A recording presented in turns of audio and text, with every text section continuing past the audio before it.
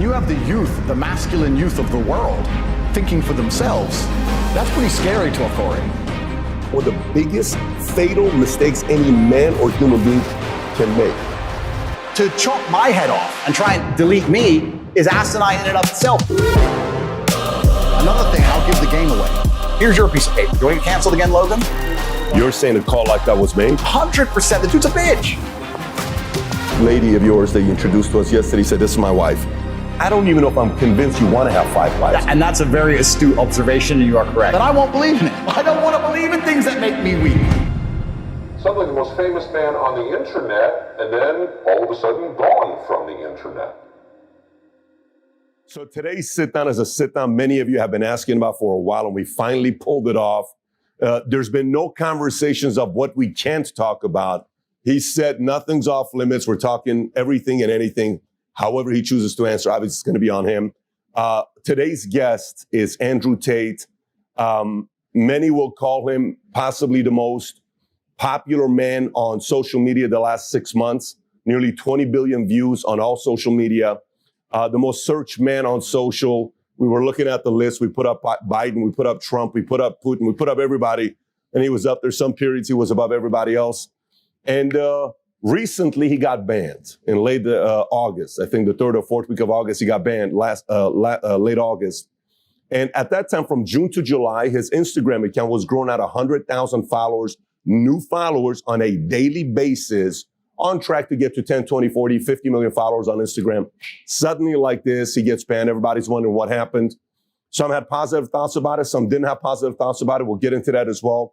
But Tate, appreciate you for making the time in. It's good to be spending these few hours with you. Absolutely. I'm glad to be here, guys. Thank you very much for having me. Thank you. So let's get right into it. So this banning happens, and we've had a lot of different people in the past get banned. I'll read some of the people on why they got banned. Sure. And I think the first question we want to get into is what everybody wants to know. No one still knows. Everything is pure speculation. Trump got banned of all social, because of the insurrection. Yep. Alex Jones promoting and inciting violence, whether it's Sandy Hook, whether it's Pizzagate. Eventually, they just said, we got to kind of cut this off. Yep. Milo Yiannopoulos got banned in 2016 from Twitter for inciting harassment of SNL and Ghostbuster star Leslie Jones. Louis Farrakhan was banned for anti-Semitism comments spreading hate. Yep. Rob Kardashian was banned in 2017 for a revenge porn picture of his ex-girlfriend, Blac Chyna. Kanye West was banned temporarily for repeated posts that threatened both Kim and Pete Davidson. Yep. Rihanna got banned because they called it inciting horniness, believe it or not. That's what it was called. And for posting a topless photo of herself. Then she later on came back on. Rose McGowan got banned in 2017 off Twitter for calling out Ben Affleck for his business relationship with Harvey Weinstein, and that lasted 12 hours. Chelsea Handler in 2014 for posting a nude picture. Many were upset when she did that, but she did post it. Marjorie Taylor Greene got banned in 2022 for repeated tweets in which she shared false and dangerous info about COVID-19. Oh, false and dangerous. That's what they called it. Sorry to interrupt, but yeah, that's very interesting. And then PewDiePie was banned from Twitter for making a joke about ISIS. Okay. So why did Andrew Tate get banned? They did not tell me. They did not send me an email, no correspondence. I certainly didn't break terms of service. I guess that's why they couldn't send me an email and explain why. Nobody told me, whether it was YouTube that banned me or Meta that banned me. They banned me instantly and forever without any kind of correspondence. They've not told me why. They've not told anyone what I did. The media machine, in synchronization with the ban, we can call that coincidence if you want to believe in such things, came out with some kind of bullshit explanation that I'm misogynistic or some garbage. But the actual social media companies themselves provided no explanation at all, no correspondence at all. They just deleted me. That was it. Now, are you doing anything about it? Are you having your legal team trying to find out why they did that, or you're not taking any action right now? I do have a lot of things happening behind the scenes.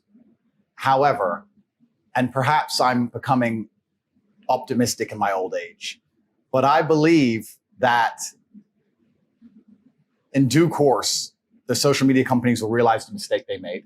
I think that, and like I said, I don't have intimate knowledge of the workings of social media companies, but assuming they are semi-professional to any regard, and that is a big assumption, but let's assume they're professional. That means that when they ban somebody like me, especially the most Google search person on the planet, they must have teams which are analyzing in real time the response to said action, right? Mm-hmm. They should have people sitting there on the ground analyzing. Now, they attacked me with their media machine because first they shut you up so they can lie about you. So they shut me up. Then they did the massive media push to try and attempt to lie about me. But despite that, the majority of comments regarding me are still positive. The majority of people believe and understand that this ban is unfair. And if these companies have any degree of professionalism, they're analyzing this in real time and they're understanding that this makes us look very bad. People didn't believe the lie. People didn't believe what we attempted to smear this man with. Nobody's buying this narrative. And this is going to have a negative effect on us for a very, very long time. Because when you're in charge of the world, which they are, as soon as you're no longer seen as just and fair, you're seen as tyrannical. And once you're seen as tyrannical, then there's going to be some kind of mass movement against you. So if I was a social media executive, I would sit and I would analyze the data and I would say, listen, guys, we will have a monopoly. We want to retain our monopoly. Let's be smart here. Being known as tyrannical amongst the public consciousness across the entire planet is going to make it very difficult for us to hold our monopoly for a longer period of time, as opposed to being seen to be fair. Even if we're biased, we must be seen as fair. Sure. As soon as we're seen as tyrannical, that's when the revolution. Look at Ceausescu. As soon as you're a tyrant, that's when everyone hits the streets. Yep. So I think that if they have any kind of serious data monitoring and if they have any kind of serious business professionalism, they are now talking in dark rooms, understanding that this has played out very badly for them. And if they intend on keeping their monopoly into the future, that they need to change something. Maybe I'm being optimistic, but we will Who see. was the first one to take you off? Meta. Meta was first. So Meta. Facebook, Instagram. Facebook, Insta, bam. Okay. And then it was a domino effect. Yeah, so Meta took me down. So it's quite interesting, actually. I had a YouTube channel for a while. It was never so large. I had 738,000 subscribers. It took me a long time to build it up. I got a strike on YouTube, which prevented me from posting. It's got a strike. No big deal. The next day, Meta took me down, deleted my Facebook and my Instagram. The press came out at exactly the same time in sync, saying that I'm a misogynistic, dangerous person, that I'm harmful, that I am the reason that the world is not a perfect place, world hunger, you name it, all my fault. Attacked me across all of this. And I thought, okay, let me film a message that I can get out on my YouTube, my final message, which I don't know if you guys have seen. I ended up putting on freetopg.com. Let me film my final message explaining how this is unfair and unjust. We filmed it, we produced it, we got it all edited within 12 hours, head to toe ready to go, but we couldn't post it because of the YouTube strike. So we're waiting for the YouTube strike to expire. A few hours before the YouTube strike expires, guess what happens? They banned me from YouTube. Then they banned me from Discord. Then they banned me from Airbnb. They banned me from Stripe. I can't even remember. Airbnb? It was just emails coming in faster than you could believe. Ban. So it wasn't just the socials. Oh, no. The Matrix presses a button, my friend. Yeah. And every app on your phone stops working. Uber.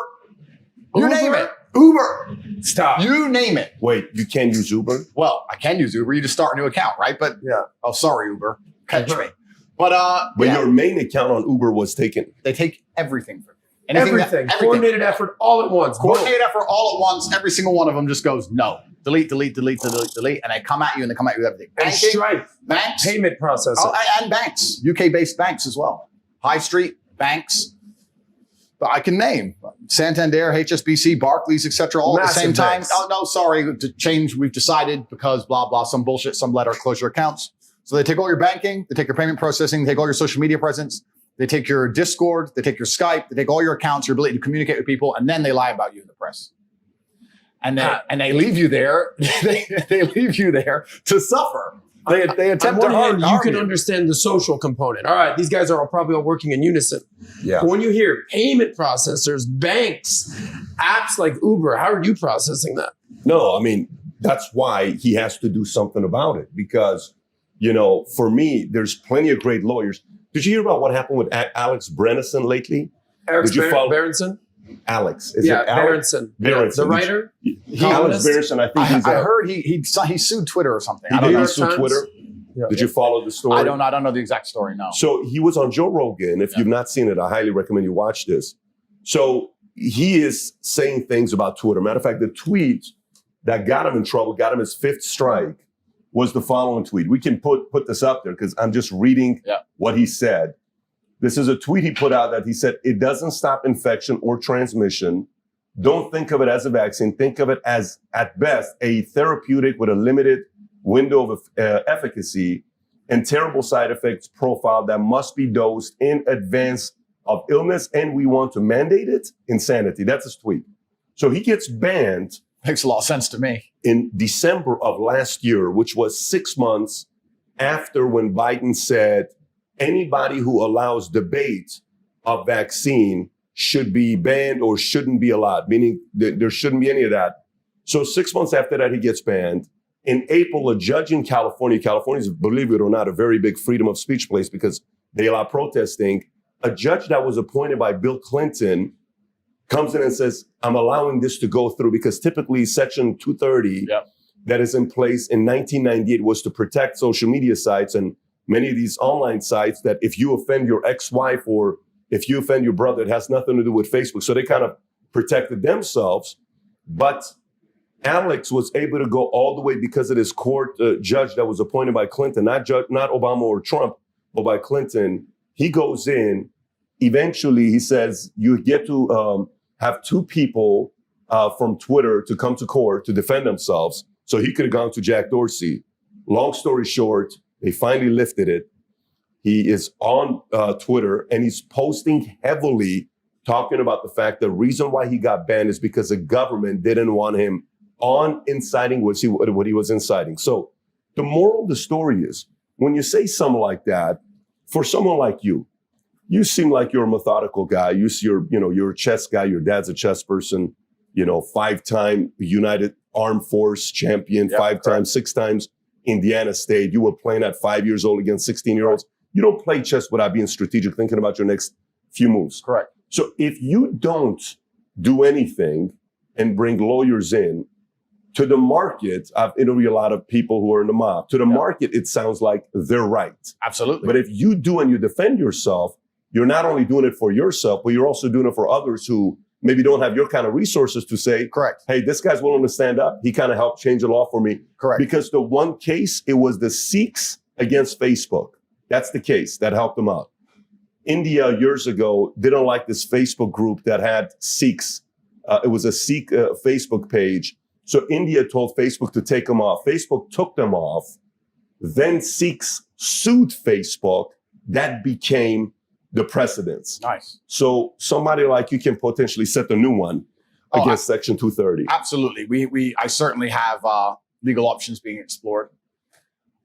And I don't want to say too much on the podcast, but legal options are certainly being explored. We'll see how things progress across the next few weeks. But I have a very strong suspicion I will end up back on the media platforms, or they will offer them back to me. The question now at this point is if I even want them anymore, which is a unique question because a lot of people still believe that you can only have a significant presence in the world with these social media platforms. That's the source of their power. I believe there's huge pressure behind the dam in regards to the fact that everybody understands that these places are tyrannical and that they control ideas and that they force narratives.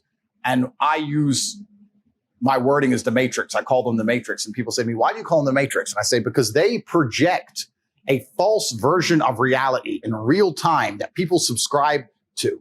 If there wasn't an absolute blacklist on all opposing views during COVID-19, that bullshit would never have gone on for as long as it did.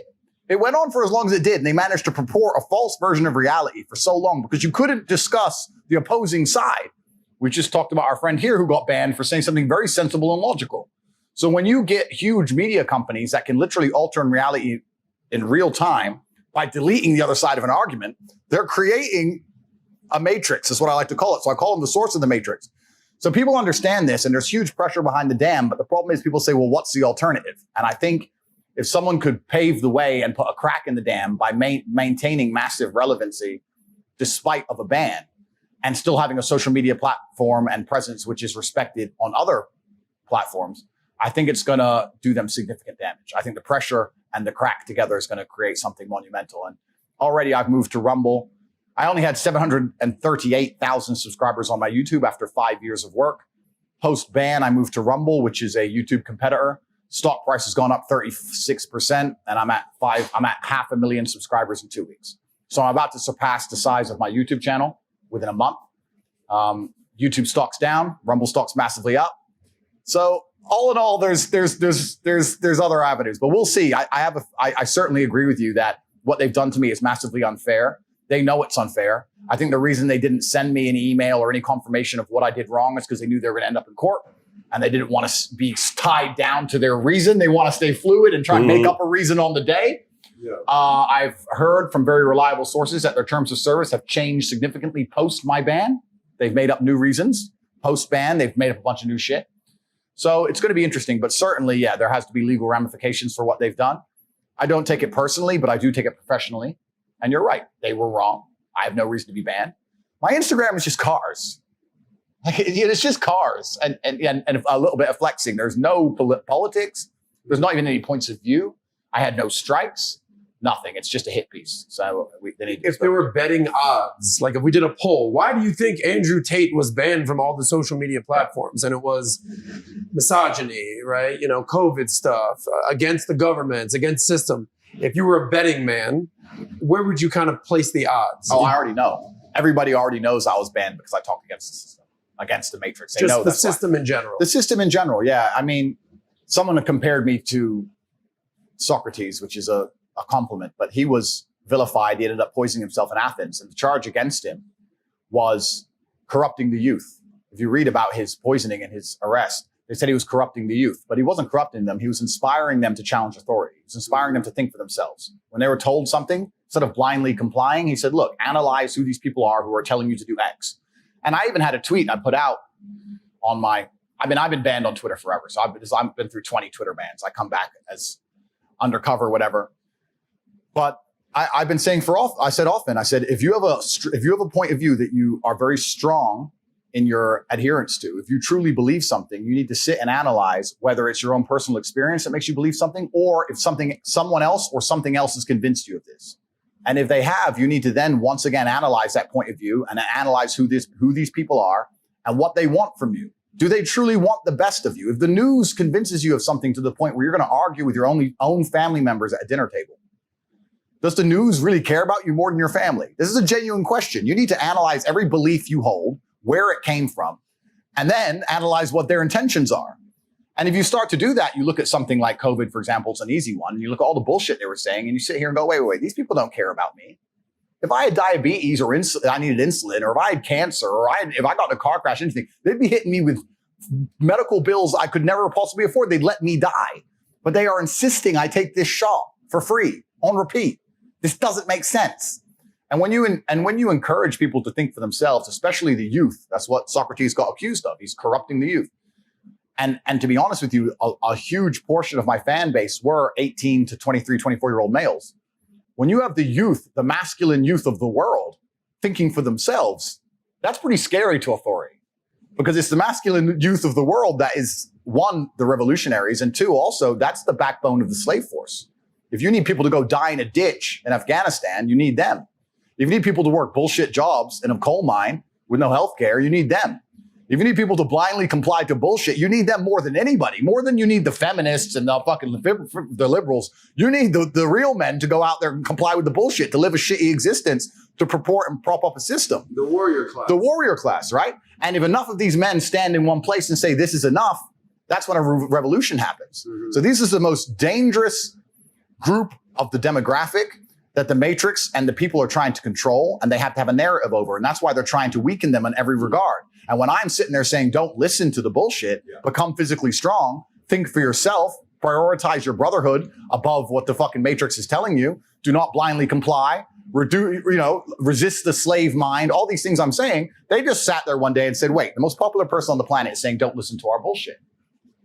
Delete. Yes, I don't think I have an issue with somebody coming after my name, saying whatever they want to say. It's going to happen. That's a part of the game. The bigger you get, the louder you get. That's whether it's in business, theology, church, military, social media, you're going to have that happen. And Hollywood's going to happen to you. The concern is when we can't have debate. Right. There's nothing more powerful than you and I having a debate. You know, vaccine. In our family, we sat down, we had the conversation about vaccine. My dad's a conservative, 80 years old. He says, I'm going to take the vaccine, and I'm going to take the second shot, and I'm going to take a booster, and I'm going to take another booster. He went through all the boosters, right? And he says, but I'm doing it because of my age. I'm like, go for it. And hey, my nanny, hey, I'm going to do this. I'm taking this. Go for it.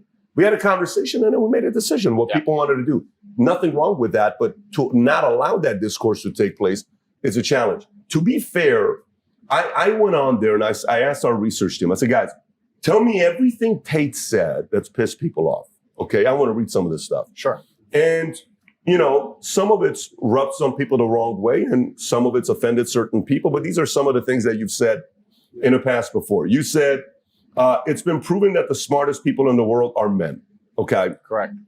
I think you had that with Barstool Sports, and then they came out with the Portnoy and the highest IQ. And then later on, it was proven that most of the IQ was more men than it was women. Absolutely. Next, I will not administer CPR unless you're a hot female.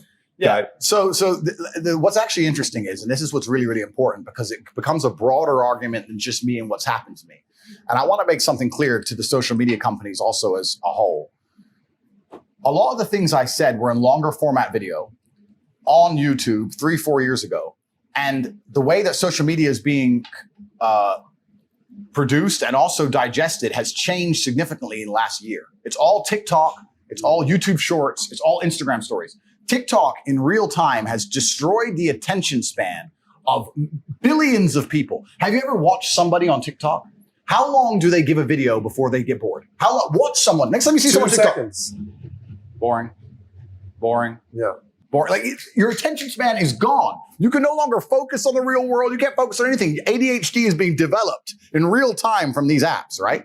So the idea of me producing a 7-8 minute video like I used to, and people consuming all of it and understanding the context is gone. They'll take one few seconds, like me saying I wouldn't administer CPR to a man, for example. And it was actually satire, of course. It's a joke. I talk at length about how That's the part. that's the whole point. It's a joke. But they take that one part, they put it on a TikTok, boom, boom, boom. They add some editing, they remove the tonality, they make it interesting and funny, and it goes viral. That's fine. But the point we now live in a world where anything you ever say can be taken out of context. Anything you ever say can be weaponized against you. And I'm not complaining. I don't believe in complaining. I believe in responsibility. And I'm not saying I didn't say them. I'm not saying I didn't mean it. I'm saying that most of the people who are upset by things I've said have heard a few clips out of context and never actually digested any of my content seriously. Because that was part of a very long video. The idea that I would let my brother die next to me, my own brother or my friend die next to me. Because he's not a hot chick. Because he's not a hot chick. It's asinine. It's an aim, right? But it's stupid to even believe it. But if you watch the whole video at length, that makes sense. But if you only see that, then it doesn't make sense. You know what's crazy though? Because I'm sure you saw what Rogan said about you and the position they took when we're talking about you. And they're like, look, we need this guy. Yeah. Because he's got to keep talking about the stuff, and he's having a conversation with Brandon Schaap. I think it's Eddie. It's all these guys that are on there. Our friend Brian Callen. Yeah. And then they're like, yeah, this guy, we got to protect what he has to say. But then Jake Paul said, I don't roll with Tate. I'd love to knock his ass out. He said something like that. Yeah. But then he said, but what I do support is, free speech. But then his brother said something else. His brother said, the shit that Andrew Tate says will have a ripple effect much more dangerous than you can imagine because his narrative is truly hateful. His rhetoric has extreme negative energy in it, and it will affect impressionable young people that won't show for years from now, and it's dangerous. Now, this is what he says, This right? is Logan Paul, you're saying? But I want to say this before you comment on it. And then Junior supported you, Tucker supported you. I think the guys that like debate and comedians, people who appreciate humor, can understand that some of the stuff you're saying is funny as hell.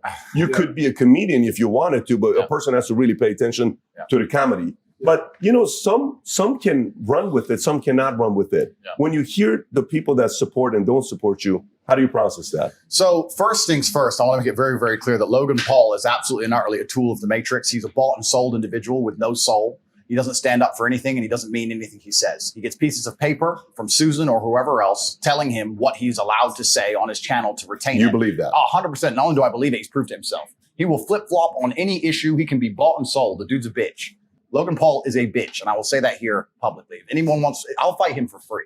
The guy's an idiot. No money needed to fight Logan Paul. Logan Paul doesn't believe in any of the things he says. Logan Paul is a man. If you ever were unfortunate enough to consume his content, I get sent clips of it all the time by people mocking him. As soon as something comes out, whether it's Harry Styles wearing a dress, whether it's Lil Nas twerking on the devil, whether it's this, he just sits there and goes, yeah, this is great. Yeah, this is great. He is a talking piece. He is the mouthpiece for the agenda. The people have come along, people who are trying to force a narrative, and they said, look, we need to have some degree of control over the exact demographic that Tate has control over. We're going to use Logan Paul and attempt to use him. And he sits there and just purports the bullshit points of view that the whole Hollywood establishment want him to purport. He doesn't believe in the things he said. He's told what to say. And because he was canceled before and it emotionally destroyed him, he sat on camera crying his eyes out like a little girl instead of being a man about it. He is so fearful of the mob and so scared of being canceled again that he's going to sit there and say anything he's told. He doesn't believe that shit. Before I was canceled, him and his boyfriend Mike did endless videos supporting me, laughing about me, saying how funny I was, tagging me on Instagram, inviting me places, etc. The second I'm canceled, they flip reverse it and shit themselves because they don't want to get canceled too. They are children. That's all they are. So Logan Paul's a bitch. That's the first thing about Logan Paul. And what's actually been interesting about this whole cancellation thing is it hasn't negatively affected me in any serious way because I've been saying on podcasts for years, I know a cancellation is coming. I knew it was coming. I knew that as I got more popular and more powerful to a degree that it was going to come.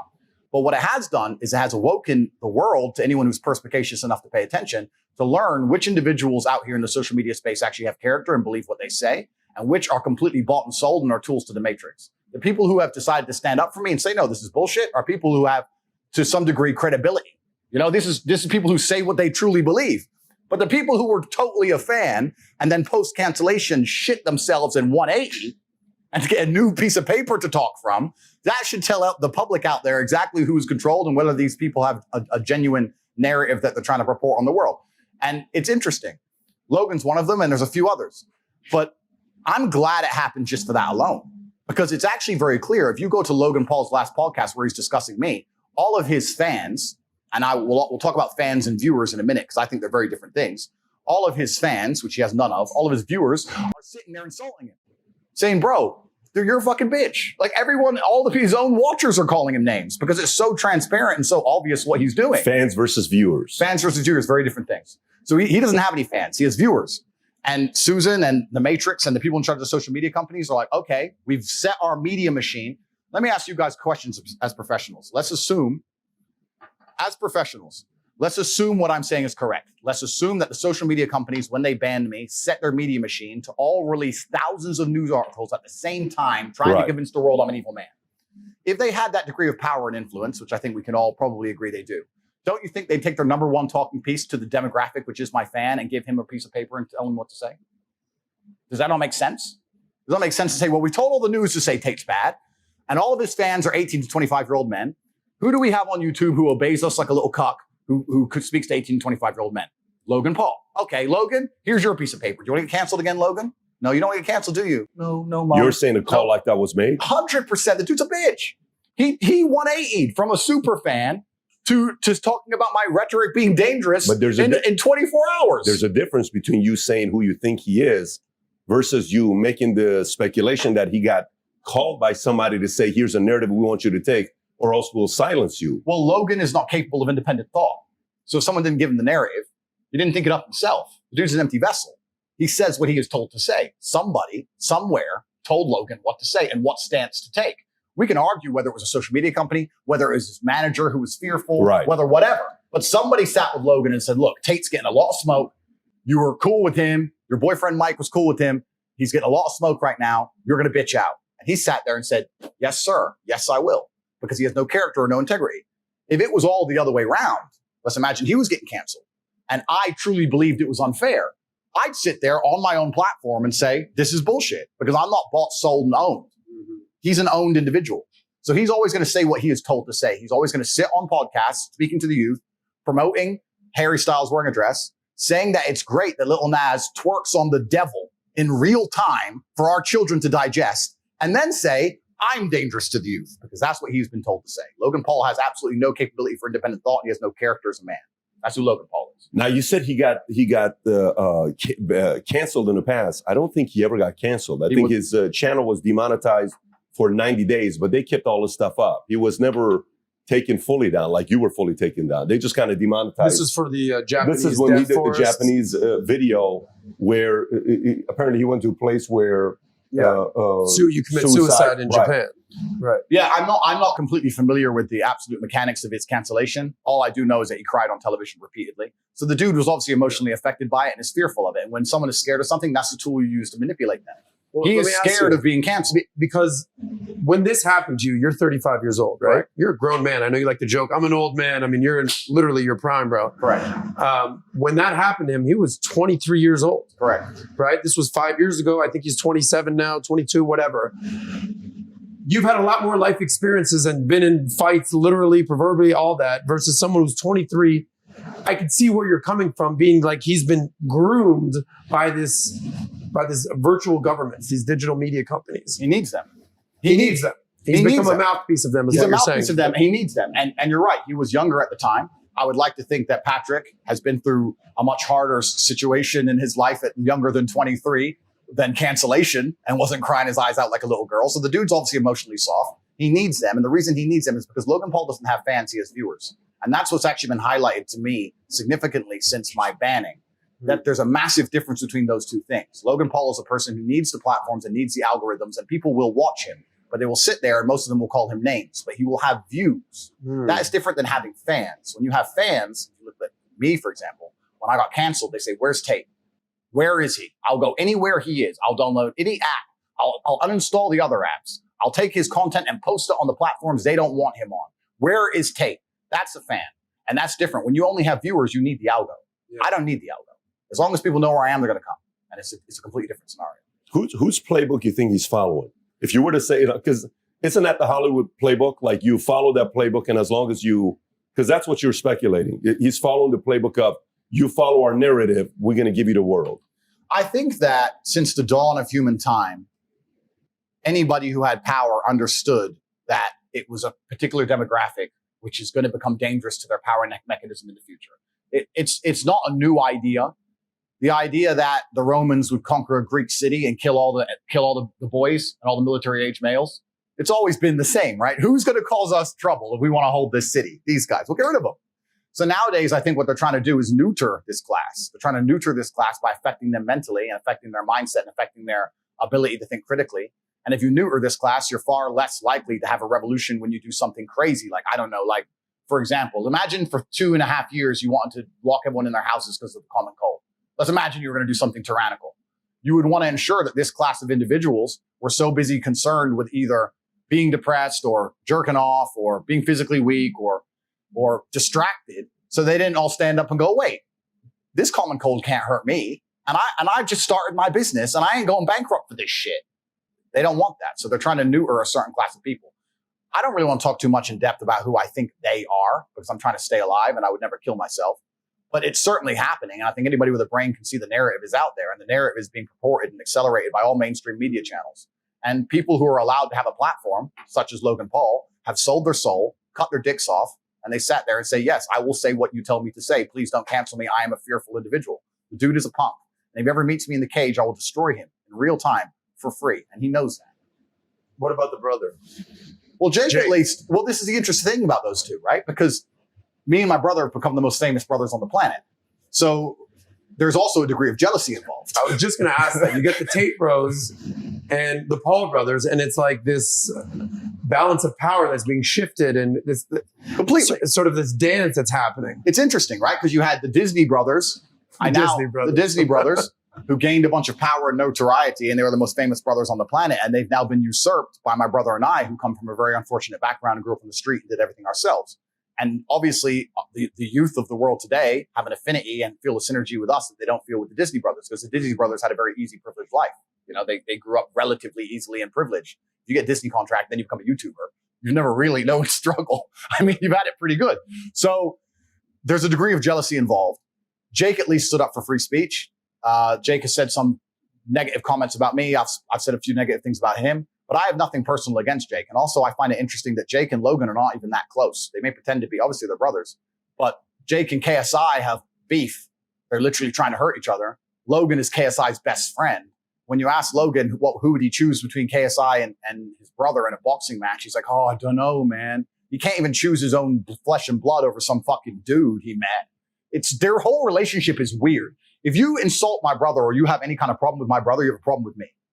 that's on site permanent. Like me and my brother are like this, but they're not like that. They have this weird relationship and they've slept with each other's girlfriends and a bunch of weird shit. So I don't know what's going on with them guys. Yeah, KSI did say, thank God Andrew Tate got banned. Go ahead. You were saying something? I mean, we're talking about the Tate brothers. Right. And the Paul brothers, arguably the two most famous set of brothers in the world. Right.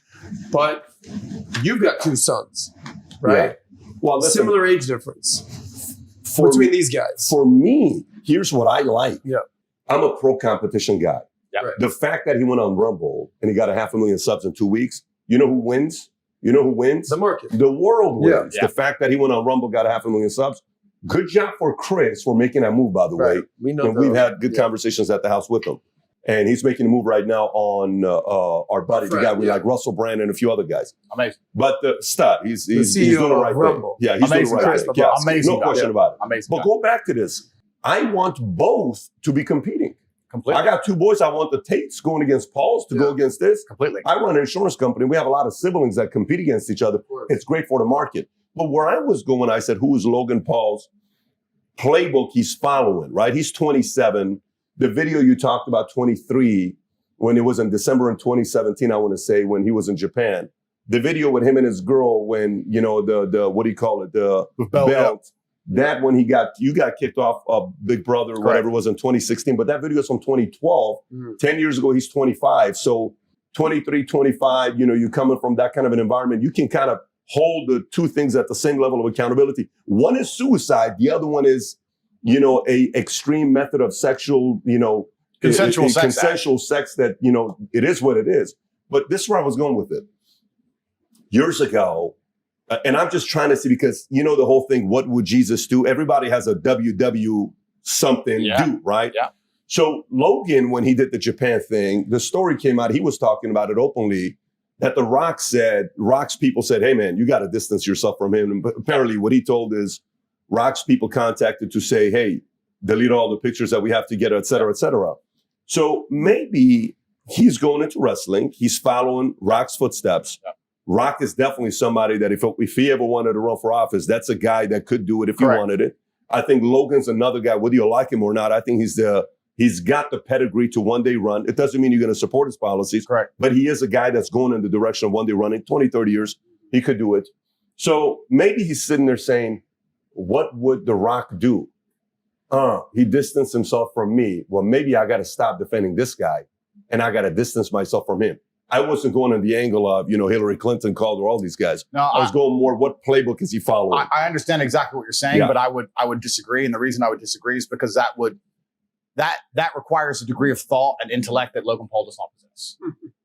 You think he's an idiot? No, I know he's an idiot. He's not thinking that far ahead. He's literally, someone has told him, say this, and he says it. It doesn't, and it's not just me. There's been loads of examples, and I put it on my podcast on Rumble, where we went through all the times where something came up, some controversial subject that people were discussing, is this good for the public consciousness? And the answer was always basically no. Is this necessary for children to be consuming? The answer was always basically no. But it was purported by the Hollywood elites, and Logan was always the number one person sticking up for it.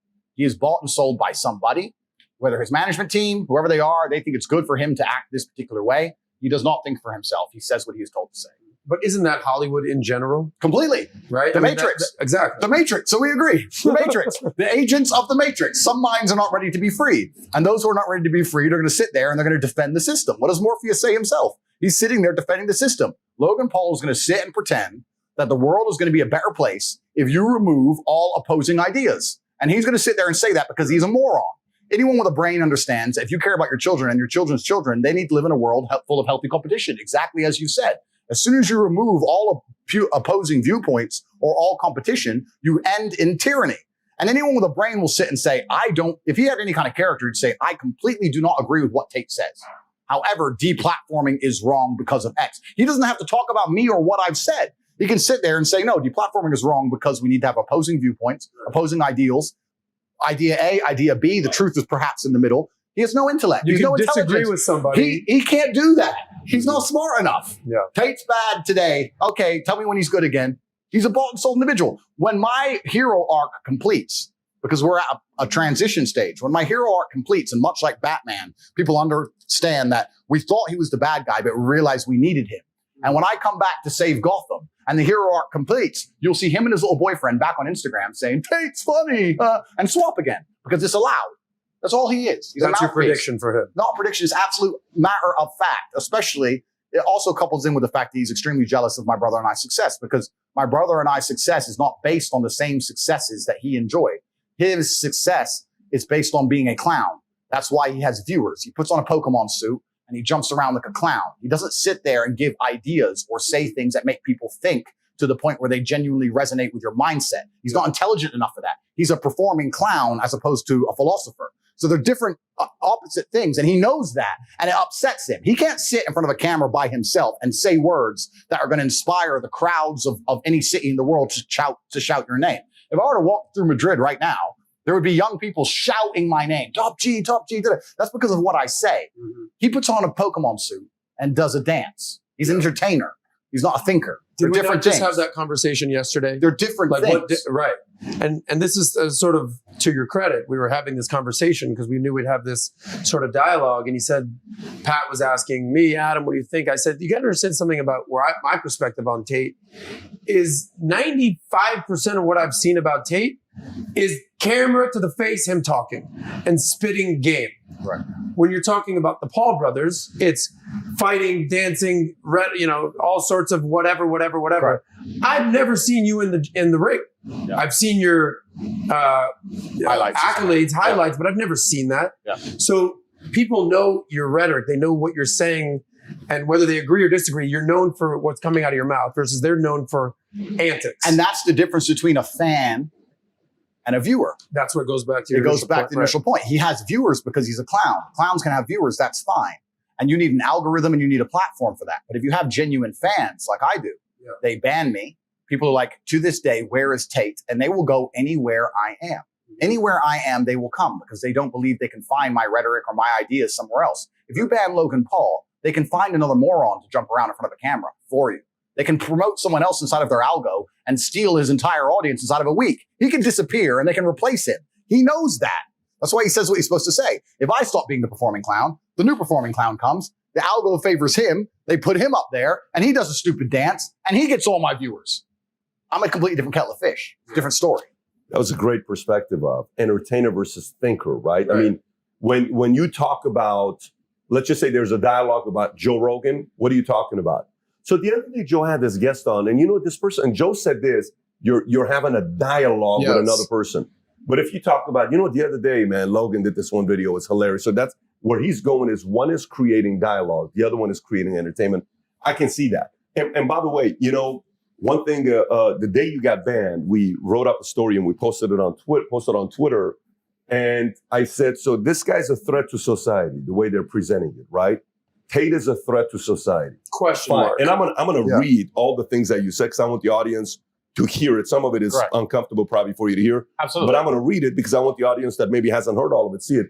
But to me, when you say threat to society as a father of four, when I watch Little Nas X making out with the devil on a performance and you're saying that's creative, then you really do want to hurt the family nucleus if you're okay with that. Yeah, correct. If a Cardi B gets up there and says, who cares about your body count, go make your money if you got to make your money. And other girls are doesn't matter if you're a stripper, if you're a sex worker, it's all good. Go get your bag, girl. Or O.J. Simpson, who did what he did, and he's on Twitter giving fantasy football, or Khamenei or Putin or all these guys who are out there giving their commentary. Right. You're worried about this guy because he's a womanizer, because he's got now a complete different conversation to have. But I want to read this. I want to read this. And if you allow me to just go through some of them, let me just say them. It's only a few of them, and then we'll wrap up and go to you. No problem. So how are women allowed to drive? Okay, fine. I asked the question the other day. We were having this debate. I think we were in Cabo. I said, who's a better driver, men or women? And so, well, women get into fewer accidents, but the data doesn't tell the truth. Who drives more miles in their lifetime? And then we eventually, after 2 hours of debate, you see where you're going with that. I like Eastern Europe as a whole because corruption is far more accessible. Okay, I can see why that's going to cause a red flag. Right. You can't be responsible for something that doesn't listen to you. You can't be responsible for a dog if it doesn't obey you, a child or a woman. Okay, that's going to piss off women. Men who constantly give into mental health problems can't compete with other men who don't. I'm depressed. I can't go to the gym. You said that's why you got to go to the gym so you're not depressed. Correct. Read the Bible. Every single man had multiple wives. Not a single woman had multiple husbands. It's against the will of God. It's disgusting. Okay. Sexual harassment is a disgusting and inexcusable. However, man looking at you or whistling at you or asking your name isn't harassment. Women have been exchanging sex for opportunity for a long time. Some did this, weren't abused. If you put yourself in a position to be raped, you must bear some responsibility. That's going to piss a lot of people off when you say that. Completely. I understand. And I would actually, if we have time, I would like to explain all of these. When I'm done, you can rebuttal on every one. Because I mean every single one of them. If you want to reach me, I'm on Minict. Minict is a new app. It's fantastic. It allows me to interact directly with people. I get a lot of messages on email, a lot of DMs and those kind of things. But the people who are serious, who want to have serious conversations and grow from them, whether it's a business opportunity or personal experience, etc., I'm on Minict, and I can't wait to interact with the serious individuals of the world. So I would like to. Fantastic. Why would you be with a woman who's not a virgin anyway? She's a used good secondhand. Correct. I mean, that's 99.9%. Read the Bible. Every single man had multiple wives. Not a single woman had multiple husbands. Yep. It's against the will of God. It's disgusting. Okay. Yep. It's easier to get off on rape charges in Romania. Okay. That was taken out completely out. Of course it was. You went a little bit deeper, but again, you can give your position. Yep. Anyways, there's a bunch of other things that I can go on, that I can go through. So I read those comments. And here's what I'll say when I read those comments. I have 2 sons. I have 2 daughters. When I post stuff about you and they'll say, how dare you, who's a father married with 4 kids, would you want a girl, your daughter, to go through this? And I said, first of all, I get judged on how I raised my kids for 18 years. Yep. Your brother now has a daughter, so you got a niece. So your emotional attachment of your fear, paranoia for if somebody touches that girl, I know your wiring is, you guys are going to be in a completely different place. Absolutely. And God's got a funny way of giving daughters to men that, you know what I'm saying? So, it's true. Or nieces. It's true. But when you hear these things and people say, well, dude, that's just not cool. You can't say that. We're about this. We're about that. We're about this. What do you say to the people who hear this stuff and they say, dude, this guy's out of his mind? I will tell them. I will say that they are a product of the modern world where sensationalism gets clicks, where nobody has an attention span, and where they've taken long format content, completely removed all context, and they're now watching something they don't completely understand, along with groupthink, along with group psychosis, along with the idea that it's cool to hate Andrew Tate. They are now saying that I'm the worst man in the world. I can explain each and every one of these sentences, and with explanation, people will understand that I'm not some evil psycho. There's endless videos on TikTok of people going up to women on the street going, what do you think of Andrew Tate? And half of them actually say, we love Andrew Tate. I'd love to date a man like Andrew Tate. He's the kind of guy I like. The girls just say, I hate him. They say, why? He says, he talks bad about women. And then they say, what does he say bad? Every single one of them goes, I can't remember. They were told to believe it. Like they're told to wear the mask. They don't even know. They're NPCs. You know what's unfortunate about the world? What's NPCs? NPC is like a video game. Have you ever played a video game, a non-playable character? Where you're like running around in an RPG and there's some character there who just repeats the same line over and over again? They're NPCs. You know what's unfortunate about the way the world is? Maths and statistics insist there's no way this can be broken. That unfortunately, half of the population are more stupid than average. That's the truth. There are a bunch of dumb people out there who just literally repeat what they're told. Tate's dangerous for women. Tate's dangerous for women. Why? Don't know why. Well, why do I need to go watch all the videos on Tate? I'll just take your word for it. Yeah, I don't even fucking know. If you don't mind, I would like to go through each of these one by one. If you could remind me of the first one, I'll explain it. So you had the CPR you already addressed, Drive, so corruption in Romania. So let's do one by one. What's the first one? Corruption, go to corruption or driving. Corruption. So let's talk about, I said corruption is far more accessible in Eastern Europe. The reason I said that is because firstly, I live in Romania, which is a beautiful country full of beautiful people. I was living there and people often say to me, why do you live in a corrupt country? And my argument was, every country's corrupt. If you think America is not corrupt, you are living in a bubble. The world is corrupt. England's corrupt. They're all corrupt. The EU is corrupt. Russia's corrupt. Every country's corrupt.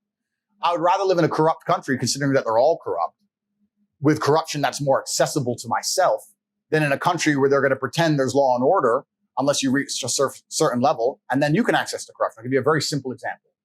If you are, let's say, the husband of a senator, for example, and you DUI, let's just make this up, hypothetical. This would never happen. This would never happen. Because, for sure. You know, like this kind of stuff doesn't happen. The greatest country in the world. There's no way that husbands of senators don't drink. They don't just DUI. Well, let's imagine you did, right? In America, you get off with it scot-free. But if you're a single mother or you're a single parent and you're out there working a minimum wage job and you're trying your very, very hardest and you have kids to raise and you get a DUI, you're fucked. Now, I think it's kind of unfair that the corruption limit in a rich country, in this hypothetical super rich country, means that people at the absolute elite can do whatever they want and nobody else has access. I'll give you another example. Let's imagine you're in Serbia. Same scenario. You're a senator's husband and you get caught with a DUI. Of course, nothing's going to happen to you. But you're a normal person, you get caught with a DUI. Bro, I've had a hard day at work. I know I'm over the limit. I'm sorry.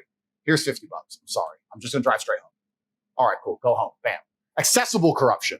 To me, that's a more of an appealing environment to live under than under a society where they're going to take a normal person, wreck them under the law, throw their ass in jail and fucking destroy them and sit there and cry about law and order, law and order, law and order, when it's all bullshit anyway. There's no law and order. The threshold for corruption's too high. So for me as a person, you said I'm a chess player. If I'm a chess player and I analyze the chessboard, I have geographical freedom. I have financial freedom. I'm going to live in a society. Why don't I live in a society where I have the most possible moves to make on a chessboard? Where would I go? I'd go somewhere where my money can benefit me. I don't have billions.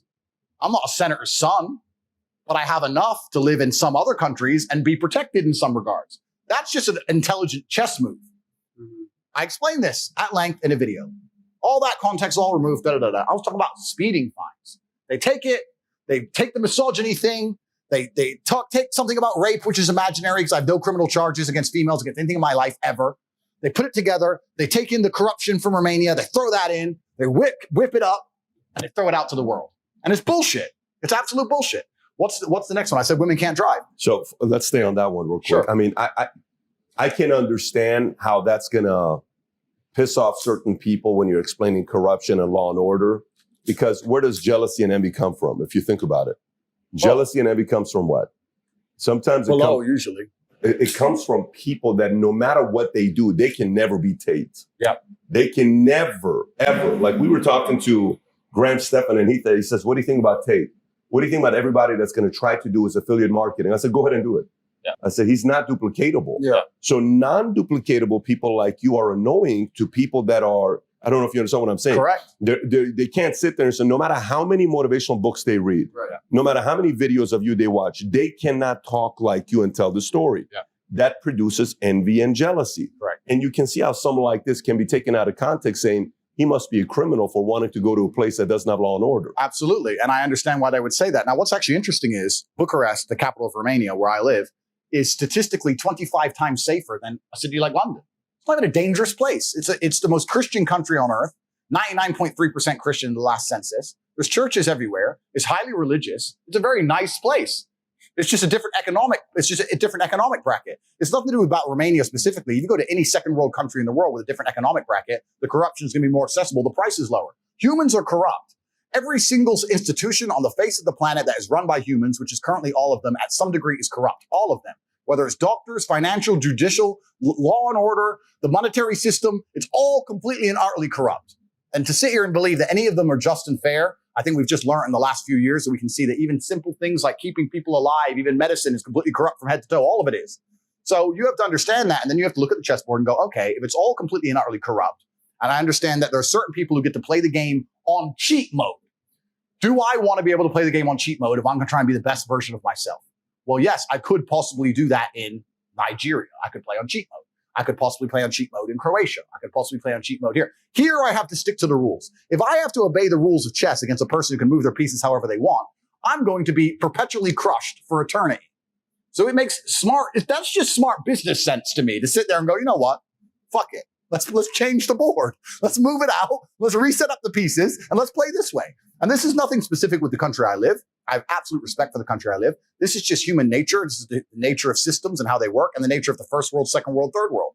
This is just how the world works. So I say these things and people want to sit here and try and they mix it up. They take that and they try and mix it up with some girl shit and try and pretend I'm not talking about basic things like speeding fines. That's really what I'm talking about. And we can have a long, detailed argument about how corrupt America is, but I like to think that most people with the brain understand the kind of shit that's going down in America. So America's absolutely corrupt as well. It's just a corrupt world. That's When's humans. the last time you lived in the States? I left when I was a child. So you haven't lived in the States in Never. decades? Never. Wow. But you go back quite frequently. That might come to an end. That might come to an end. Maybe Miami. Maybe Miami. But you yeah. use an analogy to kind of set you up for this. Use an analogy with Pomp whenever you did that interview. Yeah. You said, listen, if you two basketball teams, you play a pickup game for $10,000, no referees, no judges, no nothing, just go for it, guys. Do you think there'd be any cheating going on? Fuck yeah. Yep. Of course. Yep. So now, what was the analogy or the metaphor that you made for government and systems? So I said, to that? So I say, if you accept that in a basic pickup game of basketball for $10,000 without referees and judges, humans are going to naturally avert to cheating to make sure they win. Do you think the people who are in charge of the world, for the power and control of the entire populace and all of its resources, are not going to consider cheating to win? You think it's not going to cross their mind to just go, you know what, let's just change this little bit? I was thinking. You're going to sit there and believe, no, it's fair. Nothing is fair. Nothing has ever been fair. If you've lived a life of genuine hardship, the first thing you will learn is that nothing is ever fair. I've never seen a fair fight on the street. I've never seen a fair relationship. I've never seen a fucking person lose his girlfriend or lose their husband fairly. I've never seen a fair incident on the fucking road when someone gets crushed by a truck. The world is a very unfair place. And humans come along and we purport this idea, don't worry, if we're in charge, we'll make it fair. It's bullshit. It's bullshit. Nothing is ever fair. And the human inclination is to win, as it should be. And the more powerful you are and the higher the stakes, the higher your inclination to win, as it should be. This is human nature. You wouldn't be able to put yourself in a position of power if you thought any other way. So if you're going to sit there and accept the basis that we're going to cheat in a basic basketball game, that people cheat in football games, that people cheat in poker, and people cheat in all this bullshit, and then say no, but they're not going to cheat to control the world, then you're asinine. Right. It's all a fucking lie. It's all a cheat. All of it. There's a part of it that somebody, I don't think, I mean, tell me who actually believes the government, everything they do is right and there isn't corruption in government. What percentage of the populace in any country believes that? It's got to be a very small percentage of it. Both sides. I think most people, whether side of the political aisle you understand, you recognize that corruption exists. You have selective hearing where you will typically only see the good on the side you support, and you will typically only see the bad on the side you don't support. But I don't know anybody who doesn't believe there is a level of corruption going on in the government. Well, then you say that, but anyone who ever advocates for more government or more law, whether they believe there's corruption or otherwise, are acting adverse to the truth, right? If you believe an institution is corrupt, and then you say, I want them to have more power, well, then what? So you have to look at the people who are always advocating for more law. Those people who are advocating for more law or stricter controls, to a degree, are on the side of a corrupt institution. And it's actually very difficult because we need laws. Nobody wants to live in a failed state without law. Of course, humans need laws completely. But dying empires, this was said by somebody more intelligent than me, but I can't remember their name. Dying empires adopt laws like a sick man adopts medicine. And you'll see by some of these countries in the world, especially the first world countries, as things get harder and harder and harder, the government only has one answer to all problems: law. Energy crisis is out of control. You do need law and order, though. You need law and order. Of course you do. Order. Absolutely you do. But I'm saying that you get to a point where you end up, you wonder how you end up in a tyrannical society. You wonder how you end up in a society where it's so hard for the average person to survive against the law itself. Because when something bad happens inside of a first world nation, the first answer is just create more law. There's an energy crisis, make more law. There's too much crime, make more law. Inflation, make more law. More law, more law, more law. Print more laws, print more laws, print more laws. You end up with a book of law like this, and it can be thrown at anybody at any time.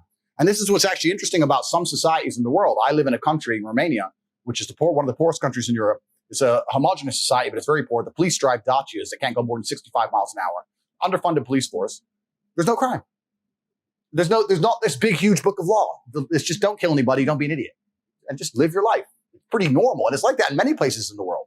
But in other societies and other empires, they're like, no, we need a law for everything. A law about how you use your telephone, a law about how you listen to the radio, a law about how you do bank transfer, a law about this, a law about law. And to a degree, it ends up sooner on a long enough time frame. If you're going to make new laws every single day into eternity, where are you going to end up? Is that just because Romania just trusts Judeo-Christian values and that's just sort of how they abide? I'd like to think it's that innocent, but I think a lot of it is also down to enforcement. I don't think they have the mechanisms to enforce laws, so they don't pass them. Whereas in other nations, they have the mechanism to enforce the law, so they pass them. So, but my point is, if I lived in a nation where they're printing 5,000 new laws a week, I know that's going to end up in tyranny. Regardless, sooner or later, if you're going to make new laws every fucking day, sooner or later it's going to be impossible for me to go outside my house. Like, that's it. And you end up in a society where that actually literally came true in certain states in America. You couldn't leave your fucking house. That's what happens. And it's a sad state of the world. And I'm not a pessimist in any regard. I'm just trying to analyze the chessboard and be as perspicacious as possible and set myself up in a position where I feel like I can live a life true to myself and true to God and be free and enjoy the freedom of my family and just do what I want to do without hurting anybody. That's all I'm trying to do. Well, let me ask you, you think maybe from your perspective, you have a blind spot? And I'd love for you to push back on this one Sure. here. The blind spot is, the only life you've ever lived is the life of a alpha raised by an alpha who raised two boys who are alphas, who the way you describe your father was a guy that pushed you guys, challenged you guys. He brought you guys together to back each other up. And all you know is I can fight, I can play chess, I can outthink you, I can get out of things.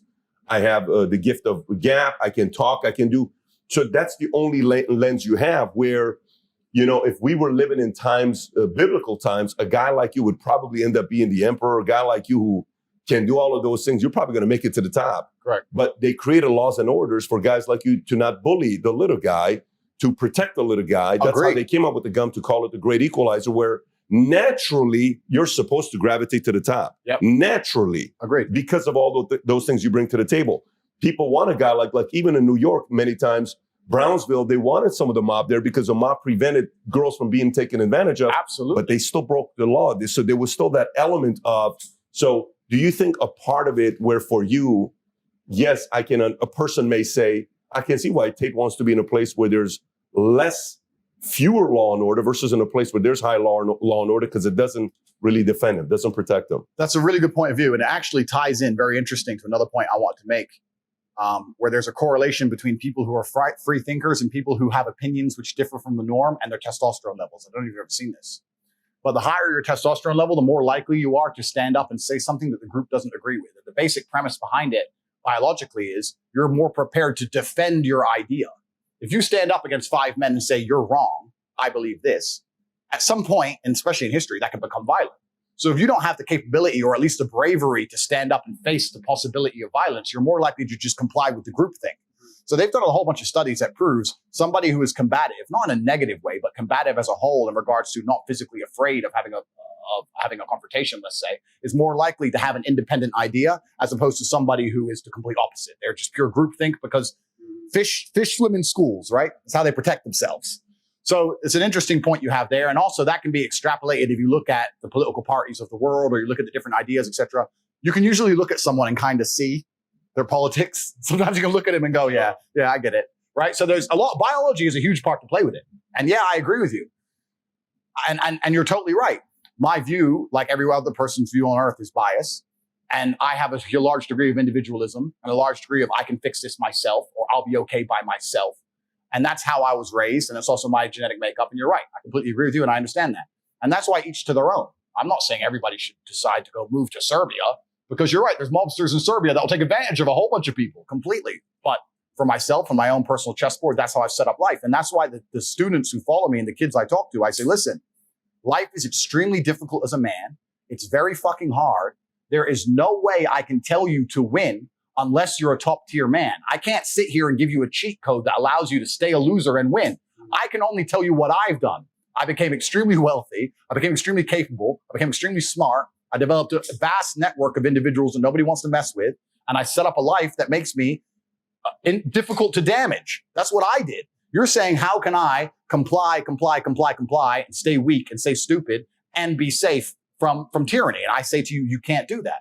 That's why I teach the tenets I teach. And that's also why I think they find me so threatening, because I'm teaching people to do exactly that. I say, listen, there's no strength of mind or strength of opinion without strength of body. First thing you need to do is go train. Don't care what you think. Don't care what you think. Too small. First thing you need to do is go train. That's number one. If you think 2 + 2 is 4, and I think 2 + 2 is 5, and we're going to argue this to the end, it's going to be 5. So you better go do something. Newsflash. 2 + 2 is 5 now. That's the reality, but that's the reality of Earth, right?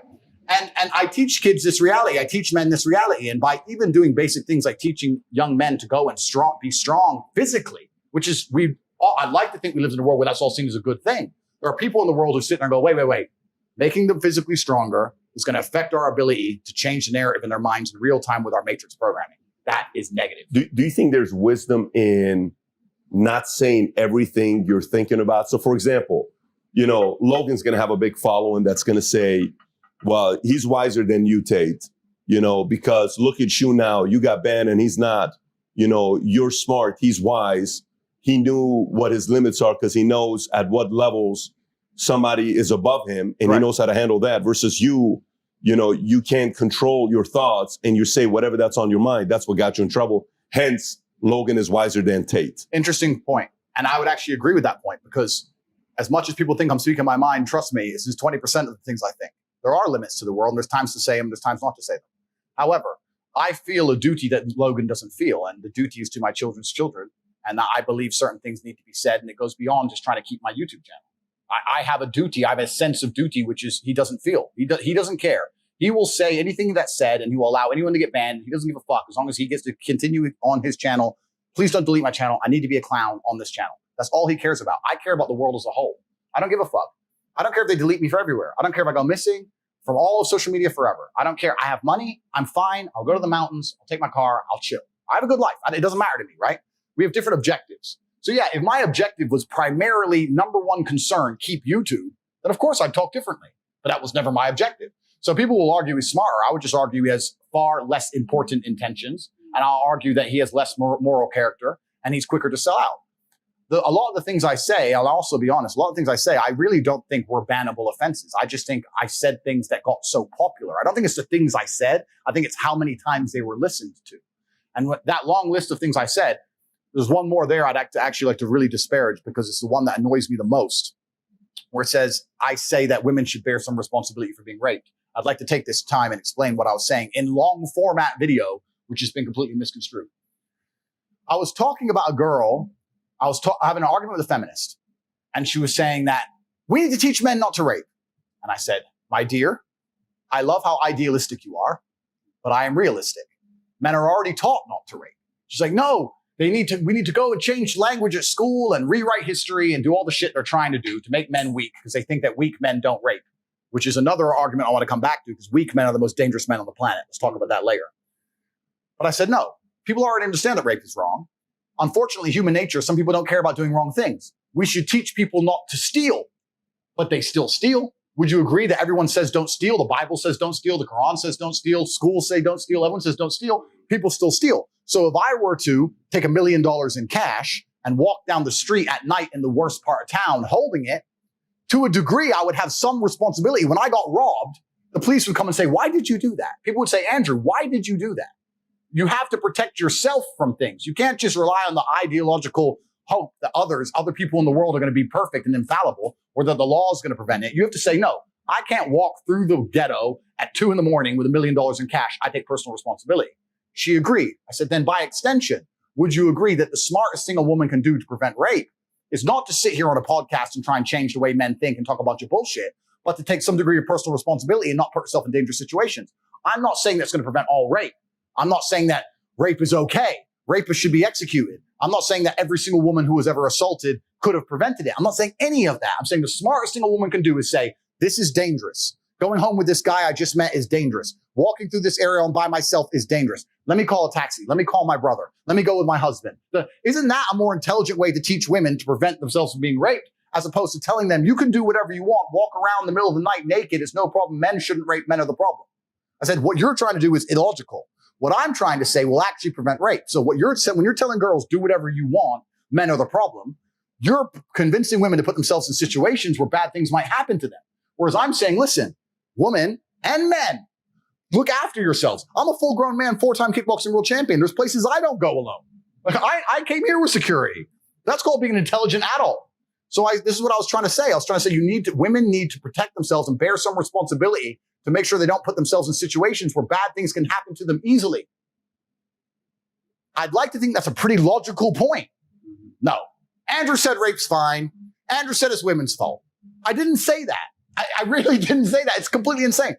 If I speak to my brother's daughter, or when I have daughters of my own, and they say, I'm concerned, how do I protect myself? I'm not going to say, don't worry, here's how we're going to protect you. I'm going to rewrite the mentality of every man on the planet so you can walk around naked at night. I'm going to say, listen, you don't go out at night. I'll come pick you up. Who are you going with? That's just intelligent adult think.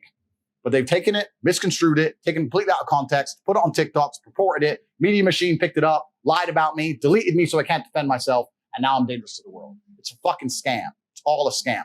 And it's actually quite interesting because the people who are close to me have said to me in real time, Andrew, you've impressed us. I said, how? He goes, the hit piece they've done on you is unprecedented in the world. And you seem unfazed. It's like, it's not a matter of being unfazed. It's slightly annoying. It's a matter of just analyzing, what I can actually do about it. But I think most people who had been through the shit I've been through right now would be genuinely upset and affected by it. I don't give a fuck, right? Because I've set my life up in a way that I know I'm okay. But not many people can handle the entire world saying you're a fucking rape apologist and we're going to delete him from the entire world. He's dangerous to women. Not many people are going to want that to happen to them. So what they've done is genuinely criminal because this is bullshit. I was sticking up for women against feminists saying, don't tell women to go out at night. They're going to get hurt. It's absolutely insane. And like you correctly identified earlier, if someone were to hurt a female member of my family, it'd be the biggest mistake they ever fucking made. So I don't care about, I'm the worst enemy a man who hurts a woman could be. The other point I made earlier, I don't want to talk too much, but we talk about weak men. This is what's scariest about this entire agenda they're trying to purport, because their ideas, like the feminist idea and like the mainstream idea and like Logan Paul's ideas, all their ideals is if we weaken men, then if they become weak enough, they'll no longer be a threat. And I argue that point absolutely. I think the most dangerous men on earth are the weak men. I think inside of every single man, we're born with a fire inside of us that if we do not control can destroy ourselves and other people. And if you look at men who have no emotional control, because that's what they're trying to teach us to have. They're saying, listen, you're a man, you're allowed to just cry all the time and have no emotional control, no stoicism, just react to your emotions. Do you know what happens when you tell men to just react to their emotions? Anger. You have school shootings, you have rape, you have violence. That's what happens when you tell men to have no emotional control. These school shooters are kids with no emotional control. Rapists are men with no emotional control. Violence and the bullshit you see on the street are men with no emotional control. Telling men to not be stoic is going to create a breed of violent young men who have no emotional control, can't control their emotions, and act out on them. That is absolutely and utterly more dangerous to society than me coming along saying, listen, I don't give a fuck how you feel, young man. It doesn't matter how you feel. You have duties and you have responsibilities as an adult, and you must comply and act a certain way regardless of how you feel.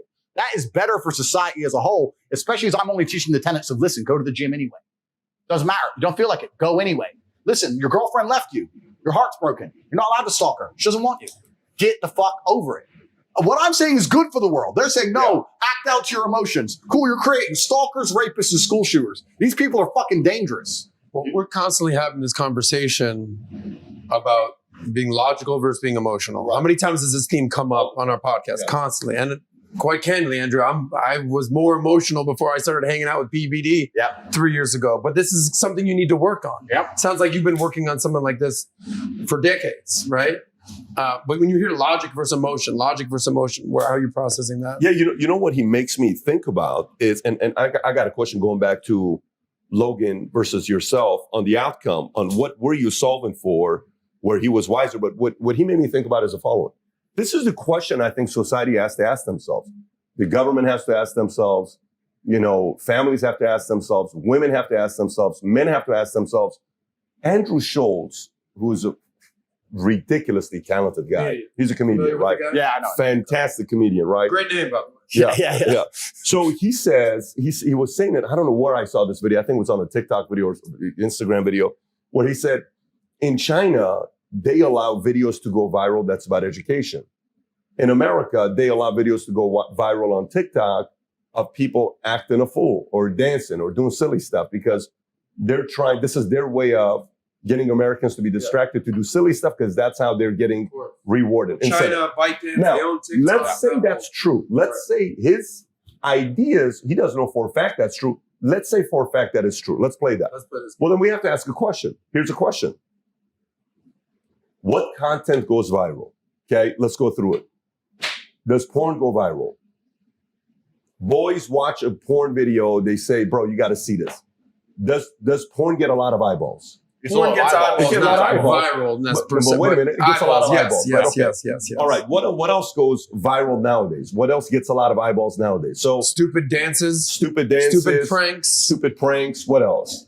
Anything nonsensical. So you have to answer the question, why is all of this content about depensifying men going viral on platforms that don't defend this argument? Meaning, Instagram doesn't defend what he stands for.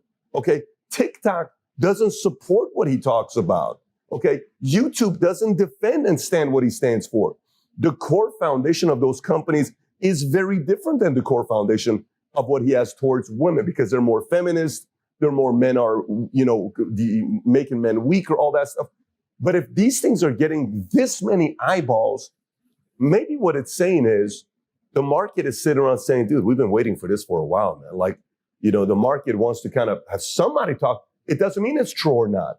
But hey, maybe it's what we're thinking about. Maybe it's what a lot of people are thinking about. And that makes some people uncomfortable to say, no, like the other day, the one of my kids, they were watching a movie without my permission, and there was a scene in it. And my 8-year-old, my 10-year-old, we had to have the conversation about, gays, lesbians, all this other stuff. I kind of shared with you how I had the conversation with them. The moment I had this conversation, Jen walked out. She's like, babe, you like to have these types of talks. I don't want to have these. You and the two boys. I sat down and I gave them every possible visual they could get. Said, this is what's going on. Yeah. And in many cases, people who are not teaching this because a father figure's not in it, we have to have this talk. You know what's crazy? As much as I did not want to have that conversation at that point, I love the fact that I was forced to have it, because I'm able to get ahead of it. So I can control the point of contact and say, here's, boys, what you're going to be facing. Yeah. A boy is going to come to you and tell you this. Yeah. This is going to be happening. When it does, this is what we do as a David family. So going back to you, if the algorithms are favoring a person who they don't support his arguments, because most of these virtual governments are more feminist, left, all that stuff, why do you think your messaging got so viral? Well, this is the interesting thing, because I didn't put a magic spell on the world. I'm not a magician. You're right. There's obviously a market for what I say. People talk about how I became the most viral person on the planet. I'll argue the point. Not only did I become the most viral person on the planet, I did it while being heavily shadow banned. They've known about me for a while. They've been trying to shut me up for a while. I've been shadow banned forever. So I became the most viral person on the planet with all the algorithms working against me. Unlike people like Logan who have all the algorithms working for them, against me. Because I'm resonating with people who are sitting there going, finally, this makes sense to me. This is how I feel inside. And this guy's finally talking about it. Everything else I consume is telling me to do things that just don't resonate with my truth. I'm only saying things that people agree with. So to chop my head off and try and delete me is asinine in and of itself, because there are billions of people out there, or millions of people out there who feel the exact same way. This is what I was saying earlier, because, and once again, I'm assuming the social media companies have intellect and people who work for them who are intelligent. If they were smart, if I was a social media company, I would have come to me and said, listen, I would have had a board meeting and said controlled opposition. And I would have come to me and said, Andrew, you have to correct your message. We don't want to delete you. We don't want to be censored. You have to say this way, this way, today, and slowly perhaps taper me down on certain subjects. That would have been smart. You see, if they would have come to you and said, listen, we've been following you, buddy. Here's what we'd like. And I would also talk to them and say, listen, I understand I'm now the most viral person on the planet. I have to take responsibility for the things I say. The way I say things for a video that gets 300 views is different than the way I say things for a video that gets 3 million views. I respect that. Let's have a conversation. I'm not a loose cannon. I'm a logical actor. They could have done that, but they were emotional. Instead, they martyred me and chopped my head off. But that doesn't change anything, because there's millions and millions and millions of young men who think the same way I think. There are millions of young men out there who don't want to wear makeup, who don't want to put on a Pokemon suit and be a clown like Logan Paul, who don't want to take transgender blocking drugs, who don't want to assign themselves to any kind of feminist ideals, who don't want to chop their dick off, who just want to grow up, go to the gym, get strong, be respected, make money, have a beautiful girl and a sports car. There's millions of men who want that. And I speak to those men, and most men want that. And they think by chopping my head off, those men are going to want something else, because they'll get rid of me and they'll put James Charles in front of them and say, no, foundation reviews. It ain't going to work. They don't want foundation reviews. It's not what they want. No. And it's truly crazy. They think that's going to work in and of itself at all. You don't think it's going to work? I think I've proven that it's not going to work. What's actually the most upsetting is this. I find it extremely hypocritical. And of all the things in the world, my pet peeves, the things that annoy me most are hypocrites. I find it extremely hypocritical that the system itself pretends it gives a shit about men's mental health. It will sit there and pretend it cares about all the men out there who are depressed, struggling, sad. But when I come along and tell them the only way I've ever found personally to be happy and contented, because I can only talk my personal story, is to become a man of status, to become successful, to go through pain, to use my trauma, to use the bad things that happened to me, to galvanize myself against attacks from the Matrix, as I've just proven I can easily weather. When I talk about men's mental health, they delete me. I thought you gave a shit about men's mental health. I'm the most popular man on the planet, and 90% of my content is not even about women. It's motivational and antidepressive. And you're going to sit here and delete me saying that I'm bad for women. What about men? I thought you gave a shit. All of a sudden, you don't give a fuck anymore, right? Just delete him. Who cares? I had a man message me. A man emailed me saying that he was going to kill himself. I get about 10,000 emails a week. I don't answer all of them, but I answer some of them. This guy, his email was so short that I believed him. Subject was, I'm going to kill myself. And the thing is, I know you won't reply. I'm going to kill myself. I don't know what to do. That was the email. And I sat there and said, listen, my friend, I get a lot of emails. I don't know how serious you are. I want you to make me a promise. I'm going to guess that you're not in the best physical condition you could be in. I want you to make me a promise that you're going to get a six-pack first and send me a picture of you with a six-pack. And if you still feel like killing yourself after that, I don't know you. I can't tell you what to do. But I want you to get a six-pack first. Email me back. We start going back and forth, et cetera, et cetera. I convinced him to get the gym. I said, get a six-pack, see how you feel. If you still feel like killing yourself, then I'm not telling you to kill yourself. I'm telling you that's what I would recommend. Start training. By the time he started sending me physique updates of him in a better condition, he started sending me huge emails of apology and thank you, saying you saved my life. I can't believe I was thinking of killing myself. You can't believe he changed. If that man would have emailed Logan Paul, would Logan Paul have given a fuck? He would have ignored the guy. You think he answers a single fucking email? He doesn't give a shit. All these fucking media figures, all these people who are good for the system, who are dancing on the devil and fucking sitting here talking about dangerous rhetoric and all the other bullshit. You think they'd fucking answer an email? They don't give a solitary fuck about the young men of the world. They would have left that man to die. And even if they would reply to him, what advice would they give? Go take antidepressants and watch my YouTube. They have no value to give a guy because they've never had a life of actual genuine struggle. I'm out here genuinely saving lives, genuinely saying to men, the world you now live in is so competitive that if you're not a competitive male, you're going to be perma-depressed. You don't have a mental disease. You're just in a competitive environment and you are losing. You need to become a competitive person. There's no easy way. It's going to be hard. It's going to suck. But if you get to top G, the name, if you get there, it's a life worth living. Right. That's what I'm saying. And then millions of young men are going, wow, he's showing that you can be born from nothing, single parent on a fucking council estate in the worst town in England, be stabbed, come from nothing, and survive and end up with a multi-millionaire. Maybe I can do it if I work hard and I'm diligent and I try hard and I'm really giving hope to the world. And then they delete me. Then they put up a new thing about men's mental health, saying which pill they should take. And then they put James Charles in front of them on the algorithm. This shit's evil. It's genuinely criminal. I am nothing but a positive force for the world. And this is what I was talking earlier about the hero's arc and the redemption, because I think that inside of human consciousness, people are very, very familiar with the idea of the arc of a villain turning into a hero. It's in the Bible. It's in every superhero movie. The guy starts off bad. He's crazy. He's too bad. We don't want him. He's a maverick. He can't control him, blah, blah, blah. But towards the end, you're like, where's Batman? Where's Batman at? And it's going to take a matter of time before people realize, you know what? Tate was actually a good force for the youth. Perhaps he needs to create his message. Perhaps he needs to take his newfound fame on board and change the way he says certain things. Agreed. I'm not infallible as an individual. But to sit here and say I'm dangerous and I must be deleted is disservice to all the men of the world. And then they're going to start printing articles talking about men's mental health. They don't give a fuck about men. They don't give a shit about the 18-year-old boy out there who can't get a girlfriend and is genuinely lonely. And the fucking sports star's fucking them all. I'm telling him what he has to do. I'm saying, listen, bro, of course the sports star's fucking them all. He's a G. You ain't shit. If you were a chick, would you choose you? Because I fucking wouldn't. So whose fault is that? The best thing about being a man is you get to build your character from the ground up. You're not born with any value. You're born as a blank slate. I decided I wanted to be a big toting, kickboxing, Bugatti driving fucking bad boy. I did it all myself. Right. You get to choose. You want to be a musician and be sensitive and play guitar and get them that and be important that way. You get to choose. You want to go get in the cage. You kick the fuck out of somebody. You get to choose to be anything you want, but you have to go and do it. Right. It's going to be difficult because it's competitive, but that's the beauty of being a man, the blank slate. And I inspire men to look at themselves as a blank slate and go, you know what? I ain't shit now, but I can become anything I want. How could I possibly give up on myself? And then they delete me. And then they say, we care about men's mental health. If they don't give a fuck, they're lying. This is what they say, that women are and men must become. Completely true. Right? I mean, it's because a man, you talk about, there's nothing worse than being born rich and then just being rich. Oh, absolutely. The beauty is being fucking dirt poor and becoming rich. Completely. And all three of us sitting here have dealt through that. A man has to have tenacity and go through struggles and days where you're like, I can't fucking do this anymore, but still pop your head up the next day and be like, all right, let me get back in the gym. I say this. Tenacity. I say this all the time. I say the best things that ever happened to me are the worst things that ever happened to me. all the trauma and bullshit I've been through in my life are the best things that ever happened to me. Because as a man, if you've not had a difficult life, you cannot be good at being a man.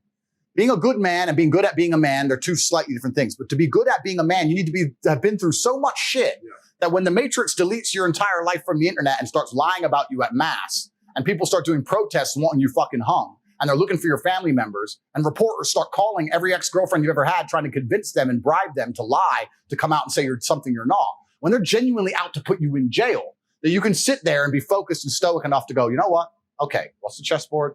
What's going to happen? Who's trying to shoot me right now? Nobody. Okay, so it's better than it was a couple years ago. Okay, so X, Y, Z, and plan through it, right? You're never going to be capable as a man if you've not had trauma. The best men ever have had trauma. If you call a police officer, you need a brave police officer. He ain't going to be brave unless he's been through shit. Yeah. He's not going to be brave unless he's been through shit. So we also, as a society, sit and look at men and go, we want, well, there's two kinds of society. There's the matrix society, but the true society, the true women with a brain, they actually, I want a man who's strong, who's supportive, who's intelligent, who financially provides, etc. Then you're going to want a man to some degree who's been through some shit. Yeah. And a man who's internalized it and used it as a weapon. And this is what I say to people. People email me their long lists of all the bad things that happened to them. And I reply, fantastic. You are so lucky. You have all the building blocks to become the exact kind of man you want to be. If none of this shit happened to you, when something else bad happens to you later, you wouldn't be able to deal with it. Fantastic. And he goes, no, but you know, this. He replied again with more excuses. Said, why are you making excuses? I just told you what happened to you is a good thing. You need to reframe your mind. Bad things happened to Batman. They killed his parents. Do you understand? That's why he's Batman. You've just told me you have the building blocks to become you might become top G when I retire. Fantastic. What are you complaining about? He goes, well, what do I do? I said, you need to work. Take all that trauma. If you're truly heartbroken, my friend, and we've all been there as men, if you're truly heartbroken, you can't sleep. That means you're going to get in fantastic shape. You better hit the gym. You have nothing else to do. Stop watching YouTube. Stop emailing me. I want pictures of you in the gym. Get to fucking work. Heartbreak's a fantastic motivator, as is depression, as is sadness. Great.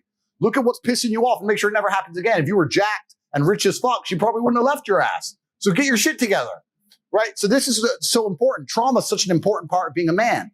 And the Matrix talks of trying to say that trauma is terrible and avoid trauma, or if you get trauma, take a pill, and that's unrealistic. Trauma is going to happen to you, and you as a man need to internalize it, accept it, and weaponize it to become the best version of yourself you can be. And that requires mental strength and stoicism. It does not require, be more emotional. Because if you're more emotional, you're going to fall apart when shit happens. You're going to end up like Logan Paul, crying your eyes out on TV like a bitch. I imagine there's a lot of men that hate you because they have not done anything with their lives. And you're basically saying, clean it up, buddy. Get it together. Hit the gym. Make something in your life. It's interesting. And they want to get rich quick. They want the easy way out. And they probably hate you more than feminists. It's interesting. The men who support me online have their shit together. The men who hate me are fat. The men who've done the takedown videos of me are objectively unattractive individuals. I'm not trying to be insulting. Just objectively obese, unattractive individuals, right? People who don't have their life together. It's the same even more with women. You can find 10 women who are sticking up for me, supporting me. They're all beauty queens. And then you find some girl sitting there, some troll sitting in the corner. Andrew's bad for women. You know, so there's a lot to be said there, right? And hate always comes from below. It never comes from above.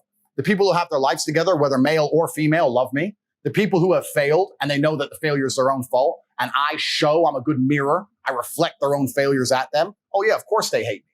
And that's what's happened here. What's most upsetting is as follows. This whole idea of protecting women and misogyny has been weaponized to attack someone they don't like.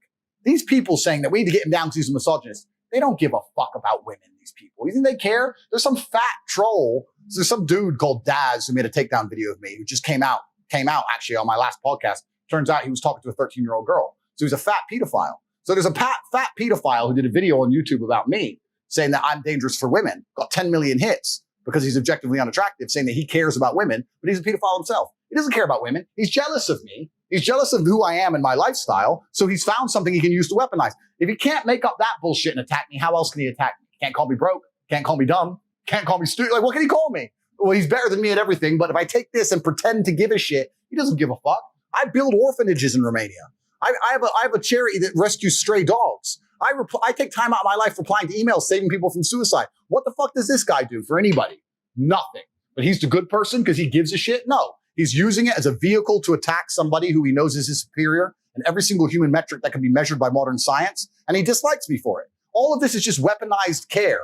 Oh, we care so much about, they don't care about fucking anything. They don't care about people. They just dislike me. And that's a very different thing. It's all been false from the beginning. I've seen through it all from the absolute beginning. It's a matrix attack.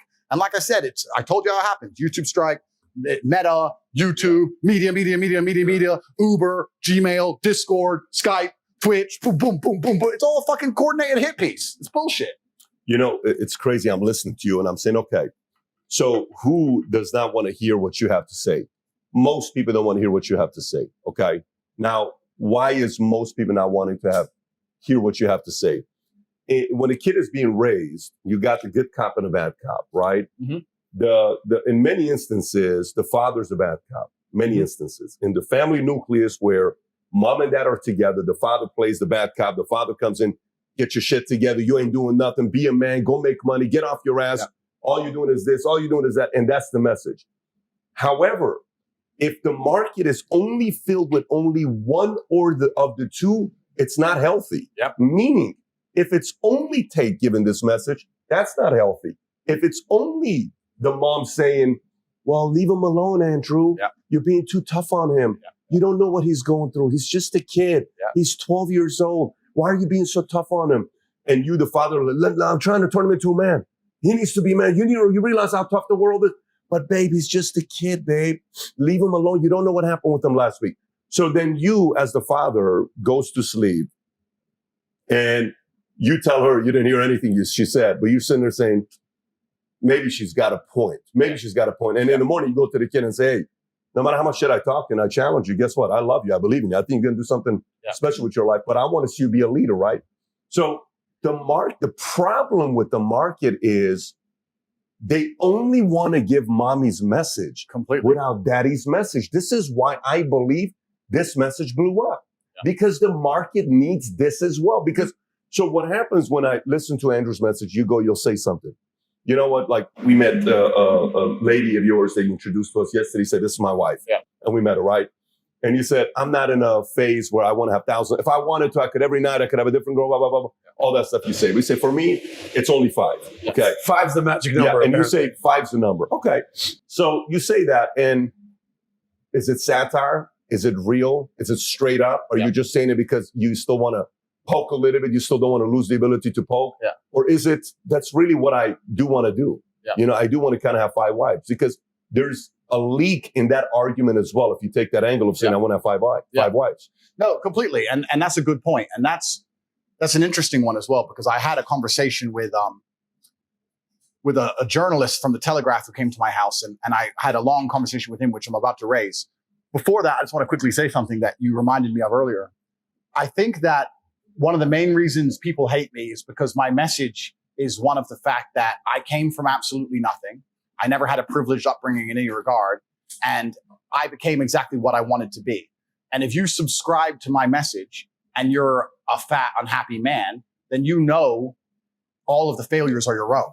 I'm a reflection. I am saying that if you understand how I think and my world, you could have become anything you want to be. But you're unhappy with who you are, and that is your fault. So the people who hate me sit there and go, well, if he's right, then I fucked up. If he's right, I could have been anyone I wanted to be. And I fucked up. So he can't be right. He has to be wrong, because this is not my fault. This is the fault of whatever. I had an unlucky upbringing, or my girl left me, or that it's someone else's fault. Right. If I take responsibility like Tate tells me, then I'm a fuck up. Right. So I have to hate Tate. Tate has to be wrong. And that's why if you look at the composition of my haters, I'm talking about their physical composition as people. You can just look at the people. He likes Tate. He hates Tate. Yep. He likes Tate. She likes Tate. She wants to go on Tate's yacht. She can't stand his ass. It's very easy to see. Physically, you can just look at their faces. And yep, no. You can see it, right? Because it's all about personal responsibility, which is what I teach. And that's why a lot of people hate me. So that's the first thing I was talking about, reflection. But it's very interesting what you're saying about the 5 wives thing. Part of what I do when I talk, especially about my personal life, to a degree, is subversion. I learned this. My father was a chess grandmaster, right? And I used to travel around America with him, and he'd play chess. And back then, there was a lot of former KGB guys who played chess in these massive tournaments. And when they spoke, they were very subversive. he'd introduce you to his girlfriend and she'd be his wife. And then his other girlfriend, she's his wife. And then his friend is his daughter. And they just say things that aren't really true. Another thing they do is they're very, very emotive with their hands, which is a habit that I kind of learned sometimes. So if they were sitting there and an argument got kind of heated, they'd begin to move their hands a lot as they disagreed. Listen to me, listen, da da da, and they move their hands because then you can't see if they're going to hit you. So they start to move their hands and you get used to it and then whack, right? So there's a few things I picked up from them, but there's a degree of subversion. So if I sit and say I have 5 wives or 10 wives or 1 wife or no wife, I like that the Matrix doesn't completely understand why I have. That's one of the main reasons I do it. The second thing is this. I sat there with a reporter from the Telegraph who said that, why would you have 5 wives? If you cheat on them, they're unhappy. And I said, my friend, who are you to tell women how they feel and what decisions they want to make? How insulting of you. How chauvinistic are you to sit and say that women do not have the independent thought to decide, I am prepared to share the top G because of his qualities and accolades and financial capability, as opposed for you to sit here and say they're not allowed to think that. They have to think what we believe they should think, what the Matrix tells them they should think. There are plenty of beautiful women out there who will say, you know what? A man like him, he might do this and that on the side, but you know what? He's my man. There's women who will think that. They won't think it for a fucking loser, but they'll certainly think it at the top. When Chris Brown walks in the club and all the girls start screaming, do you think they're going, yes, he'll be loyal? Fuck no. He's Chris Brown. They don't give a shit because of his status. At a certain status of man, and I'm not saying that men should cheat, I'm not saying these things, I'm saying at a certain status of man, the idea of absolute exclusivity and absolute loyalty becomes less important to the female because of his other accolades. That's a fact. Every king, every sultan, read the Bible. Every warlord had a bunch of women. Why? Because he was the warlord. The fucking shit muncher didn't, but the warlord did.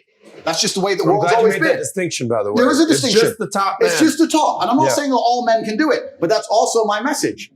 I don't say to all men, have a bunch of girls. I don't say that. I say, you better become the fucking man. All I can tell you is what it's like up here and how I got here. If you're telling me you're adamant on staying down there, then don't cry that you're lonely because I don't know that life. I can't tell you. So once again, I talk about 5 wives, 4 wives, whatever, etc. But these feminists who attack me saying he gets these women and he cheats on them.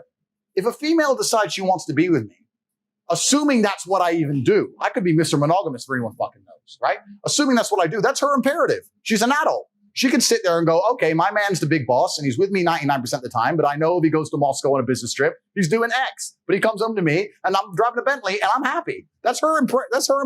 That's her prerogative. It's only the feminists and the fucking people who care so much about misogyny and love the women so much who come along and say women are not allowed to think for themselves. No, they're not allowed to accept that. They can accept whatever they want. Women are the gatekeepers. It's a free market and women are the gatekeepers. Women have all the choice.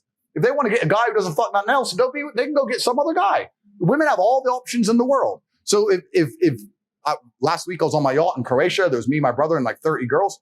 All the girls were getting messages. Why are you there? I want to be here. I want to be on his boat. I'm not being held What's hostage. confusing? Not against my will. That's their decision to make. How arrogant and narcissistic must you be as a random individual, especially a male, a random, unattractive male with no girlfriend, to message an attractive woman and tell her that what she's doing, she thinks wrong for being with me and my brother on a yacht, and that she should instead want him playing video games at home. What kind of level of delusion are you operating under to even believe that that's a paradigm of reality? And these are the people who dislike me, who then get exposed for being pedophiles like Dad's Black. So it's just absolutely insane. I'm sorry to keep rambling, but I want to talk about one more thing. I want to talk about one more thing because it's really important. They say I'm a threat to women, which is absolutely not the truth. It couldn't be further from the truth. And I want to say 2 things about that. I can't think of another person who reached fame as meteorically as me, who never had I've yet to have a single woman come out and accuse me of rape, sexual assault, try and get money from me. None. I have a long and varied history with females, and not a single one, despite I now have hundreds of millions of dollars, has come forward, now that I'm the most famous man in the world, despite the newspapers finding them online, finding exes I haven't spoken to for years, calling them and offering them 25 grand for a story, bribe, to turn on me. Not one of them has decided to turn on me and lie for money. Not one. And that could have very easily happened to me. It would have been a nail in one of the coffins if that would have happened to me. Luckily, none of it did because I'm a gentleman and these women know that what's happening to me is bullshit. Not a single one has come forward against me, but I'm a threat to women. I would argue that most men in my position, if they had a meteoric rise, one of their stupid exes would go, fuck this guy. Yeah, I'll take the money, and start talking shit. I would argue that would happen to a lot of men. Never happened to me. It's the first thing. The second thing I want to argue is when they say I'm a threat to women. If I have choice, why would I be a threat? The threat to women is the man with no access to women. These people who want to do these videos, these unattractive, objectively unattractive, unsuccessful people who do takedown videos of me, who can't get a girlfriend, he's the guy who's going to be dangerous to women. He's the creep. I have choices. If a girl says to me, I don't like you, no problem. Thank God, one less WhatsApp conversation. Goodbye. Have a nice life. Nice to meet you. Like, it doesn't matter to me, right? So the men who are successful with women are not the dangers. It's the men who are unsuccessful with women who are the dangers. So once again, the whole paradigm is shift. It's bullshit. I have no reason to hurt a female or rape a female or trick a female in any regard. Why would I do that? It's you basic are, economics, supply and demand. Supply and demand. If you're high in demand and there's a ton of women there, and one of the women leaves, you have an unlimited supply. So why am I But going to if become a one weirdo? man who can't get any females, who he has no supply and he's in complete high demand, and the woman breaks his heart, or he can't even get a woman, what kind of ramifications are going to happen for him? And this is the thing. Daz Black, during the height of the takedown, and it's actually also, it talks to the groupthink, right? Because a lot of the people who did videos to try and take me down did it for completely selfish reasons. We have learned that the algorithm has now been programmed to reward you doing a negative video on Tate. If you do a negative video on Tate, you get millions of views. I want millions of views because I have a YouTube channel. I get money, I get clout. Do I give a shit if it's true? Do I give a shit about Tate? Do I give a shit about the ramifications in his life? No. All these other people did it, so I'm going to do it. So people start jumping on the bandwagon, right? Tate's bad, Tate's bad, Tate's bad, for their own personal selfish views. So a guy called Daz Black did a video on me, got 10 million hits, trying to say that I'm a threat to women. He's objectively unattractive. He's an obese video gamer. Did a video on me saying that I'm a threat to women. After that, women started coming forward saying, this guy spoke to a 13-year-old girl. Here's the videos. This guy buys sexual things from an underage girl. It's all coming out about him being a pedophile now. So he's sitting there as the criminal himself, filled of hate and envy at an innocent man, plus clout chasing, attacking me. When truthfully, who's turned out to be the threat to women? How many women have come forward about me? 0. How many women have come forward about him? 2 and counting. It's absolutely and utterly, it's crazy. And if these social media companies have any kind of consciousness and any kind of brain, they should be analyzing this in real time going, we fucked up. We fucked up here. And we'll see what happens in real time. But it's very interesting. It's a very interesting observation on the world. The people who hate me most are the unsuccessful ones. And it turns out they're the ones with the skeletons in their closet. The people who have their shit together, we're all fine, right? Crazy. It's a crazy world. Yeah, Tate, you're very persuasive though. So you got to know, like, if I'm willing to bet on you getting out of any situation, I'm willing to bet a lot of money that you overrun the risk, you're going to get out of it. So your ability to persuade. So I can already imagine, like, you know how sometimes go back to the time you're with a girl, you don't really know what you're doing yet. You're kind of a rookie of a guy dating girls. What things we said to have sex with the girl. Just think about how creative we get in that 5-minute moment. What things you've probably said, what things we've said. And then over time, you're like, well, that didn't work. So I'm not going to use that phrase again, but this one definitely worked. And that approach definitely works. So it's either guilt, but you don't know how much I love you. You're not letting me show you love. Sometimes I'm a man. It's natural, as a man, if I don't handle it myself, it's got to be either you or it's going to be a wet dream. And there's so many ways behind closed doors. So if it's the exact opposite as well. It can be like, I don't really care. You can leave if you want. There's many takeaway model. There's many models that you learn. So for you to say that to a girl, I remember one time Jennifer and I, my wife, I'm getting close to proposing and getting married. So I'm a Syrian. She's white. She's 80% British when we did the ancestry, but she's from Texas. Yeah. So she comes to the house. My dad's here's who my dad is. My dad will not drink out of the same glass as me. Okay. I'm his son. Yeah. He will not. Yeah. My dad, if he goes to someone else's house, he won't eat their food. Because he watches how you wash your hands. If he's sitting in the kitchen, he will tell me in Assyrian, he'll say, did you watch that? I said, what? He said, I can't eat her food. Why? It's been 10 minutes. She hasn't washed her hands a single time. I can't eat her food. And he won't eat their food. He says, I'm already ate. That's how my dad is, right? So anyways, I'm bringing Jen home. My dad loves Jen. And I said, Jen, I think my dad and I have to have a serious conversation with you because you have to be ready for this. She says, what's that? I said, do you know what it is to marry an Assyrian? She says, no. I said, there's American laws, there's Assyrian laws. And my dad and I want to share this with you. Yeah. And my dad is fully confused, like what I'm saying, like where I'm going with this.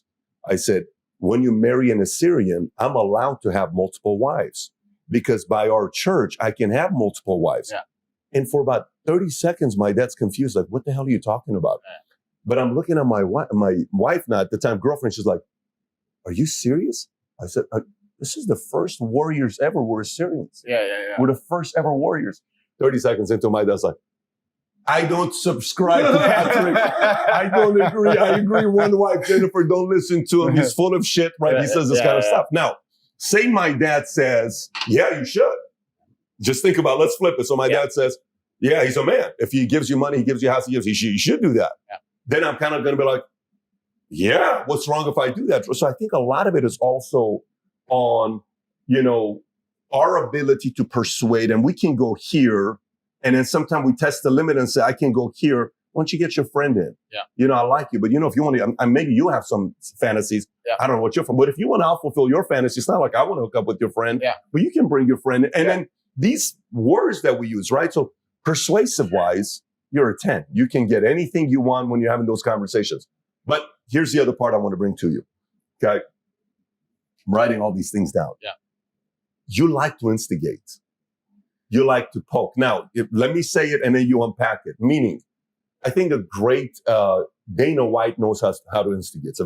By the way, it's a very valuable talent that only a few people have. Yeah. Dana White likes to instigate. Phil Jackson, he instigated a lot of shit between Shaq and Kobe, right? Some may even say the friction between Shaq and Kobe is on Phil Jackson, but there's an art to it. Yep. So a little bit of what you do is I kind of look at you and I say, here's how Tate is. If somebody says, well, you're wrong in this area, instead of Tate saying, let me explain myself, Tate will go and push more because he found an opportunity.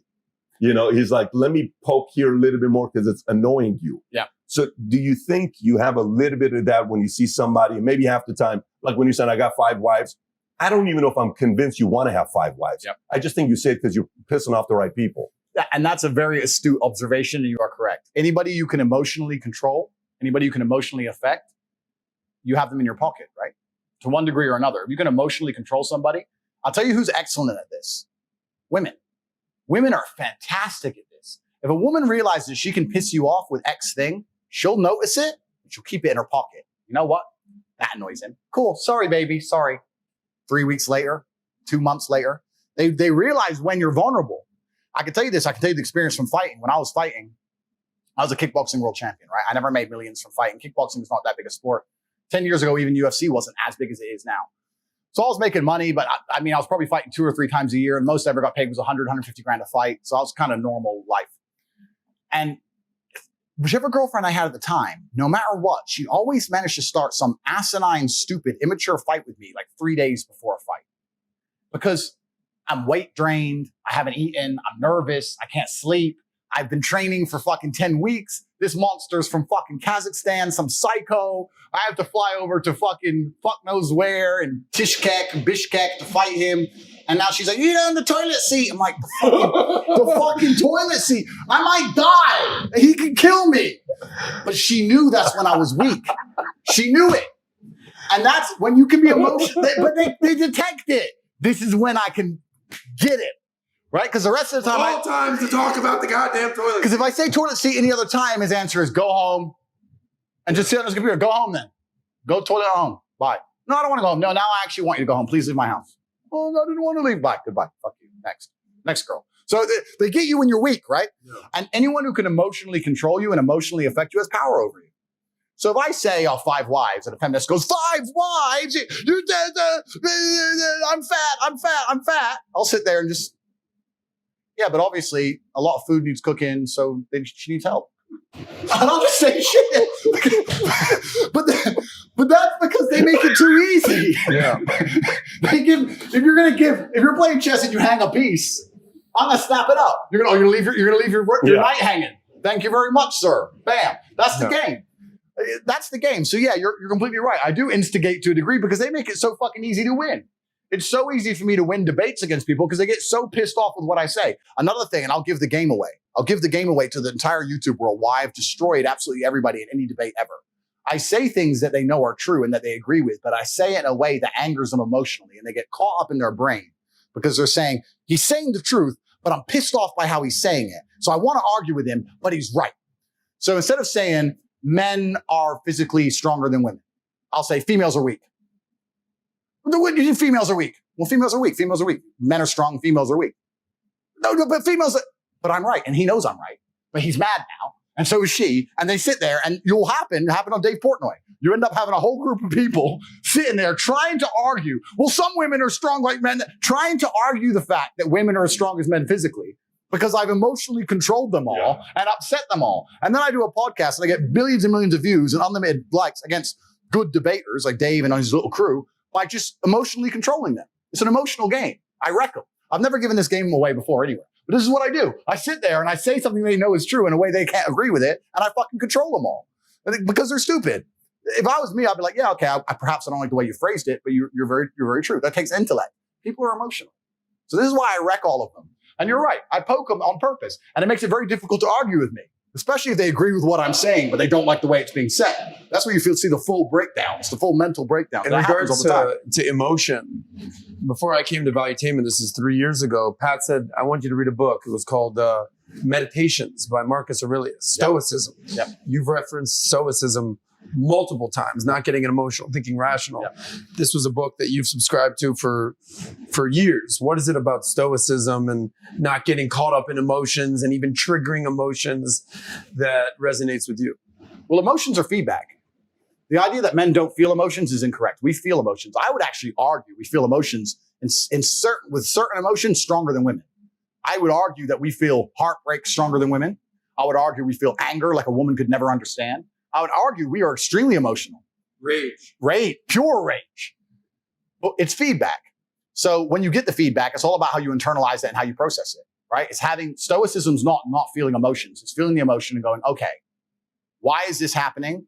How much does this really matter? What's the most intelligent move on the chessboard? I'm not even that good at chess, right? My father was a grandmaster. I'm like 1800 ELO. I'm okay. I was a child chess prodigy, but I stopped playing chess professionally when I was like 8. So I'm as good now as I was. In fact, I'm worse now than when I was 8, because I've never taken any lessons or anything properly since, because my mother and father broke up. We moved to England. My dad stayed in America. Lost my chess coach, and England didn't have a chess infrastructure. America had a chess infrastructure in the lower income schools. My dad used to go to the ghetto schools because he was black, go to the black schools and teach them how to play chess. So we had a big infrastructure. So you peaked at 8. I peaked at 8, yeah. But chess is a fantastic game because in the game of chess, there's no luck. If you lose, no matter how well you played, if you lose, at some point you made a mistake. Even if it's the most minor mistake, you made a mistake. So you learn to understand that no matter what happens to you, if you lose a scenario, you made a mistake. Maybe it's a tiny one. Maybe it was 2 years ago, whatever, but you made a mistake, and you learn absolute and utter accountability for yourself. And that mentality is extremely powerful to apply to all things in life. The position I'm in now as the most hated man in the world, although I agree and I truly believe it's unfair, I still take complete responsibility for. I'm not going to sit here and say, I'm telling you why it happened when I talk about TikTok and YouTube shorts, but I'm not going to blame them. Absolutely. They're a company making money and they're monetizing the best they can. Fantastic. All of this is my fault. But the Bugatti on my drive is my fault. And the yacht is my fault. And the private jet's my fault. So it's all my fault. So I take the good with the bad. I take all responsibility for absolutely everything, including if a woman leaves me, if a woman stays, if I end up heartbroken, if I end up filled with rage, I take responsibility for that. If something happens to me that makes me enraged, I will take responsibility. Why has this happened to me? Why do I feel this way? How did I end up in this position? Is this healthy in this scenario? And sometimes it is. I've had scenarios in my life where I was prepared to die to protect somebody else, and I was enraged, and it was healthy. I've also had times where I'm in a room by myself, enraged, sitting there going, this is no good for anybody. I need to just calm the fuck down. Mm-hmm. So emotions are feedback, but stoicism is the ability to process them. And that's what you need to learn as a man. You're never going to be able to turn them off. You're going to feel them. You have to learn how to process them and turn them into a positive. It's energy. It's unlimited energy. I say this all the time. I say that the biggest periods of transformation in my life is when everything was going wrong. When my life was going good, I'm not a hedonistic person. I don't do drugs. I don't gamble. I don't do prostitutes. I don't do anything that hedonistic. But I'll certainly go on the yacht with a bunch of women I know and chill and have some vodkas and that kind of thing. When life's smooth, then it's semi-hedonistic, pretty relaxed. But when I make my biggest progress, when I really change who I am and change the world, that's when everything's fucked. When things go wrong, or I'm feeling things I don't want to feel, or bad things are happening, that's when I'm like, okay, I currently cannot sleep. I've completed the day's tasks. I've tried to go to bed. I can't sleep. More shit has to get done. That's when the amazing things happen in my life. When I was heartbroken, when I was whatever, everyone's been heartbroken. I can't remember a specific example. I hit the gym harder, right? If something goes wrong with your payment processor, that's when you get fucking inventive. That's business, right? That's when you get inventive. So all the bad things that happen to you as a man, if you're stoic, you get to take unlimited energy. Heartbreak is unlimited energy. So is depression. So is rage. So is sadness. All these negative emotions they tell you to collapse behind. It's like people talk like Bruce Lee says, be like water. And people see that as be fluid and just go with the flow. I disagree. If you're like water, you're necessary for life. You are scary when you're enraged. You're powerful. You're beautiful when you're calm. You're so many things when you're like water, right? So if I'm enraged, it's like water behind a dam. You just got to put the dam in place, and you got to get the turbo, the hydroelectrics put in. Don't tsunami your life. Put the energy somewhere. And this is the most beautiful thing about it, because people message me all the time like, oh, but Tate, you don't know how sad I feel. No, incorrect. I know exactly how sad you feel. Difference is I used it. And you're sitting here still crying, some random guy on email for the fucking third month in a row. That's the difference between you and me, my friend. I was becoming a world champion kickboxer. I got to a point, people often talk about depression and say I don't understand it. I will say, listen, there's been times in my life where I was fully functional as an adult. I would never label myself depressed because I don't believe in the idea of labeling myself in a negative, because I don't believe in things that take power from me, which we'll talk about in a second. But there's been times in my life where I didn't give a fuck if I lived or died. There's been times in my life where I went to fight a man for money, and I didn't give a shit if I lost and even woke up again. Didn't give a fuck. I had nothing worth living for. I was brokey, didn't have a girlfriend, didn't have any fucking money. Got a 2-day call to fight some world champion. Had to lose 10 kilos in 2 days. Had nothing else going for me. Got on a plane to Dagestan and fucking won. There's been times I've done that. By all conventional wisdom, I was depressed. I was suicidal. But I was just like, no, I don't give a shit. And that's when I was at my most powerful. Now if I get that call, I'm like, bro, I got a new car outside and shit. I'm not going to Dagestan, bro. Going to where? Sorry, how much money? Nah. But back then I was like, yeah, cool. Who is he? Oh, this guy. All right, fine. I didn't give a fuck. I was most powerful when I was sad, when I was depressed, when all these things. Mm-hmm. And the difference was the framing. It was the framing of it. Does that make sense? Yeah, you know where you take me to. You take me to Tom Cruise with Matt Lauer, and I don't know if you've seen this or not. Where Tom Cruise on Matt Lauer when he's freaking out on the couch. Tom Cruise is no. That's Ellen DeGeneres. Okay. This is Tom Cruise, Matt Lauer, and Tom is a Scientologist who does not believe in medication. Yeah, he does not believe in taking antidepressants. He doesn't believe in Ritalin. He doesn't believe in any of that stuff. I don't know where you stand with this medication stuff. He's not for it. And Matt Lauer is saying, what's wrong if this helped that Brooke Shields? What's wrong if this helps that? He says, you don't realize what this is doing. This is ruining their lives. This is not helping them. Do you realize how many different countries this is illegal in? Do you realize that Ritalin is only legal in a couple different countries? It's not many countries. It's not a legal drug in other places. It's legal. And he's explaining this.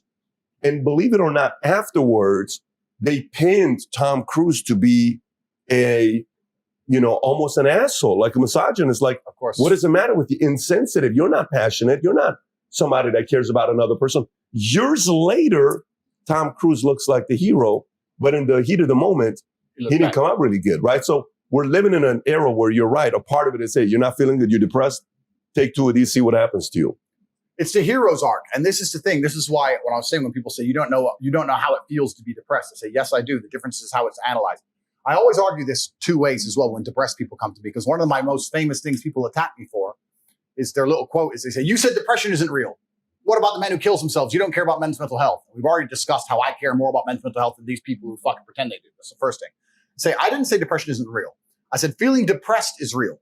But the idea that depression is going to strike you in your mind and there's nothing you can do about it, I think that is promoting helplessness amongst depressed people, and that's the reason they kill themselves. I don't think that making people helpless in an unfortunate situation is the great thing to do. You have to give people hope. And I explain that when you believe in something, you give it power. So I tried to say that when I felt at my lowest and I achieved the most I've ever achieved in my life, the reason I was capable of doing that is because I didn't believe in the paradigm of being a depressed person. I just believed that this is how I currently feel, and fuck it, I'm going to do whatever it takes to get my life to be better. And I gave a very simple example, an analogy. I said, if you take two people, one believes in ghosts and one doesn't. You put them both in haunted houses. And in the middle of the night, there's a bang. The person who believes in ghosts is now terrified. There's a ghost. They're calling an exorcist. They're panicking in the room. They're hiding.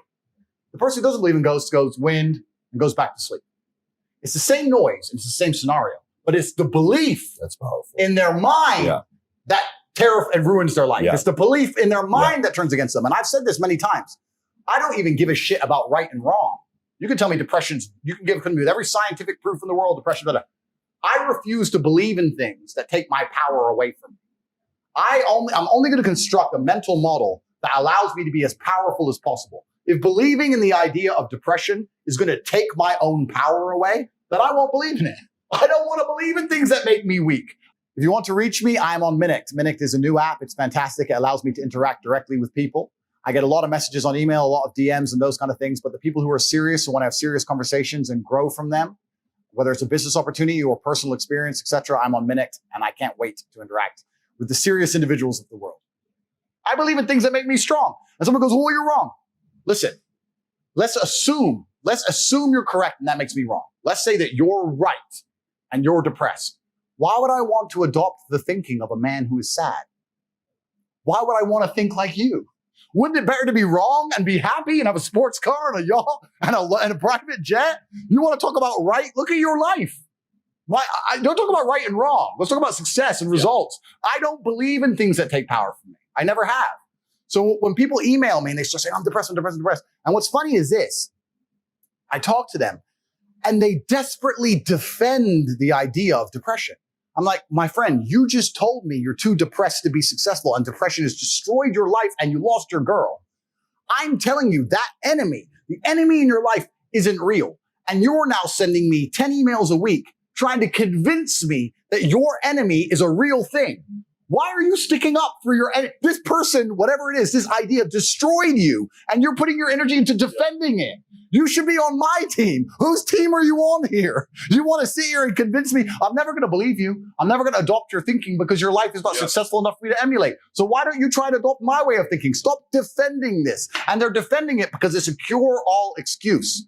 Depression or sadness is a cure-all excuse for men to use for failure. I have failed. This is why they say I don't believe in men's mental health, or the man who's depressed can't compete with the man who's not depressed. This quote. I say, listen, you get to roll out, be fat, be out of shape, be broke, be unimportant with no girlfriend. And instead of the world thinking you're a loser, you get to say, I'm not a loser, I'm depressed. It's a shield. Yeah. And I say, that's why you don't want to lose your shield. Because now you have accountability. Now you have performance. It's a cop out. Fuck it off. I don't give a shit if it's real or not. We're not about that. We're talking about success here. Get rid of your excuses. Stop defending the thing that's ruined your life and get to fucking work. And every time anyone has ever listened to me in history, every single one of them's transformed their lives and messaged me positive messages afterwards. Every single fucking time. That's why I'm antidepressant. Because that pill ain't going to fix you the way becoming the man you wish you were is going to fix you. It's crazy. And then they're going to take one little soundbite. Tate doesn't care about men's mental health. He thinks depressed people is some bullshit. And they're going to apply it to me. I really do believe, and I state this almost with a degree of achievement, I'm the most misunderstood man on the planet. I really believe I am. It's crazy the level. There are people out there who truly believe I am evil, and I'm nothing close to it. I'm one of the most compassionate people you could possibly meet. Can I give you two takeaways just for people that are like, oh, Andrew Tate? Here's what I've heard from you so far. Personal responsibility, straight up. Absolutely. Right? And then number two, positive affirmation. I don't want negativity in my life. I don't want depression around me. I don't want weakness around me. Correct. I want to be the best person I can be and take full responsibility for that. Right. Those are the two things I'm hearing. We'll go on further. I'll tell you a story, which is going to make me sound a little bit extreme. This is a story of when I knocked out my friend. Let me tell you a story. I was going to ask you this story if this is a true story. It's a true story. Okay, about your boy that showed weakness. Yeah. I got to hear this again. Right. You know the story? Jesus Christ. Right. So I don't like negativity in my space. I create my reality extremely efficiently. So no matter what bad happens to me, even in the middle of this shit storm, when me, my brother, my cousin, my team were sitting around, We're all smoking. The whole news is saying I'm the worst man in the world. I've been deleted from everything. They've frozen millions of dollars in bank accounts, right? Me and my boys are just sitting there just laughing, right? We don't believe in negativity because if it's infectious and it's sticky. And even if someone's negative, even if you talk them out of it, it still stains the air, right? If you're in a trench and you're under fire, the least productive person is the person who goes, they've got too much artillery, we're going to die. Shut the fuck up. We all know. Shut up. That's not helping us, right? It's very infectious. So, and most people understand, they say, you are the sum of the 5 people you spend the most time with. Yeah. Then why the fuck are you spending time with negative people? Or people who complain? Or unhappy people? Or unlucky people? Or negative people? Stop talking to them. Everyone I talk to is like, yep, we are winners. All we do is fucking win. Oh, the Matrix attacks us. Oh, you think I need YouTube? You think I need YouTube? Get fucked. That's who we are, right? So this was when I was young. I was about 23 years old. I had a new girlfriend. Her name was Carrie. And her ex-boyfriend, I stole her from her ex-boyfriend. And if you're a man, you understand that no woman's truly single. You're always stealing her from some other guy, or she's still half talking to her. If they're beautiful. Oh, bro, she's half talking to her ex, or she's dating 10 guys. They're always out competing other men, right? So I stole her from some dude. Dude got heartbroken. Had no emotional control, like all the things we talked about. I was at her house. My car was outside her house. I was with my boy, Tony, my ex-friend. Me and Tony are in her house. She's talking to her friend. I'm talking with Carrie. We're all having fun. It's Friday night. 4 cars pull up. Boom, boom, boom, boom. These 6 guys get out with hammers. Knock on the door. It's her ex-boyfriend. Carrie starts panicking. He's crazy. He's crazy. I was like, listen, relax. I go outside with Tony. There's 6 guys with hammers. It's me and Tony, right? And he goes, bro, I don't even give a fuck about Carrie, but you're going to say sorry to me. I said, sorry for what? Because you stole my girl, you're going to say sorry. And then we'll just go away. I said, I'm not going to lie to you, my friend. I'm not sorry for fucking anything. I'm not going to lie to you. I'm sorry. And then my friend Tony next to me, and when I said that, I swear to God, when I said that in real time, because I don't take my eyes off the enemy, right? There's 6 of them, but they're all facing me directly. So I was looking in their eyes directly. When I said that, I saw all of their eyes go, shit. You ain't going to say sorry. So now we have to actually attack him with hammers. Do we actually want to attack him? At the time, I was British kickboxing champion. I was known in my town. They knew it was going to be messy, right? And I had one hand behind my back as well. I had nothing in it. I had nothing in it. Who knows what's back there? Like, you had to do something, right? So they're looking at me and they're like, fuck's sake. We thought he'd say sorry and he didn't. Now what do we do? And Tony pipes up. Fucking dickhead Tony. Hey, man, why don't you just say sorry? And as he said that, I saw all of their faces almost lit up because he inspired. The other team showed weakness, inspired weakness on our side. And from complete capitulation, they were now brave again because Tony ran his mouth. I swear on my father's grave, I'm standing there. Tony said that. I turned, I fucking smacked him, strained his mouth, knocked him out cold. Tony, done. Tony. My own friend, my own teammate against the 6. I knocked him out cold. I don't need you now, Tony. I knocked him out. I said, fuck him and fuck you. I'm in the house. And I walked in the house and I saw them all standing around outside with hammers, look at Tony asleep and go back in the cars and fuck off. Swear to God, that's a true story. If you're weak near me, you make me weak. I refuse to accept it. I give you a million stories of this. 2 years ago, maybe, we were in Munich. They called the police on me for not wearing a mask. That's a whole nother story. I told them to get fucked as well. We're in Munich. Wasn't wearing a mask, blah, blah, blah. We got drunk in the Kapinski, got really drunk, blah, blah, blah. I was drinking with some guys I kind of knew. In the morning, the police had come. They were threatening to arrest us all because we didn't fucking capitulate and we're 8 masks. The Germans are weird. So we got in our cars, got in our we had 2 Raris, got in the Raris. We're heading back to Bucharest. We drunk loads. We were really, really drunk. We stopped at the gas station. We all got out of the car. One of the guys was like, bro, I feel so sick. Oh, man, I feel sick. He was walking to the gas station. I said, and I went up to him. My brother talks about this all the time. He goes, and I pat him on the back and said, bro, if you're going to keep walking like a fucking injured antelope, you're going to stay here. We drunk booze. We all feel like shit. I'm not walking around Earth with some dude. I don't want you in my group. I don't want you getting in my car. I don't want you near me. When I walk with my team, you look and go, let's choose someone else. Let's choose another group to prey on. You are the weakness in this group. I don't give a, yeah, you drunk whiskey. Yeah, you feel shit. If you can't turn it on for 2 minutes to go piss and come back in the car, then get fucked. I had a serious conversation with the guy. Tristan goes, you're so right. Why the fuck? And there was no threats. We're at a gas station. But I can't even look at it near me. I can't just see people near me being all or crying or sad or whatever. You're allowed to feel sad. Of course, your girl left you, you lost your job, you're allowed to feel sad. That's fine. You feel sad. You feel sad right now? Good, great. Sit the booze. Shut the fuck up. Me and my brother have another quote. What do you want? Therapy? That's our quote. We say it all the time for anything. Bro, I got a hangover. You want therapy? No. Well, then what the fuck? Shut the fuck up. Shut the fuck up. Like, why are you even saying it out loud? Why are you believing in it? Yeah. Why are you making it real? We all feel like trash. We drunk 10 bottles of whiskey. We all feel like trash, but we're high net worth individuals getting out of Ferraris in a country we don't have security. Nobody's walking fucking like weaklings.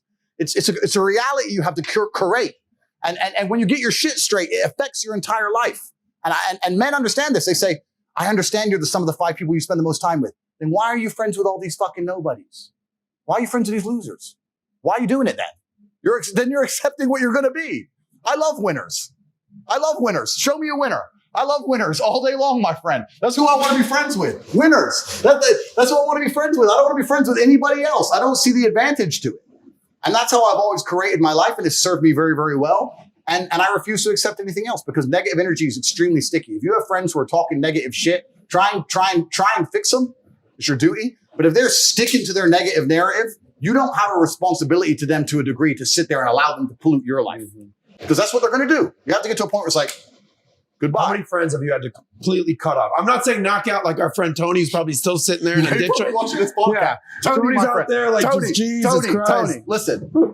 Had to happen. You could have inspired them to rush me and kill me. On a serious note, you could have been the inspiration for my death. So it had to happen. I hope your life's going well. I'm sure it's not going as well as mine. Sorry, That's Tony. how it goes, my friend. Yeah. But how many other guys have you had to cut off? You'd be surprised because there's so many. Because everyone likes to talk a good talk, and everyone likes to pretend they're X, Y, Z. And I'm quite a fair person, you know. And I love my biggest friends in the world today are friends who I had when I had nothing, and they came up with me. Let's say when I had nothing, I had 10 friends. Now I'm at the top, I have 4. The 6 I had to drop just didn't level up with me. And there's only so long you can pay for them to go to the club, pay for them to go on holiday, lend them a car. There's only so long until it's like, bro, everyone else pulled this off. Everyone else. And I've offered you a job and now you're sick or you're tired. It gets to a point where it's just detrimental to your life and you have to be ruthless about it because you have to create your reality. It's the only way to do it. You can't compromise your standards. By the way, I'm listening to him and I'm just going back to stories myself because at one point I went to a different direction than Tate did. But you cannot compromise your standards for nobody. Nobody. That includes your spouse, your friends, your family, nobody. There's a difference between loving somebody and compromising your standards. Those are 2 different. I love a lot of people, but I'm not compromising my standards for people I love. Perfect. You cannot be doing that because only you know how big your dreams are. Only you know what life you want to build, and only you know who you want to be. Compromising your standards, one of the biggest fatal mistakes any man or human being can make. You know, you were telling a ghost story. You took me to a place which is crazy. We rented this castle called Oika Castle in New York. Funny story. You'll appreciate this. So when we rent this place out, it's a beautiful property. It's a $150 million property. I rent out all the 32 rooms. And it's got one of the best restaurants in town, so we rent it out. Now, a couple of my guys who are very superstitious, they say, Pat, I read articles, this place is haunted. So one of the guys, Alejandro, who's Mexican, you know who Alejandro is, Ricky's brother. Ricky's brother, yeah. He's very superstitious. He says, hey, Pat, by the way, these brothers, they're brothers. Like, if you meet them, they're like, they can compete with the Tate brothers. They're legit brothers. Yeah. Now, Alejandro says, hey, Pat, I'm hearing this place has got ghosts. I said, it does. He says, really? I said, of course this place is haunted. So now I'm playing with them because I'm trying to, so that night, I said, whatever you do, sleep tonight, be careful because I hear they pull notes and all this other stuff. So I go tell Mario and the guys, I said, guys, tell me when Alejandro goes to sleep. Alejandro goes to sleep. I've taken notes and I write, I'm watching you. At 1:00 in the morning, I slide it because it's one of these old doors. I slide it under his doors. We go to the side and we hide. We knock on the door. He comes out. He says, who's out there? Who's out there? He's panicking. Next morning, now we all go to sleep. We wake up. First person I ask us, so guys, last time we talked about a lot of different things. Alejandro, how was your night? This place is haunted. This place is haunted. Anyways, but going back to you talking about Logan Paul and you. And for you, you said, I don't give a shit about YouTube. You think YouTube's that important to me? I don't care about being banned from you. You're making this comment, this argument, right? Okay, fine. And you said, we're solving for two different things. Okay. He's solving for one thing. You're solving for another thing. You know, you present yourself as a methodical person, as a person that's very much about sequencing, as a person that it's about my next 5, 10, 15 moves. Who's Logan trying to be in your POV? And who are you trying to be? Then I got a follow-up question for you on that. That's a good question. I don't think that Logan is actually thinking that far ahead. For him, it's more about preservation. He's been canceled once before. He doesn't want to get canceled again. He wants to have viewers. He wants to get a big YouTube channel. He wants to sustain it. He wants to continue to be an entertainer, a clown for as long as he possibly can. I don't think he's thinking anything beyond that. He wants money in his own pocket. He doesn't care about the society as a whole. He doesn't care about the ideas he enforces. He doesn't care about the people who watches him. He doesn't care about their mentalities. He just cares. He's quite selfish. I want my YouTube channel. I want my money. I'll say what I'm told to say. He's bought and sold. My intention is to truthfully, and I say this in a religious sense, but it's not a particular religion. It's just a religious sense. I want to live true to God. And by living true to God, it has to live true to my ideals and what I believe is the best for the world and what I believe is best for men as a whole. And I also want to try and create a world which reflects that. And my intention is much beyond a YouTube channel. I don't give a fuck if I lose a YouTube channel. I don't care which platform I'm on. I want to know what I'm saying is true to how I've lived, and that if people emulate it, they're going to genuinely end up with a better life. People, when I got banned, said, well, we don't want people to end up like Tate. And I said, why? I have no criminal record, no criminal convictions, successful, hundreds of millions of dollars, dedicated. Like, what would be so bad if men ended up a version of me? Like, what am I going to do to the world? Like, so, and I also think this ties back to something earlier you said about China. Do you know what the most, I don't even heard the statistic. They asked Chinese children what they want to be when they grow up. And they asked Western American children what they want to be when they grow up. The most popular answer in China was astronaut and engineer. The most popular answer in America, YouTuber. Doesn't that say so much about the mentality of the youth? Right? So I'm probably more on the engineer or perhaps philosopher at least, or at least brave. Like I'm trying to teach tenets that if people replicate are going to be good for them as a whole. China, we have engineer, astronaut. Logan, entertainer. He doesn't care if he has to make a fool of himself. He doesn't care if it's to put on a stupid costume. He doesn't care if to be a clown. Anything to get, because he's selfish. So I think that you're right. We're solving for completely different things. I know I'm a net positive to the world. He's a very selfish individual. And I think if people try and replicate me, it's better for the world. I think if people try and replicate Logan Paul, well, let me be a clown. Let me just try and make jokes and wear stupid suits. Let me mock the dead and mock people who commit suicide. And then let me just say anything I'm told to have a YouTube channel. I don't think that's good for the world. I think that's actually detriment. So I see him as a detriment. I see me as a positive. Okay. So my follow-up here is the following. So during COVID, the first person that interviewed a doctor that got 20 million views that got everybody thinking was Joe Rogan. Joe Rogan interviewed this one doctor. I don't know who it was. I don't remember the guy's name. Peter McCullough? No. This is phase one. No, this is March of 2020.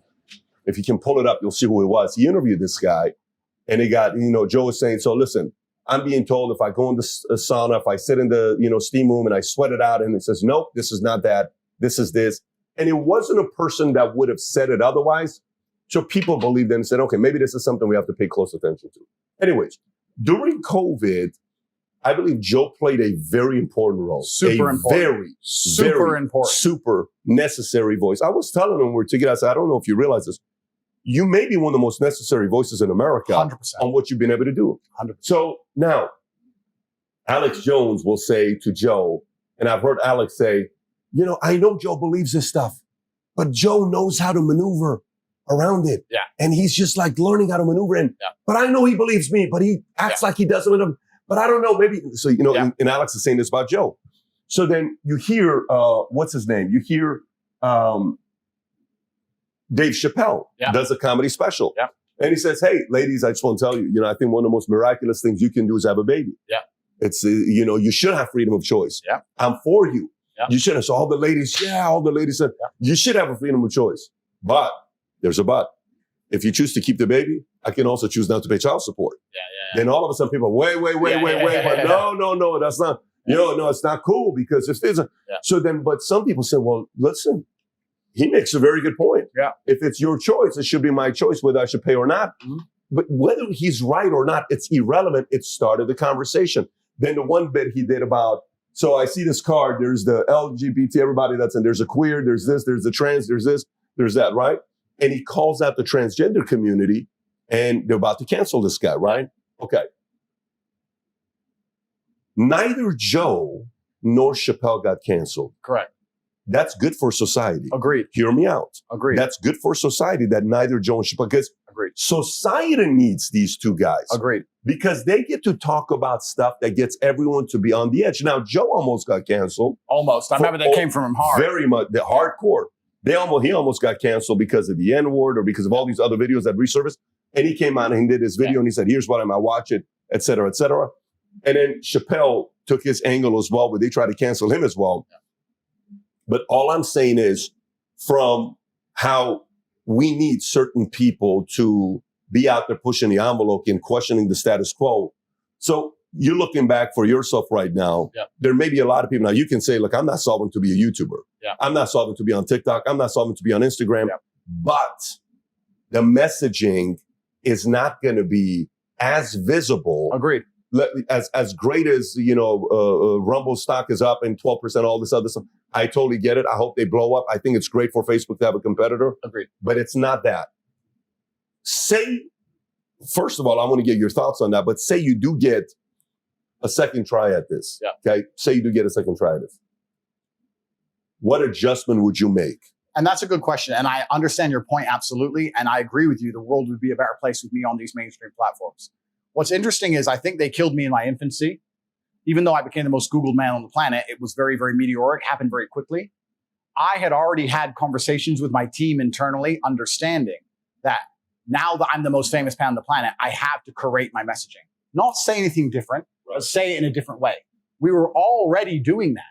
For a month prior to the ban, we had already changed a lot of the messaging, changed our stance, we said the same things, but changed the way we'd say certain things, removed certain subjects altogether, and we were already curating our messaging.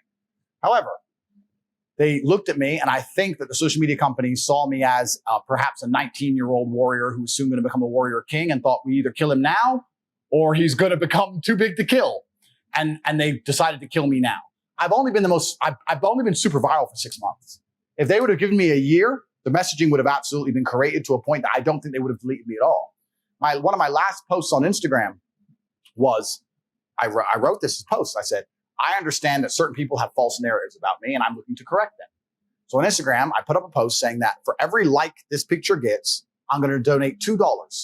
$1 to female charity to protect them against domestic violence, and $1 to men's mental health charities.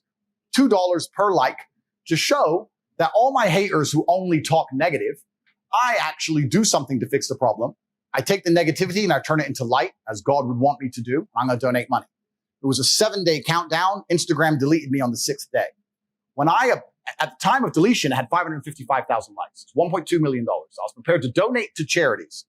Nobody wants to talk about that. Nobody wants to mention it because I'm evil, right? At the time of my deletion, when I got deleted, the only appeal I sent to Instagram, the only message I sent was, can you confirm the number of likes on that picture so I can finish my donation? They ignored me completely and utterly, didn't even want to reply to me. So I was already understanding that the way you can say certain things when you have 300 views on a video, where most of these views got 300 views, has to be created and changed. Not because I'm saying anything incorrect, but as a professional, you have to understand that things change. And also, no matter what you say, a very small contingent of the world will misunderstand it. If 0.1% of people misunderstand you, that's not a problem when you get 300 views a video. That is a problem when you get 3 million views a video. So me and my team had already accepted this, already decided upon it, and had already implemented it. But the momentum was so strong and the rise was so meteoric that the social media companies, even a month after our implementation, decided, I'm sure they sat around and said, we kill him now or he's going to become too famous to kill. And they thought, we have to try and kill him now. Now they have failed. Rumble in and of itself has proved they've failed. I get more views on my Rumble videos than I got on my YouTubes. When I did a YouTube live, I had around 12,000 viewers. On my first ever Rumble live, I had 127,000. On my second, I had 75,000. So they've martyred me and made me more famous than ever.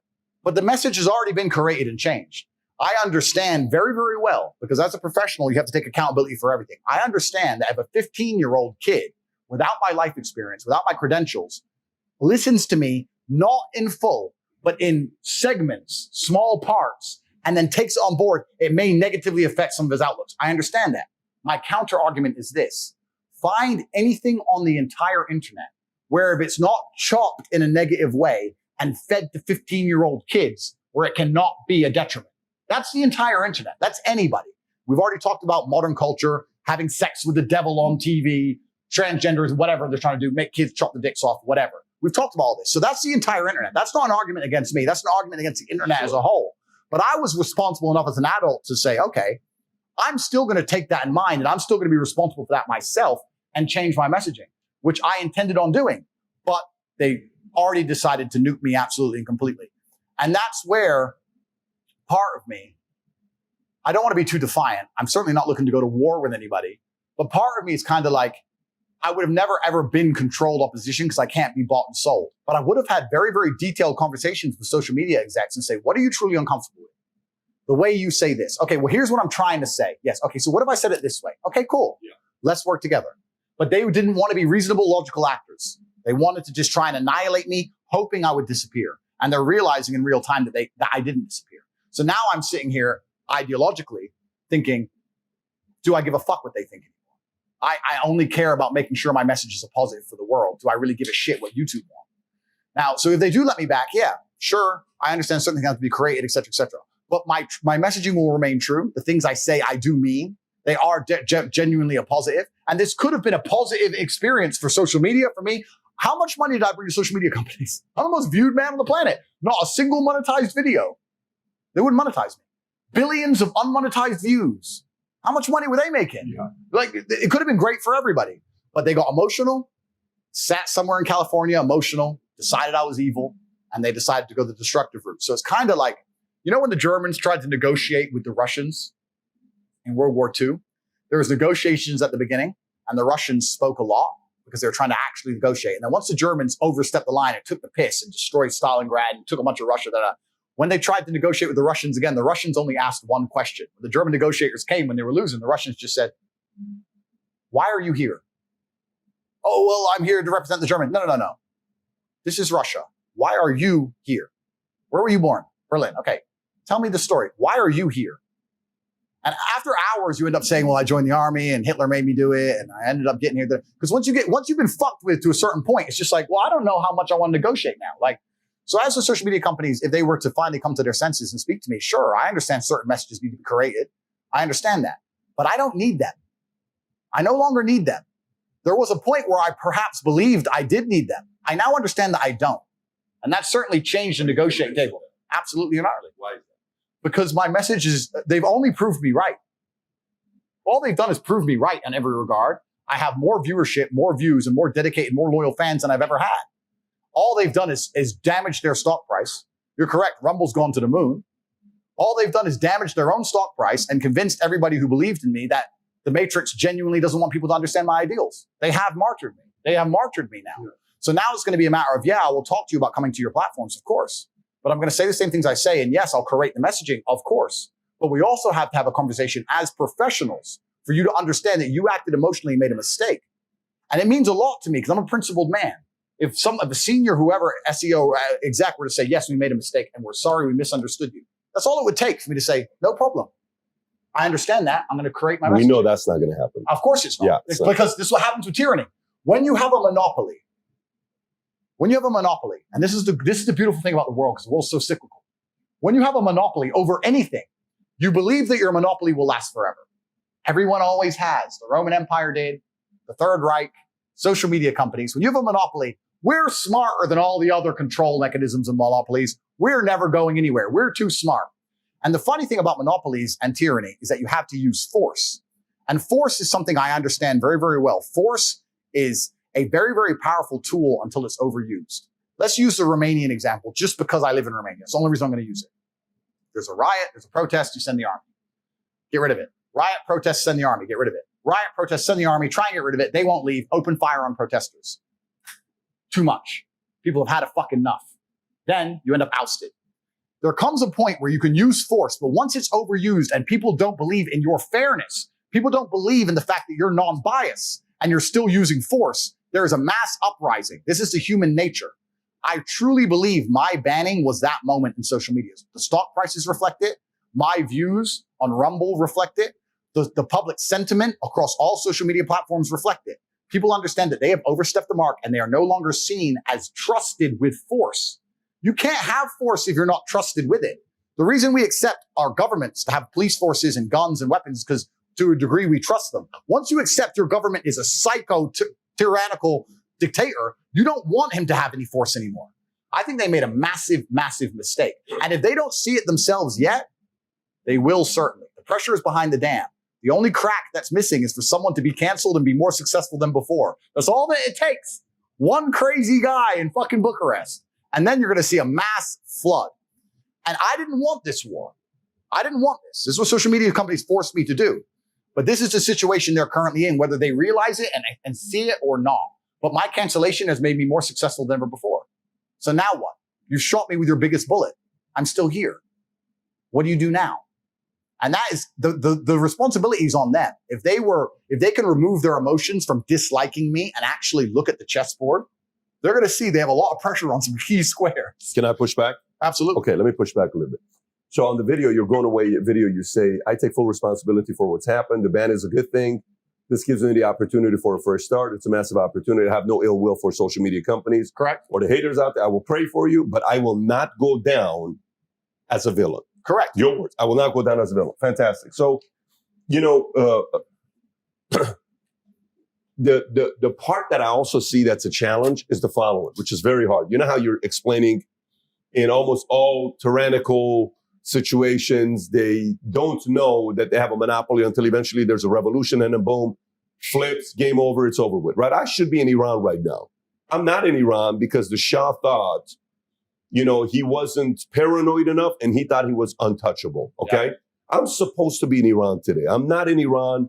We were forced out. Carter comes in, Kissinger, it's out, game over, and I'm living in the States. Now, God's got a bigger plan. I support it. I'm not sitting here saying, I wish I was in Iran. There's a part of me that's thankful for Jimmy Carter. And there's a part of me that would love to sit down with the guy and have a nice, lengthy conversation with him. Yeah. But so the Shah does an interview. I don't know if it's BBC or one of the interviews. They're asking him a question. Iran's growing rapidly.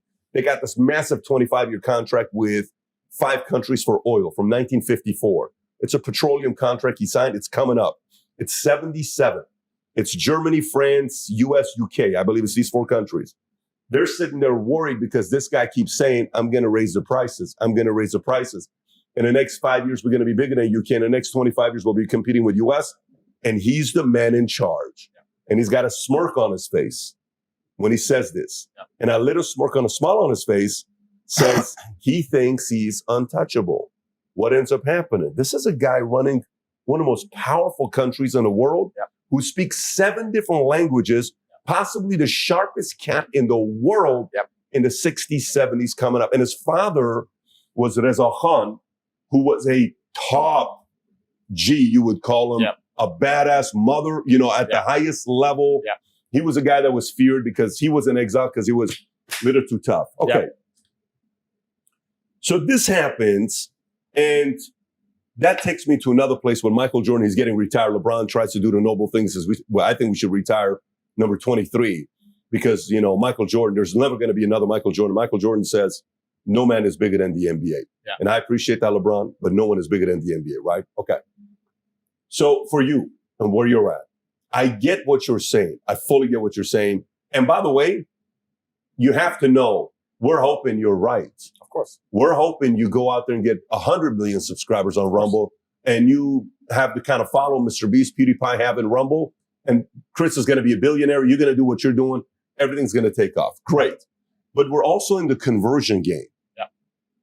If the outcome is really to talk to people who you can convert, because if you're talking to people that you agree with, you're not really, injecting that philosophy to baptize people. Agreed. What made you necessary was you were on platforms where 80%, 70% didn't agree with you. Agreed. And you were baptizing. Agreed. You were forcing the conversation at the dinner table. Agreed. You were forcing a conversation at lunch, at dinner, at the gym.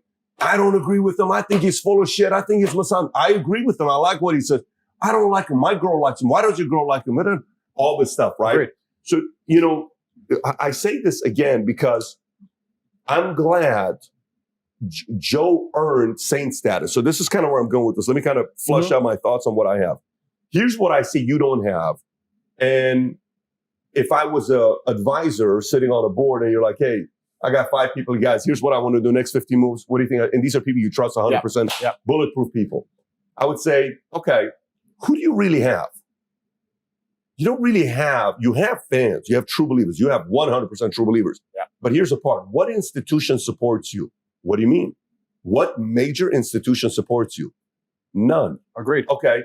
Who supports Joe? UFC. That's powerful. Agreed. Because Democrats, Republicans, independents, white, black, Hispanic, educated, uneducated, degree, CEO, billionaire, millionaire, broke man, Correct. follows UFC. Correct. Chappelle. What organization supports Chappelle? Comedy. Correct. He's the king of comedy. Correct. He is the GOAT of comedy right now. He's the guy at the top. Correct. It doesn't matter what anybody say. He is the GOAT. He's Correct. the guy that everybody talks. So what do you think you need to be doing if you were to strategically, because like you said, kickboxing is not that big of a space. Yeah. Where could that thing come in? I think you understand what question I'm asking. Absolutely. And you're completely and utterly right. The reason I believe that I'm going to be okay is threefold. One, the Matrix has not completely and utterly deleted me because they can't. I'm still all over these platforms. I'm still all over. My account's gone. Yeah. I never had a TikTok account anyway. They said, when I read the news that they banned my TikTok account, I said, I don't know which poor 15-year-old had his account deleted, but it wasn't mine. I don't have one. I don't have a TikTok account. I no longer have a YouTube account. I no longer have an Instagram account. That's crazy, by the way. You didn't even have a TikTok account. I don't have one. They watch it. Although you were going viral on TikTok. It's destructive for the mind. It destroys your attention span. So I don't have it on my phone. I'm already all over these platforms.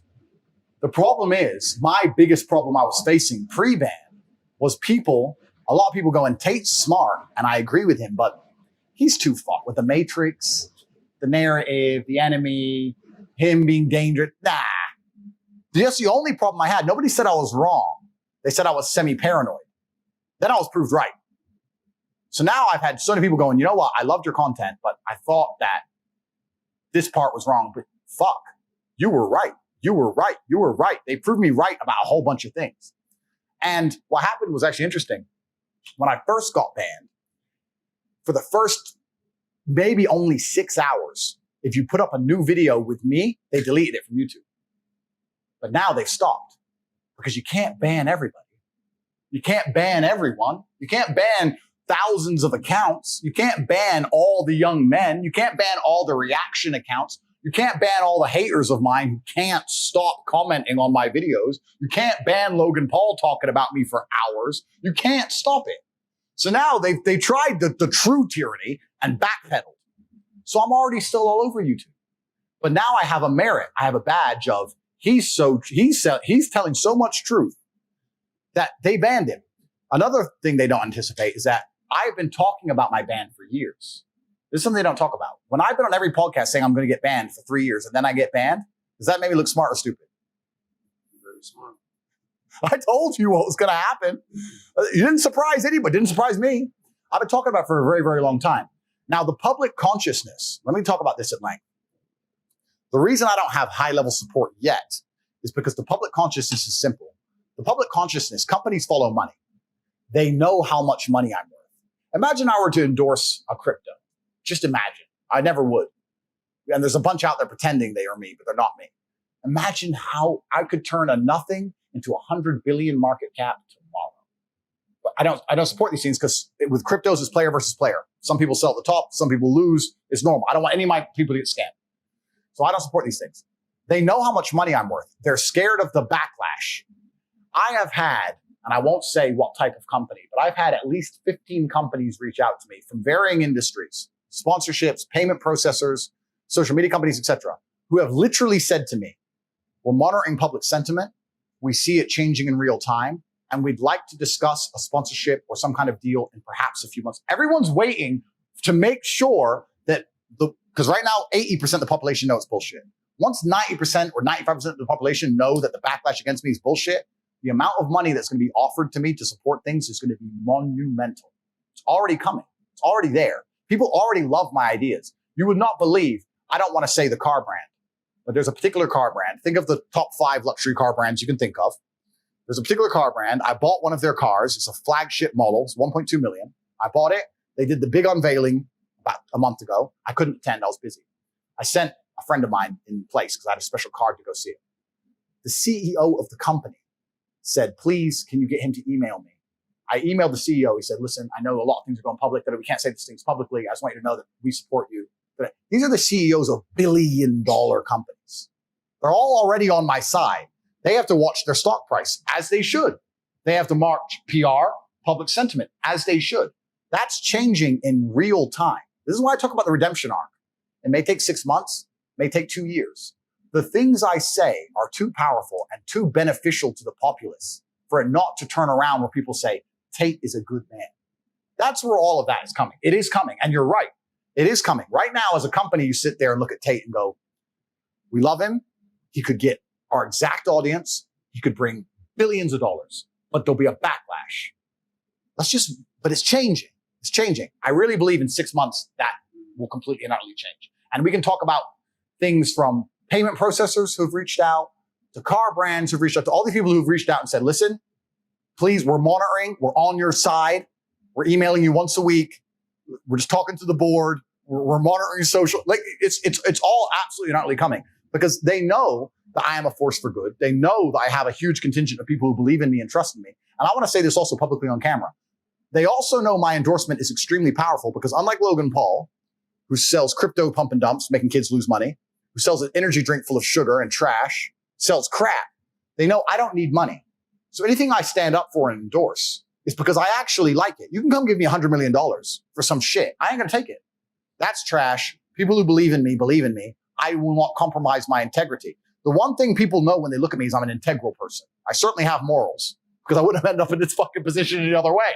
So they look at me and go, if he endorses something, people are going to believe him. And I won't endorse anything I don't believe. So they're right. So any brand who comes along and does business with me is going to make a bunch of money. Let's look at Rumble. Rumble were the brave ones. They stood up and they signed me. They come up, they said, look, we believe in you. We believe in what you're saying. They signed me when no one else would. Look what happened to their stock price. 30% on a stock in a bear market in a recession. Like people are paying attention to this shit. So this is all coming. They're just waiting for public sentiment to shift and it is shifting in real time.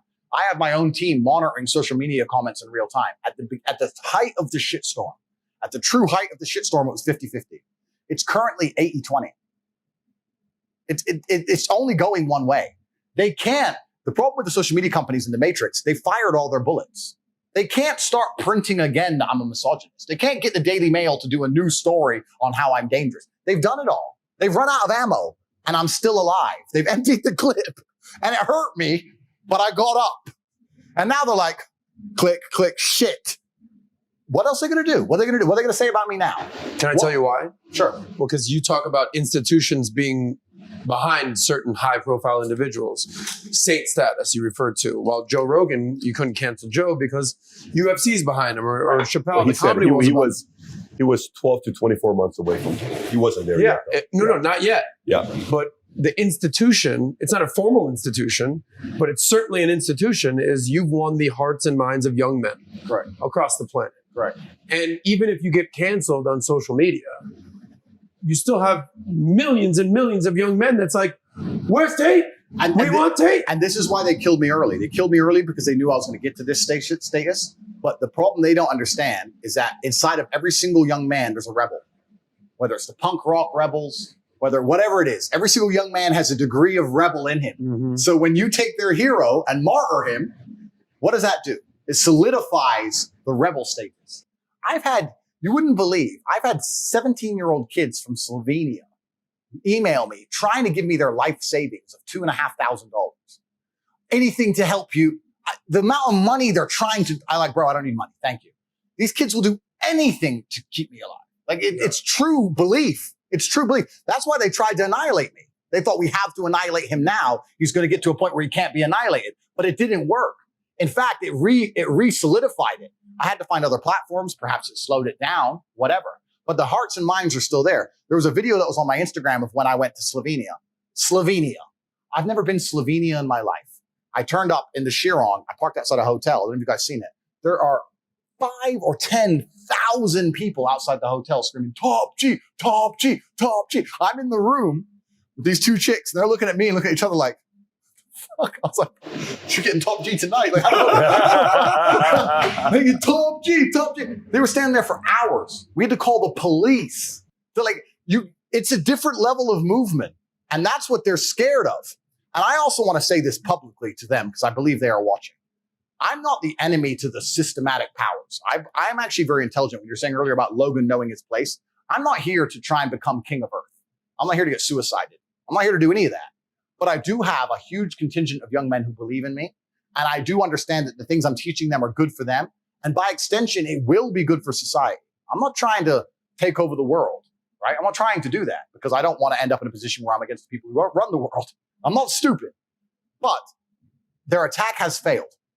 So now they have to sit and if they have a brain, analyze what they're going to do next. Saint status is coming one way or another. I truly and utterly believe that. I'm already having conversations with very important people. And Rumble were the first people who stood up to me and said, you know what? We've got your back 100%, including financially. And they offered me a huge financial incentive. And I said, you know what? Don't worry about that. You keep the stocks. Don't worry about it. Boom. Because I don't need money. And when you don't need money, it also puts you in a very, very powerful position. It's very rare you find a man who has that much influence who doesn't want money. I don't want money. I believe in what you're saying. Let's do it. I believe in this. Let's do it. I don't need money. I believe it. I really believe, and perhaps you'll disagree with me because you have more money than I do. Once you get past a certain number of million, life's the same. What are you going to buy? How many steaks can you eat? Like, I don't gamble. I don't take drugs. Like, you eat vodka's cheap. I have my house. I have 27 cars. There ain't nothing to buy. I have diamond watches. I'm really, although I talk about making money and I talk like I'm a money oriented person, I do that because you cannot truly escape from the matrix if you're poor because they use that as a control mechanism against you. But once you get past that, it doesn't matter if you have 50 million or 75 million. Your life's the same. Or 100 million. Your life's the same. I don't need more money. It's not interesting to me. What's interesting to me is living a life that's true to God. I like being able to go to sleep at night knowing I'm happy with myself and who I am.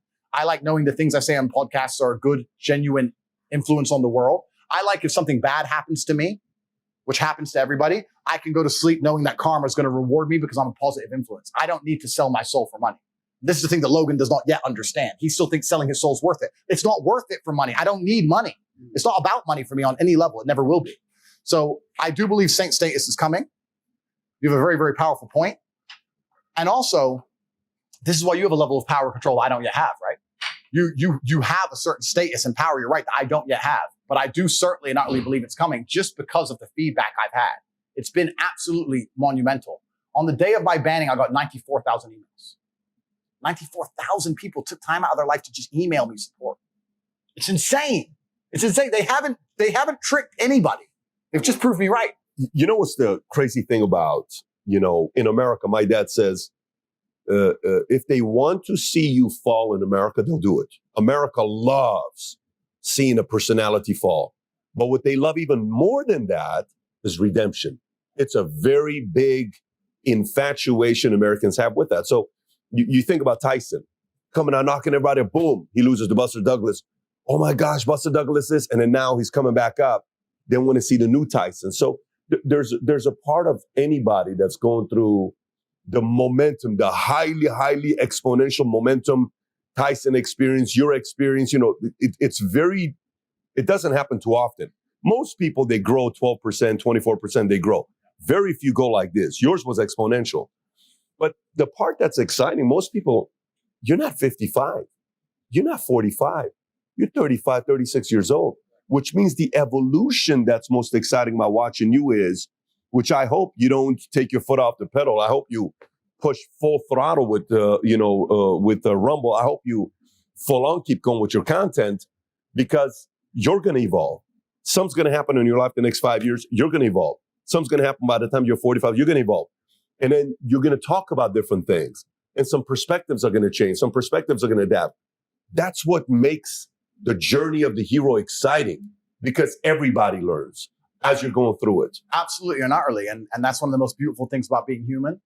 And I was talking earlier about the redemption arc. And you mentioned earlier in my final video how I said, I'm glad that this ban happened to me And one of the reasons I was glad is because it gave me a chance to address the consciousness of the world. There were certain rumors about me which had spread like wildfire.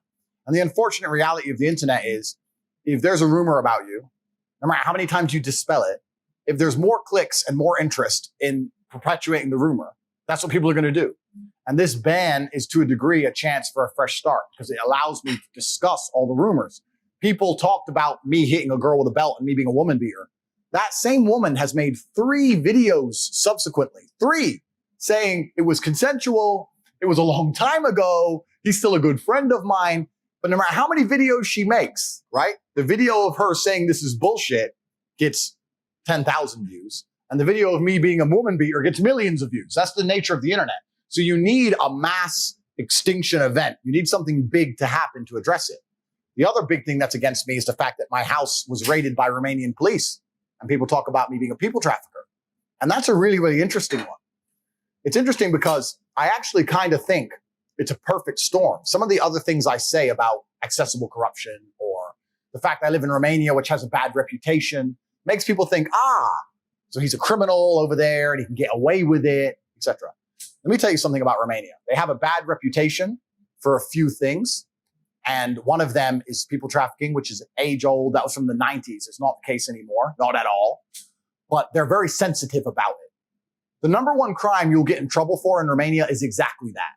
It's the one thing that they're very sensitive about. It's the image of their country. They're not going to allow some guy to make their whole country look bad.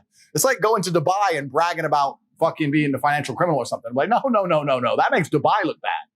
So that's the one thing you'll get in trouble for. I wasn't doing it. What happened was, and I've explained this at length, I was swatted. Loads of people have been swatted. Someone called the police with a fictitious story, a complete false story. We were having a party at our house. There was a bunch of girls there. My brother and I got bored, decided to go to the casino. We don't gamble heavily, but we wanted to go play poker. We went to the casino, left the party unattended. There was like 20 girls there in our PA. So it's only girls in the house. This is all on CCTV. This is the reason I'm not in jail. The girl gets a phone call. It's her boyfriend in America, somewhere in Massachusetts. I saw you on Instagram story. That's Tate's house. The girl, who's from Miami, actually flew over to meet Tristan. She messaged him on Instagram. The girl said, yeah, but I didn't want to be here.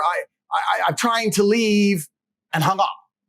So her boyfriend, I don't know, simps, bro. I don't know if he believed her. I don't know if he was jealous of us. I don't know what. Calls the American embassy in Romania and said, my girlfriend's being held against her will in this house. Now, I have absolute respect for the Romanian authorities. I would hate to live in a country where they get a phone call saying a woman is kidnapped and they don't bother to do anything about it. That would be a terrible country to live in. Of course they strapped up. Of course they turned up. They were very, very respectful. They turned up. They were all strapped, but they were very respectful. Andrew, because I'm known in the country.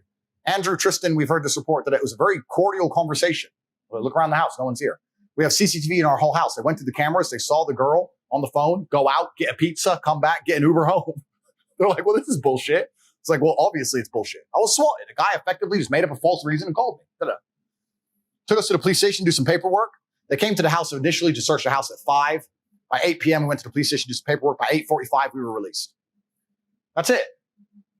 No one talks about that. Tate's house was raided for human trafficking. He's a human trafficker. His house was raided for human trafficking. I have no charges. I'm not on bail. There's no criminal investigation. It's over. It's done. But the nature of the internet, Tate being a human trafficker gets clicks. Some girl lying doesn't get clicks. That's the nature of the internet. So I don't get a chance to dispel these things unless there was a mass banning event. And when I was talking to my team saying, look, we have to change the public image. We have to change the way, create certain things in the month before the ban. We were discussing how do we fix these rumors? And it's hard because especially when you have massive detractors, people who hate me don't want to tell the truth. They hate me. They just want to take anything they can get to attack me. Like I said, they can't attack my physicality or my success. So they have to attack whatever they can get. So there are people on the internet who repeat the same lie on repeat because that's all they want to say. So it was actually a blessing in disguise. So there's no people trafficking charges. I'm not a people trafficker. The woman's come forward saying many times I don't beat women. Like all these things are complete false narratives. And that's why the banning was a good thing because it allows me to finally get everyone's attention and say, listen, calm down. I know I'm top G, but you can't just be a human trafficker and run around the world and get away with it. Like that's insanity. That's crazy. It's almost like a fresh start, clear the air. All right, after the smoke's gone, let's see what we got. It is. It's a fresh start. And although I don't believe my enemies and detractors are logical enough and intelligent enough and also non-emotional enough to accept it's a fallacy and simply stop saying it, what it does do is the Matrix has fired every bullet it has. It's the empty clip. They fired he's a people trafficker thing. It's been proven false. They can no longer repeat it. They can't take the bullet back and reload the gun and shoot it again. So instead of having it as a nagging annoyance, instead of having it as the odd bow and arrow shot at me for the rest of human time, I'm glad they shot me with the M16 and it's done. And I survived, top G, here I am. And I can finally understand that it can't be repeated and it's finally gone away. If anyone listens to my content, I champion masculine, strong men who protect women. That's what I champion. I say all the time, people trying to say I'm negative and my mindsets are negative. If you call a police officer in the heat of battle, you want men brave like me. If you call a fireman, you want him to charge into a burning building. You want men with the tenets I teach. We are protectors of society. We're absolutely not the predators of society. It are the people who are my detractors, the ones I talked about, who are objectively unattractive and objectively unsuccessful. They are the predators, not successful men. I have no need to kidnap anybody. In fact, I beg them to leave my house. I'm not trying to beg them to stay. I'm like, listen, the party's up, young lady. Please go home. So it's absolute insanity, and I'm glad I can finally clear the air on that one. You know, I'm talking to Shaq 2 weeks ago. We were at the event, and Shaq's at the MGM Grand Arena. We're having a conversation, and I said, so tell me about your upbringing, your relationship, values, and principles that your dad taught you. And he says, my dad would tell me, if you listen to me, I'll make you the most dominant big man of all time. So your dad told you that. He told me that. Okay, what else? And all these other stories you hear about with Shaq and his dad. You know, his dad would say, finish this. He was a drill sergeant, so everything was yes, sir, yes, sir, yes, sir. He had that kind of a dad, very much of a disciplinarian, right? Who raised him.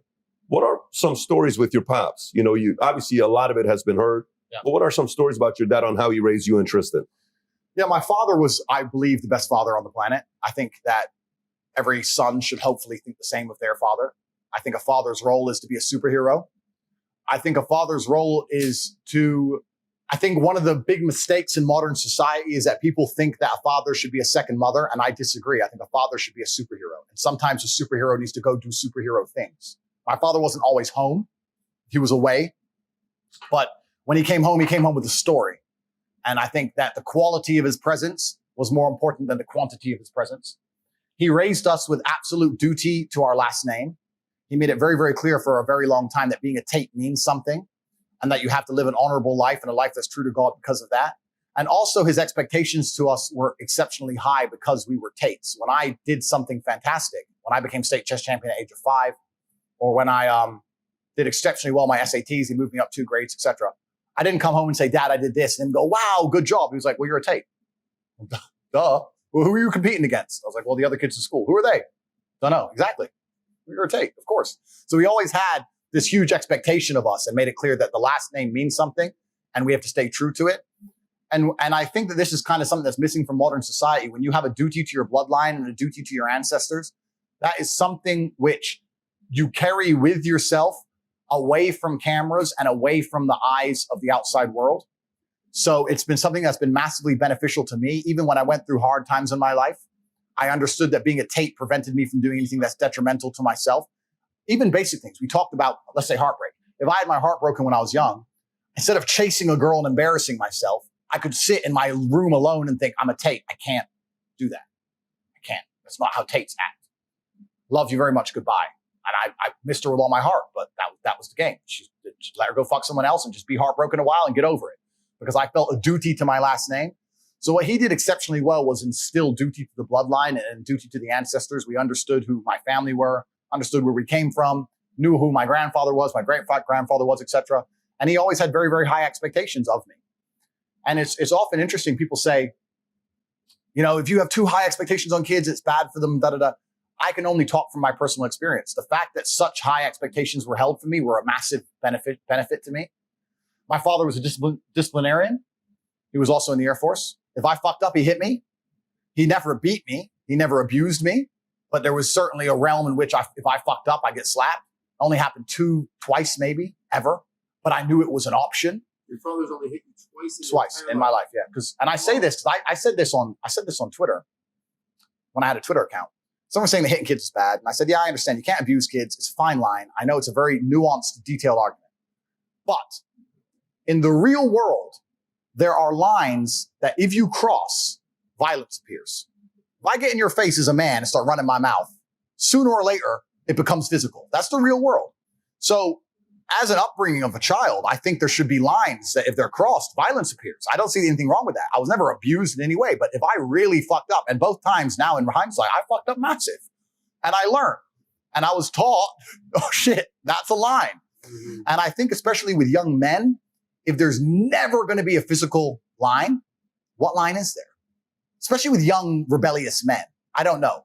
But maybe that shaped my mindset for a long time because I always understood there are lines that if you cross, things become physical. And I've always kept that in mind for how I conduct myself. I say this all the time. Once again, I said this in YouTube videos. I don't argue with people. If I get in a disagreement on the street, I don't argue. I don't, hey, bro, you parked. That's not who I am. I'm like, okay, bro, leave it. I leave it to the last second until I feel like there's no other choice, and then it's pure violence. Because I don't see the point in arguing. That's feminine to me, a verbal argument. Like, I try my very best to de-escalate because you never know who you're fucking with, and you never know if they want to go to jail. But there's a line, and it gets to that line where that's the only possible repercussion. That's all that can happen. And I try very hard to stay away from that line, but I've always been very aware that line is there. And that served me very, very well in my life. The morgue and the prison, both of them are full of egos. And because I know I can handle myself, I'm the number one guy to talk down a fight. But once I realize that talking ain't going to work, I'm the complete opposite. And I think that was taught by my father. Wow. That's how I was taught, And have you seen him fight? Did you ever see him fight? So my father, I have a saying, which is my most famous saying that I say. I said at the end of the final video. My unmatched perspicacity coupled with sheer indefatigability makes me a feared opponent in any realm of human endeavor. And for the people watching, it means unmatched perspicacity, your ability to perceive and understand the world, pay attention to things and take in all of the different variables, pay attention, because a lot of people don't. Coupled with indefatigability, the ability to never become tired, makes you a feared opponent in any realm of human endeavor. So if you pay attention to everything and you analyze the chessboard correctly and you never give up, it doesn't matter if you're trying to climb Mount Everest. It doesn't matter if you're trying to escape a social media ban. You're a dangerous guy. He doesn't quit and he pays a bunch of attention. Mm-hmm. That's a guy you don't want as an enemy. And my father said that. I heard my father say that. The story behind it is we were in Detroit. My father was a world level chess player. He was an amazing man, but he was to a degree a flawed man, let's say. He liked to gamble. My father's attitude towards life is something I've also adopted because I've even said it myself. I'd either want to be filthy rich or flat broke. I feel like slavery's in between. And I said to my brother when we had no money, let's just move to Thailand. Let's just move to Thailand and fight and just live on $50 a day and just run around on the beach and have our time back. Like, what are we slaving away a job to pay the rent and then we're broke? I'd rather I either have to feel like I'm going to make it or just quit capitalism. Yeah. I don't want to be in between. And my father was the same. So he won a chess tournament, a low level one. He made like $3,000 or something. And he said, listen, son, the rent's paid and I either want 100 grand or nothing. It's just who I am. So we went to the casino, lost all the money. Casino's a bad place to go and try and get rich, but that's my dad. Lost all the money. So then we were in Detroit and we were hustling in a park. My dad was a chess park hustler. He'd go into the parks and he'd sit down and say, you all get 10 minutes. I get a minute on the clock. And he'd play 10 games simultaneously while they all had 10 minutes each. And he'd have a minute. And he'd sit there and just smoke them all for money, right? And take all the money in. So, and we'll talk about world level chess players because I'll make it clear. I do not have the intellect to be a world level chess player. Even though I have the genetics, it's something you're born with. It's kind of like being a human calculator. It's something in your brain. You can't train. It's like learning to sing. You can learn to sing, but you're not going to be Mariah Carey unless you're born with it, right? The way his mind worked was a different level of intellect, and I don't possess it. And that's a blessing and a curse because I'm better socially than he was. He was not very sociable as a person. And in these high-level chess tournaments, a lot of them are not very sociable people. And we can talk about that at length, but so he made some money. We went to a gas station in Detroit, and I remember this vividly. I was about 8 or 9 years old. I went to the back, to the coolers. I opened to get a drink, and I heard all this noise. And when I turned around, my dad was fighting 3 men. And I don't know how the fight started. I don't know where it came from. He had one of them up against the door, and he had him up like this, and he was biting his face. And the other 2 are punching my dad in the back of the head. And I'm a kid. And I just stood there like, the fuck? And the Korean guy behind is shouting, stop, stop, stop, stop. And I'm standing there. And I didn't know what to do. So I kind of went to walk over. And although my dad was getting punched, and although he was biting this guy, I remember him turning to me and saying, stay there. And went back to biting the guy. I don't know the fuck. To this day, I don't know how the fight started. Korean guy came around the back, kind of got in the middle. The guys went out. They threatened to kill him. We're going to fucking kill you like gangbangers. We're going to fucking kill you. We're gonna fucking kill you. My dad had blood all over his face, some from the guy, some from him. His eye was black. His eye socket got fractured. His eye was closed. Bumps all the back of the head. So we stood there and the Korean guy started panicking, saying, my store damaged, my store. Wait, police, wait, police, wait, police. And I think my dad was a bit disorientated. He never went down, but I could tell he was a bit dizzy. So my dad stood there and he stood like this, like in like military position, stood in the corner of the place and we waited for the police officer to come. And the police officer came and start doing reports, asked what happened, start talking to reports, etc. And the police officer said to my dad, so you fought these three guys. He goes, okay, well, what's your job? My dad said, I'm a chess player. And the police officer said, well, maybe you should have been something else. And my dad said, my unmatched perspicacity, coupled with sheer indefatigability, makes me a feared opponent in any realm of human endeavor. I remember him saying that was his answer to the police officer. The police officer was like, yeah, how do you spell perspicacity? Okay, bro. Unfatigability. He wrote it down. Yeah. And that was a saying that my dad started using then on after, and I adopted. So that's the only time I ever saw him fight. And he didn't win. I mean, the guy got fucked up, but he didn't go down. I mean, he dealt with all three of them, and they left in the end.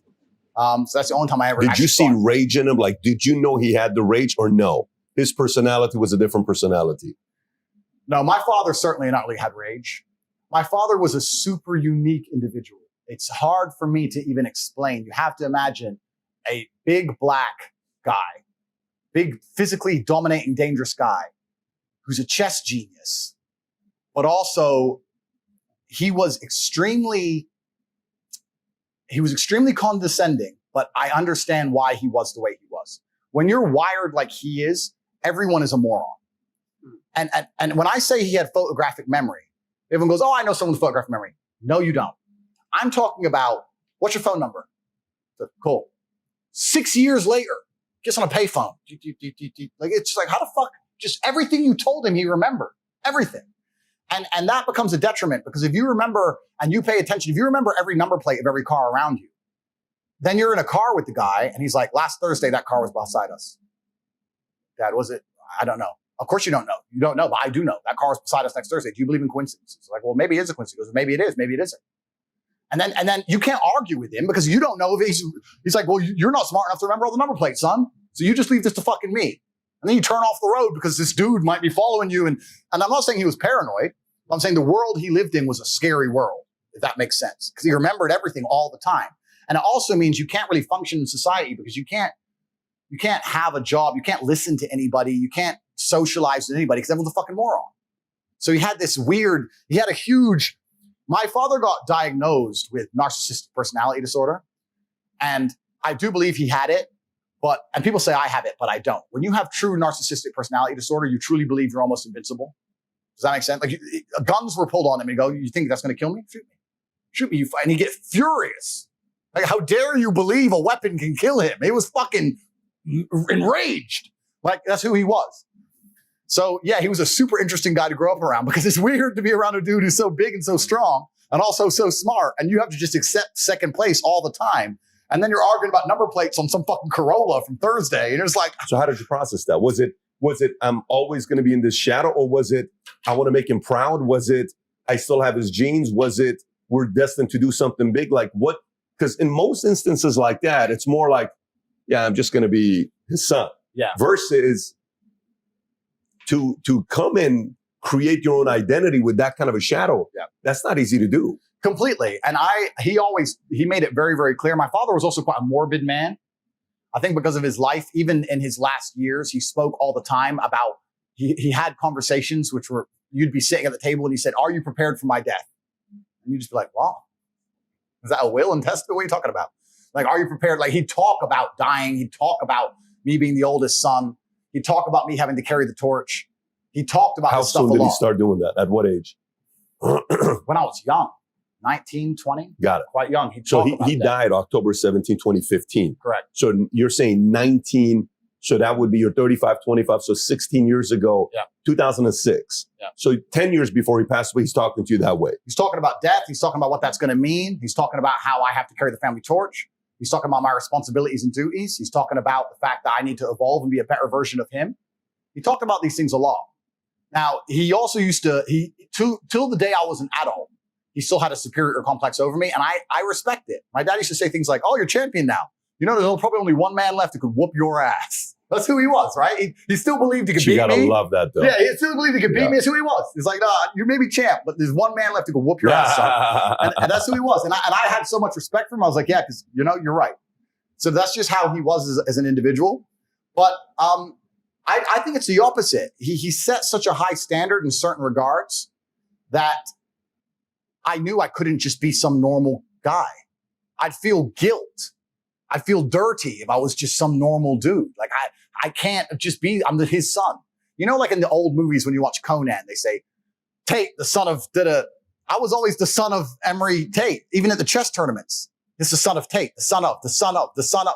The expectation was there. And instead of it preventing me from creating my own identity, I was actually the opposite. It's like, okay, I have to be fantastic.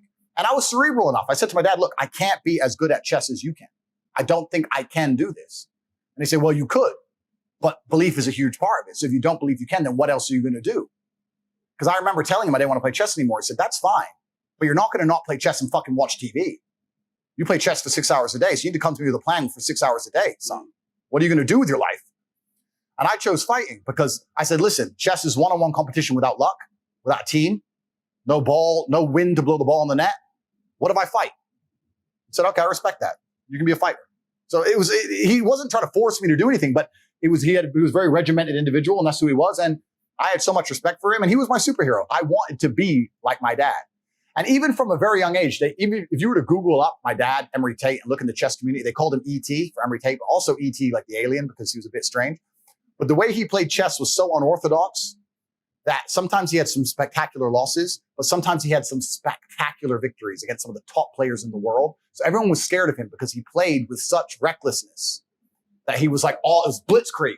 If you get through it, you survive, you get to beat him. But when it's coming hard and the heat's on, he destroyed some grandmasters so badly that they took like a year away from tournaments, like genuine like embarrassment. That's how he played. So nobody wanted to play my father because it was a risk, right? Because he's only top 200 in the world, but he's smoking top 10. Sometimes he loses, but sometimes he'll fucking take your head off. So he was an anomaly. So whenever I went to a chess tournament, they're like, Tate's here, Tate's here. There's always the rumbles and, oh, Tate's here, fuck's sake, Tate's here, Tate's here. So the name was always feared. And I think that was part of it for me. I wanted, when I turned up to a fight event, Tate's here, Tate's here.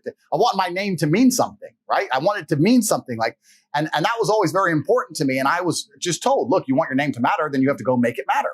It's not going to matter by default. And if you have good parents, and some hardship and some trauma, I think any man can become anything they want to be. How did he bring the two of you guys together? Like, what would he say? It's three of you. It's you, your brother, and your sister. Yeah. What would he say to keep you guys together? Was it, hey, you guys can never backstab each other. You guys can never do, like when the whole example we given with Logan and Jake to you, that doesn't make any sense. Correct. What did he say to unify the two of you guys or the three of you guys? Yeah, so that's a really good question. He was very, very focused on my brother and I's relationship and making sure we're close. And he just made it clear that as you excel in life, you're going to have a lot of enemies. And if you can't rely on your brother, you can't rely on anybody. And even when we were kids and we would argue, I remember one time we were arguing over Lego, dumb shit. And we were in the dining room and we're arguing over Lego. And my brother ran in there and said, Andrew stole the Legos, da-da-da. And he said, I don't have time for this bullshit arguing over fucking Legos. And my brother was crying because we'd had a little fight and I'd hit him or whatever. And he put us in the dining room. He said, you're both staying in this room in fucking silence for 2 hours straight. If I hear a noise, I'm starting the timer. So sit here. And we're both scared to get hit from him, right? So we're like, shit. So we sit there. And we're sitting there looking at each other, two 10 and 8-year-olds, crying, angry at each other. And as soon as one of us would like move on the seat, he'd say, I'm starting again. And after 2 hours of sitting in perfect silence, it got to the point where me and Tristan learned, just don't argue around dad because you're going to end up just sitting in silence, staring at each other in the face, just sitting there. So we just didn't argue around dad anymore. And then by extension, mom was like, I'll tell your dad. So it was like, oh shit. And then we just stopped arguing completely. Me and my brother have not had a serious argument in years. Gotta love it. Well, if we disagree, Wow. we'll like, okay, we disagree, it'll be 5 minutes, 10 minutes. Sure. But we'll never, ever argue. We share everything. We live in the same house, all the cars we share, bank accounts, like, besides women in underwear, you name it. We share absolutely everything from head to toe. We never, ever, ever argue. And another key to that relationship is Tristan accepting I'm the older brother. That is a big key to it. Tristan will accept. Older or alpha? There's a difference. It is a difference. But I also think if we ever do truly contest, he will say, okay, well, it's 50-50. And I might pull out this card once a year, if that, but you're the older brother. So there still is that older brother Meaning thing. he knows you're the alpha. I think so. Yeah, I think he knows, well, you're the big brother. You're the older one, so thing. So if we're ever 50-50 on a call, I'm the older brother. So that's it. But I also, unlike a social media company, know when to use my power. I also know when to concede and when to say, you know what, okay, you know more about this, or you know more about that, or you care about this more than I care. I don't give a shit. Whatever. But very rarely I can pull that card. But he was very, very interested in creating that relationship and making it very, very clear to us that as my father lived in a combative world where he was surrounded by enemies in his mind, whether it's a Corolla with a license plate, whether it's people trying to kill him, whether whatever, the KGB agent at the chess tournament who threatened him in Russian. My father was fluent in Russian. He always had enemies, and he was actually attacked and very badly hurt in Budapest in 1998. He played in a chess tournament. He beat a Russian grandmaster, and then he was jumped and beaten in the subway and had to be hospitalized and nearly killed him in a subway in Budapest in 1998. He believed it was a hit from the KGB, but the guy was an ex-KGB guy. I personally think you just beat an ex-KGB guy and pissed him off. Wrong place, wrong time. Eastern Europe was different in the 90s. They hurt him bad. So he lived in a very combative world. And in his world, it was, Andrew, they're going to come for you. You're a Tate. They're going to come for you like they came for me. And if you haven't got Tristan, you haven't got anybody. And he always taught us. Combative or paranoid? And that's the thing. You're paranoid until you're right. You can be paranoid for 20 long years. And then it goes down. So it's hard to once again say. It's also, again, like when I talk about my father, we talk about, let's say, the number plate things. Was this person following them? No. But that's his world. Your mind is your world. If in your world, we talked about believing in things that give and giving it power. If you believe you're being followed, you're effectively being followed. Like, what's the difference, right? So he was paranoid, but he was reacting to the reality he lived.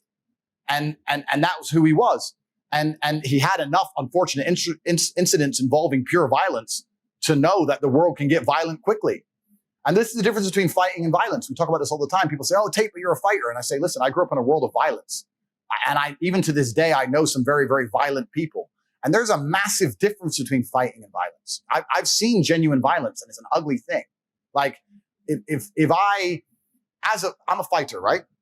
But if I had a real beef with someone, let's say they killed a member of my family, I wouldn't be trying to fight that man. I'd be aiming to be violent. An SUV on a pavement is violent. 10 dudes with a machete is violent. Like, violence is violence is when you don't allow any chance of victory for the opponent. Violence is there's no competition involved. Violence is just pure attack. And my father's been subject to that, and he survived it, but he's seen how it works, and he's just made it very clear. Andrew and Tristan, your best hope is together. You can't do it apart. You can't do it separate. And this is also, I think, a lot of our mentality, even to simple things like girlfriends. Because a lot of brothers, they get different girlfriends and they move in with their different girlfriends, and their girlfriend doesn't want them hanging around with their brother because they're too busy having fun getting girls and all this kind of shit. And to a degree, your relationship with females can attack your power dynamic of your brothers. But me and my brother never allowed that. If I sat with a girl and she said, oh, your brothers, I don't like your brother. I said, listen, you better learn. You can learn, or you can leave his house. This is your house. This is our house. You can choose. You like the Tate brother. You like me, obviously romantically, but you like him. He's your best friend. Or you can leave this house. And some girls have left. That's fine. But we've always allowed nothing to get in between us. And I think even if I analyze the Paul brothers, Jake and Logan, I think if you look at their podcasts carefully, they talk about like some girlfriend, they both fuck the same girl and all this stupid shit. But like, he's your brother, bro. Look, fucking some girl. She's forgot about both of you. It's crazy. You got to have that blood bond. And I think in many other cultures in the world, this is more common. Like, I grew up in Luton, which is it's England, but it's a very, very Muslim town. And all the gangsters and dangerous people, and even the most successful businessmen, all of them, when I was in college, were Muslim guys. And I was like, hey guys, what's your fucking secret? Like, how are you doing this? You work in a chicken and chip shop, a fast food restaurant, and you're pushing a Lambo. How? He's like, well, I have 9 brothers. I was like, yeah, but what does that mean? He goes, no, because when he used to call me white. When you white boys have 9 brothers, you all get 9 girlfriends who go pay 9 different rents. When I have 9 brothers, that means 9 women move into the family house. They all cook and provide, and us 9 men go make money and we pool our family incomes. How can we not have a Lamborghini and own the house we're in and the house you're renting? It's a different mentality. How much did the Muslim religion have influence over you? I think that it's I have so much respect for it because I respect anybody who says what they mean and means what they say. And I feel like they're the only religion who do. I feel like every other religion is so wishy-washy that it doesn't mean anything anymore. I don't believe in ignoring the tenets of your own religion for acceptance or for mainstream news to like you. Then what do you have? They say what they mean what they say. And primarily they focus on family and their own. And I have to absolutely respect that. And like I said, I grew up around these huge Muslim families where all of them had pretty unremarkable jobs and they still had property portfolios and supercars. And I was just like, okay, that's the power of brotherhood. That's all it is. I only had 1 brother. I wish I had 10. Imagine there was 10 Tate brothers. Oh, no, I don't think we're ready for that. Imagine the world then. Can I ask you a question about your father? I don't know if anyone's asked you. I don't know how spiritual you are. I know you said you're a man of God. Yeah. I don't know if you believe your father looking down on you. Yeah. You said that he had a narcissistic complex. Yeah. That even when you became world champion at 18, it's like, you got one other dude to whoop your ass, Andrew. If he could talk to you now and see what you're going through, all the highs, the lows, the money, the women, the cars, the this, the that, the banning, all that, what do you think your father would say to you right now? And what do you think he would say to your brother? That's a really good question. I don't think he would comment so much on what's happening to me more than he'd comment on how I'm handling it, which has also been a massive source of strength for me. Like if he were to come back to life for a day, I don't think we'd waste much time talking about the Matrix and why they're doing it. I think he already had an innate understanding of that because of how he lived his life and how he was attacked. He already understands all of that. It would just be how I am dealing with it personally and how I'm using it to my advantage. The moves on the chessboard. And once again, when I was saying before about using your last name and the duty to it as a massive source of power, that's been a massive source of power to me my whole life and during this experience. Like they've attacked me from every angle. They've tried to destroy me from every angle. I'm a Tate. This is going to backfire. They pushed that pawn and I'm about to fucking wreck them. That's just who I am, right? So I think he'd be far more happy with how we've handled it as opposed to commenting on what's actually happened. And my father was very, very family orientated. The other thing he'd be very, very big about is talking about me and my brother and making sure that we have progeny and raising them correctly. He made it very clear to me for a very long time, the most important thing you can do is have children. This is the most important thing you can do. The rest of it, it's the link to he told us that. He said, in fact, on his own Twitter account, my father's not banned from Twitter. He stopped tweeting in 2014, maybe. Tate Terrific on Twitter. You can look him up right now. He has a few tweets on Twitter. Obviously, he's dead. The account's dormant. It's all there. Tate Terrific. And one of his tweets is, love is my link to the future. I have 3 kids. If I could live forever, I would deny it. The better versions of myself already walk the earth. That's what he said. And he said that before he died. So he has all his tweets. And still to this day, sometimes I'll go back and read some of his tweets. And it gives me inspiration. I'll give you another one he said. I read only a few days ago because I read through his Twitter account sometimes. He said, I allow manipulation to see where my enemy wants me to go. Then I use my mind to break the trap and punish all perpetrators. And I like that. So he'll watch the news. I used to see my dad watch the news, allow the manipulation, watch it all, turn it off and say, son, this is bullshit. And he'd sit there and dissect it all from head to toe. So he'd allow manipulation. He wouldn't deny it. He wouldn't say, no, don't come at me with bullshit. He'd say, oh, you have a bullshit story. Come tell me your bullshit story. Come tell me. He would say, don't watch the news. It's all bullshit. No, tell me. Embrace it. And then he'd use his mind to break the trap and punish the perpetrator. So he was very understanding of this. And a lot of his tweets are good for these kind of things. He was saying, allow them to attempt to manipulate you. It's no problem. Another thing he says, one of the things I said earlier in this podcast was his. You must analyze every firmly held belief you have, realize where it came from, who gave it to you, and if they have your best interests at heart, resist the slave mind. He said all this stuff, so I'll tweet it out. So yeah, he's still alive to a degree, you know. So whether he's watching or not, on one of my Instagram posts, which got deleted, there was a Povetkin, the boxer.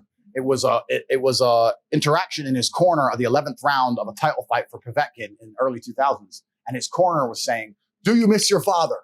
And he said, "Yes, I miss my father." He goes, "If you become champion, he lives forever." Oh, shit.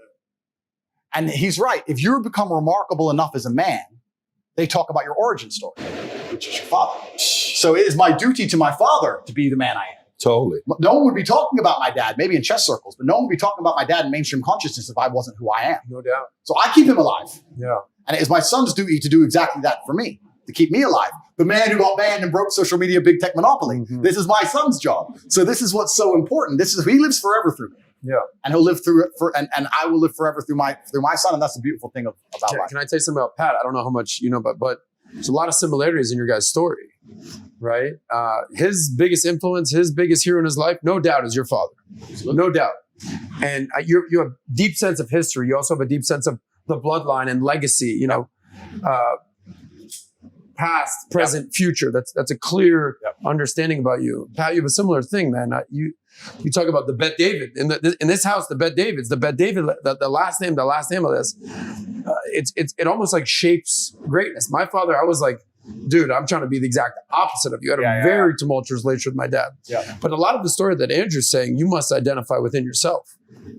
No question about it. Like the whole David Tate part where Tates were just, the other day we're walking with Dylan. Dylan's my 8-year-old. And I said, Dylan, you realize we have the most powerful last name in the world. And he says, yeah, I know. 30 seconds later, he's not saying anything. He says, Daddy, how do you know that? I says, that's all that matters, that you believe it. You just have to believe it. He says, as long as you do, you're squared away. He says, I believe it. I said, that's all that matters. You're Bet David. So I understand what your dad was doing with you. But let me ask this. Sure. So I run a sales company, and my style of teaching works with, it used to work only with one type of personality. Yeah. And I realized I'm one-dimensional. Then I went to adjust because I was only attracting single guys that don't have any kids and they're 18 to 25 years old. Yep. Then I said, no, I'm selling insurance. I got to be able to adjust and, relate to the married man. Yep. So then that it opened up, and it was 3 different ways of communicating with 3 different audiences. Absolutely. Then it goes 5, 7. So now you become multidimensional. Absolutely. Did your dad's messaging resonate with your sister? Because your sister is a lawyer. She also is successful. Yeah. How did she receive his messaging? Yeah, my sister is very successful. She is a lawyer, and I do think it resonated to a degree. However, I think my father's worldview was so primal and so based in many things which have a masculine edge, like threats and violence and enemies and things that women don't truly consider, that I think his teaching style was far more akin to men. And even, I think that's just how he was. I think that it's easier for a man to adopt it. I don't think that many women, and I don't want to be labeled a misogynist, this is just my worldview. I don't think many women have a true, because it's not their job to be, to some degree, they feel like men should protect them to some degree. Most of them, I don't feel like they have a true akin to threats sometimes.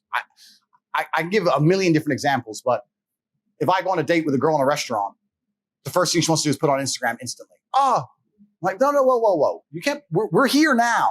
Like, you can't be putting that we're on in this restaurant with the napkin and that's how they kill Pop Smoke. Like, calm down. But it doesn't consider their mind there's a threat, or that many women don't accept that there are groups of men right now sitting in rooms, scrolling social media, looking for someone to get. They're just sitting there, 10 brothers from fuck knows where, sitting there just going, that was 10 minutes ago, this tag. Oh, Mr. Bugay. Yeah, Tate's in Miami at the club right now. It's real. This doesn't really cross female consciousness sometimes. And I understand why, because I think if a woman knew how dangerous the world is, she wouldn't leave the house. So it's easier just to not look at that world. But the way my dad taught and the things he said, it resonated with me and my brother more than it would resonate with my sister. My sister's still very, very successful in her own way, and she's married now, and she's a kid, et cetera, and she has her own man, et cetera. But also, I think when a woman gets married, she takes influence from the man she marries. Lots of different things. But my biggest male influence was my father, always will be. There'll be no one else who can replace it. your sister should take the influence Completely. from her husband. Completely. If that's the man she wants to be, and she wants her son to replicate the man she's had a kid with, then yeah, she absolutely should take his influence. I completely respect that and understand it. But my biggest male influence in my life will always be my father. It can never be replicated or replaced, whereas hers possibly could. Tristan's your best friend, brother, business partner, the whole thing. Everything. What would you describe your sister as? My Just sister's your sister? Yeah, my sister's my sister, yeah. And I wish her the absolute best. I have nothing bad to say about her. I wish her the absolute best. But the bond me and my brother have, I don't want to say this in any kind of negative way. I don't feel like I couldn't live with my sister full time, like in a same house, talking about, like, it just wouldn't be, it'd be weird. I don't know why. I always think there's going to be some degree of disconnect just because of the gender. If someone hurt her, I'd be the first person to be there and help her, of course. But she belongs to her man now. They're married. They're happy. They're in love. They have a child. And she has a degree of separate life, whereas me and my brother's lives will always be interconnected to the end. How do you get along with her husband? He's a good guy. Yeah, he's a really nice guy. Yeah, he has nothing bad to say about me, funnily enough. Doesn't doesn't want smoke. Nah, he's all right. He's all right. He's a good guy. We don't want him to end up like Tony. Yeah. What'd you say? But you know what it is, though? The whole point is, one, the person has to want to receive the message. Two, the person selling the message, the messenger messaging may only relate to a certain audience. It may not relate to everybody. It's not easy. This messaging that your dad's teaching, your dad taught, this is not a popular messaging where it's like, Jordan talks about in Last Dance. He says, if it wasn't for his dad, he wouldn't be who he is. If it wasn't for his brother, he wouldn't be who he is today, right? There's a scene where his dad's like, whatever, Michael, just go. Listen, man, you're not a man. You go out there and just play with your toys. We're going to go out there and fix some things. Yeah. And Jordan says, when you're going through it, it's psychological torture when someone's doing that to you. Yeah. Like your dad is doing that to you, is challenging you. Yeah. But he obviously responded to it. He became an assassin in the game of basketball because he received it. Correct. But the individual has to receive it as well. The individual has to receive it. And also, but I think the modern world's changed because there's a lot more opposite programming to your parents than there used to be. I used to go to school, finish school, come home, play chess. I was never really allowed to really watch too much TV. I didn't play Nintendo too much. I played chess. That was it. That's all I really did. So besides the school teacher or the little bit of school I had, I didn't have too much outside programming from the matrix itself. But nowadays, when you're raising a child, it's far more scary because you're trying to teach them things. That's fine. But YouTube's trying to teach them something else. And Netflix trying to teach them something else. And school is trying to teach them something else more than ever before. And on top of that, if you're not a wealthy individual, your wife now has to go to work, right? Because you have two incomes to pay the bills. So your children are not even at home with the mother or the woman who adopts with your ideals, because otherwise you wouldn't be together. Now they belong to the state effectively in many different ways. The school raises them, then an aftercare program, then internet raises them. So now you have a very difficult job. And you'll see, even if you look at YouTube now, children disagreeing with their own parents about certain issues, no matter what they are, some topical issues, politics, LGBT, whatever. The parents will say, no, that's not true. Well, I heard in school it's true, because they spend more time inside the matrix than they do with their own parents now. And it's very, very difficult now as a parent to get that hard time with your kid and say, resist that. I want you to be this way. It was easier when I was raised. Now that's scary. I think it's a very, very difficult job parents have now because of that. Because the programming is exceptionally strong because it's entertaining, right?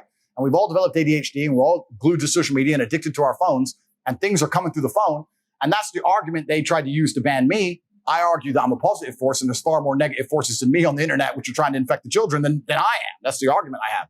I'd argue that I'm the complete opposite to it. But yeah, it's a scary world now. It's scary to have a child. I have a simple question for you, but it's actually very deep. Because you'll understand where I'm going with this. How many times have you seen the movie The Matrix?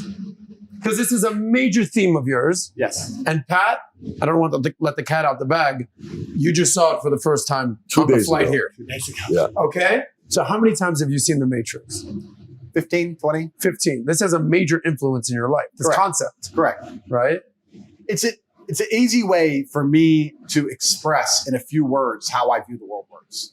I've adopted something from popular culture and I've adapted it to try and quickly explain. If I try and sit and explain that most people are being used for their resource, they're being projected a reality that isn't true, they're convinced of things that aren't true, they're promised that if they slave away hard enough, at the end you'll retire, at the end it'll be good, which is a lie, and they're just used for their resource until they die. To get into that and explain that at length is difficult. But if I say you're inside of the Matrix and they've seen the movie, they're like, what do you mean? You're inside the Matrix. You're living inside of a projected reality and your body heat is being extracted in real time for the machines. That's what's happening to you. And they're like, I don't understand. You will understand once you break free. How do I break free? You break free when you can talk freely. This is the thing that's amazing. And I talk a lot about money, but I'm not that financially driven. I just understand if you don't have money, you can't have an opinion. You can't say what you think. You can't do what you're not told to do because then you can't pay the mortgage. If they say wear a mask to come to work, even no matter how much you know that mask is fruitless, you must pay the bills. You must comply. That's the matrix. You have no force but to comply. It's only when you get to a point of money where you can say, no, my principles are worth losing X million. That's when you can escape the matrix. Money is a primary motivator to escape. I've always been interested in freedom more than money. It's not about having nice things. It's about having freedom of mind and freedom of thought and freedom and autonomy over my own body. That requires money. Or it requires the complete opposite. Like I said earlier, it's either no money, living on the street, or a lot of money. Anywhere in between, you're controlled. But if you ain't got shit and you're on the beach, wear a mask, get fucked. Get fucked. Or you take my house, I ain't got one. No. So when did give you me a fine, Sure. go on then. Like, I ain't got any money. Like, so that's the only way you escape. You escape through extreme poverty or escape through wealth. And I was prepared to take either route. I was prepared to take either one. I want to go to that topic, but I want to finish up the family thing and then we'll go there because that's a big part of, look, there's a lot of interesting people to psychoanalyze. Yeah. I'm sure you've sat with a lot of people that try to psychoanalyze you and go through it. Yeah. A lot of them. Most important person I psychoanalyze is myself all the time. Absolutely. One time I sat down, I had a list of 83 questions that was given to me. And one of the questions was, who annoys you the most? Why? Yeah. Who do you get along with the most? Why? Yeah. Who do you not get along the most? Why? Yeah. And then I'm at the beach, I'm going through this question, I'm like, holy shit. Then you notice a trend. Like, no wonder I don't get along with people like this. Because you remind me of this. Yeah. No wonder I get along with you because you bring a certain level of safety. Yeah. No wonder I'm okay in these types of chaotic situations because I feel peaceful in chaotic situations. No wonder I'm scared shitless and paranoid when things are too peaceful because I've not lived in this kind of a situation. Yeah. So then you're like, okay, now I understand who you are, guy. Now let me live with you. It's kind of like you're, living with yourself. So influence of that over you, what positive or negative influence? You talk about your dad, you said women, what was it? Booze, gambling, right? You talk about that. We also talk about the positive influence of that. What positive or negative influence did mom have over you? Yeah, so my mother was fantastic. She was an amazing mother. I don't know if I can talk about positive and negatives. My mother was very much subservient to my father, which was a good thing. They used to have arguments, etc. And I think I learned a lot of my lessons, I guess, on male-female dynamics to a degree from my childhood. Like I remember one time my father was away at a chess tournament for a month and a half. He was away for a really long time. He was at a chess tournament playing chess all over the country. Came back after a month and a half. Within 45 minutes, him and my mom are arguing. I think she found something in his pocket, a phone number. So I don't know what it was. Started arguing. He just walked in the house. They started arguing, and he came down to me and said, son, give me a hug. Gave him a hug. He goes, all right, see you in a few weeks. I was like, where are you going? He goes, when you're older, you'll understand. Your mother won't shut up. Walked out the door. I didn't see him again for 2 weeks. That's who he was. Like, I come home. Oh, you want to fuck this? Fine.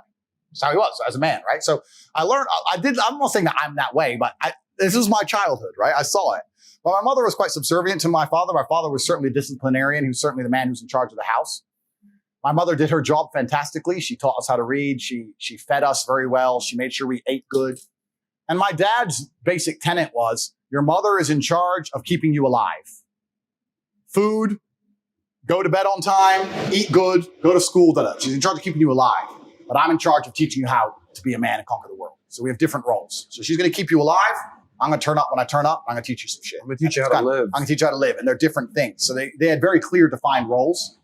To this day, my mother, she's still alive. I've retired her completely. So the first thing I did when I got rich was retire my mother. First thing I did, because my mother was, when they broke up. So the sad story of my father, which I've never told, but I'll tell it now. My father was in the Air Force. He discharged.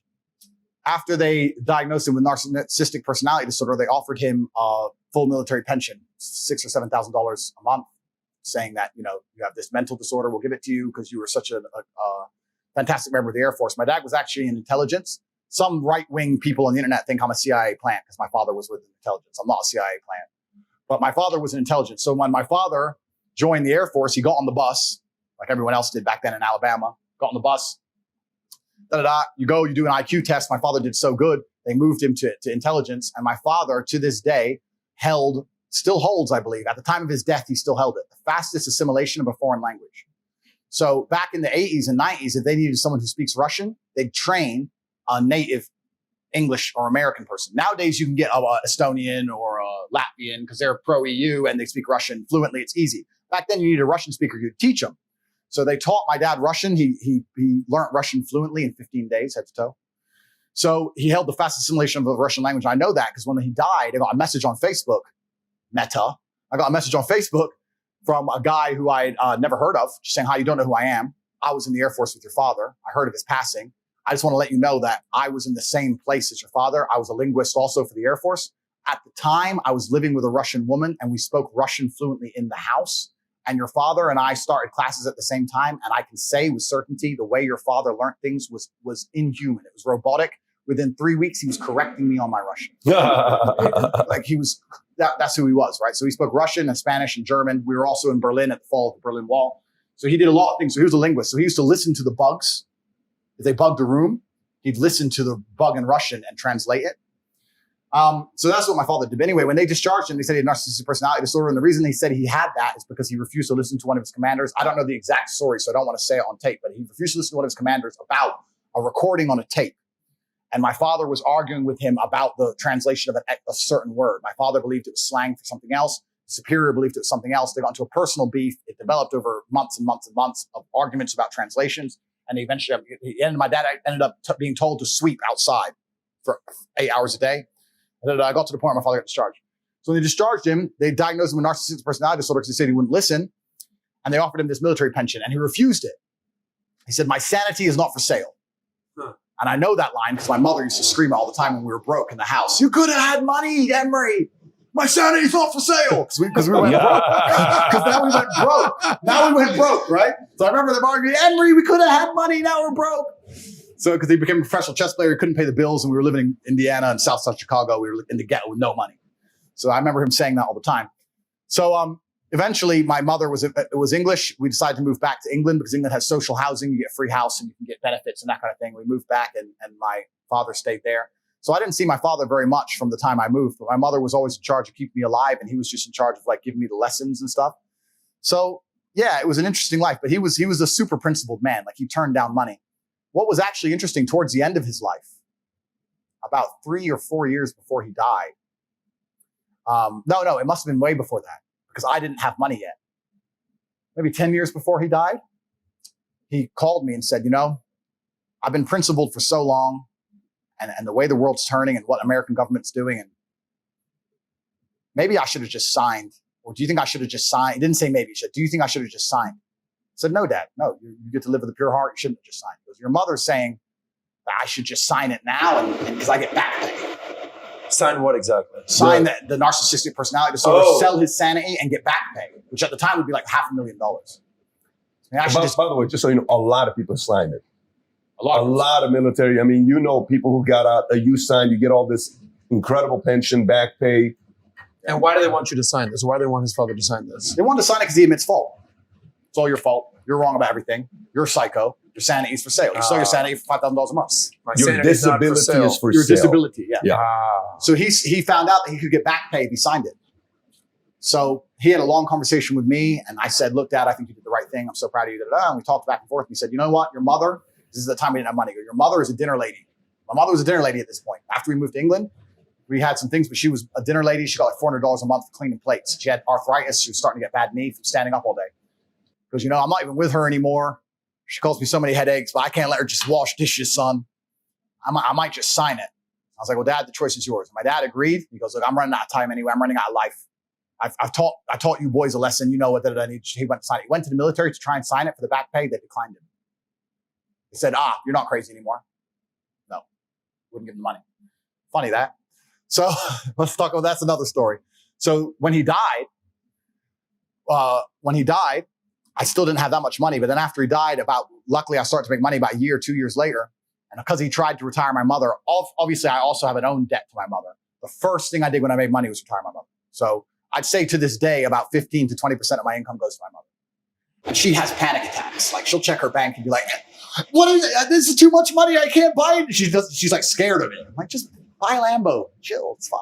So I make sure she's super well. Mommy Tate in the Lambo riding down the street. Yeah. What's up, bitches? Okay. So she's running around the world on these cruises and shit. So I retired my mother because that was one of my dad's last attempts at appeasing her. So yeah, she's retired. So I have a really good relationship with my mother, but my mother has absolute trust in me. Like my mother just calls me and goes, even during this shitstorm, she goes, Andrew, they're really coming for you. I know you know what to do. I don't know what to do. I'm like, stay on the cruise ship, Mom. Don't worry about it. I got it. So she's not like above me. It's hard to explain. She looks up to me. She's like, totally. You fix it. Of course, you're the leader of the household. But, you know, an interview was done with Bill Clinton. I'm reading this book called not first-rate madness, it's the other one, hypomanic edge. And Bill Clinton's mom was bipolar. And one of the things he finally said is this interviewer is trying to get information on his mom. And he knows that the mom has issues and they're going back and forth. He finally says, look, there's zero benefit for me saying anything bad about my mom.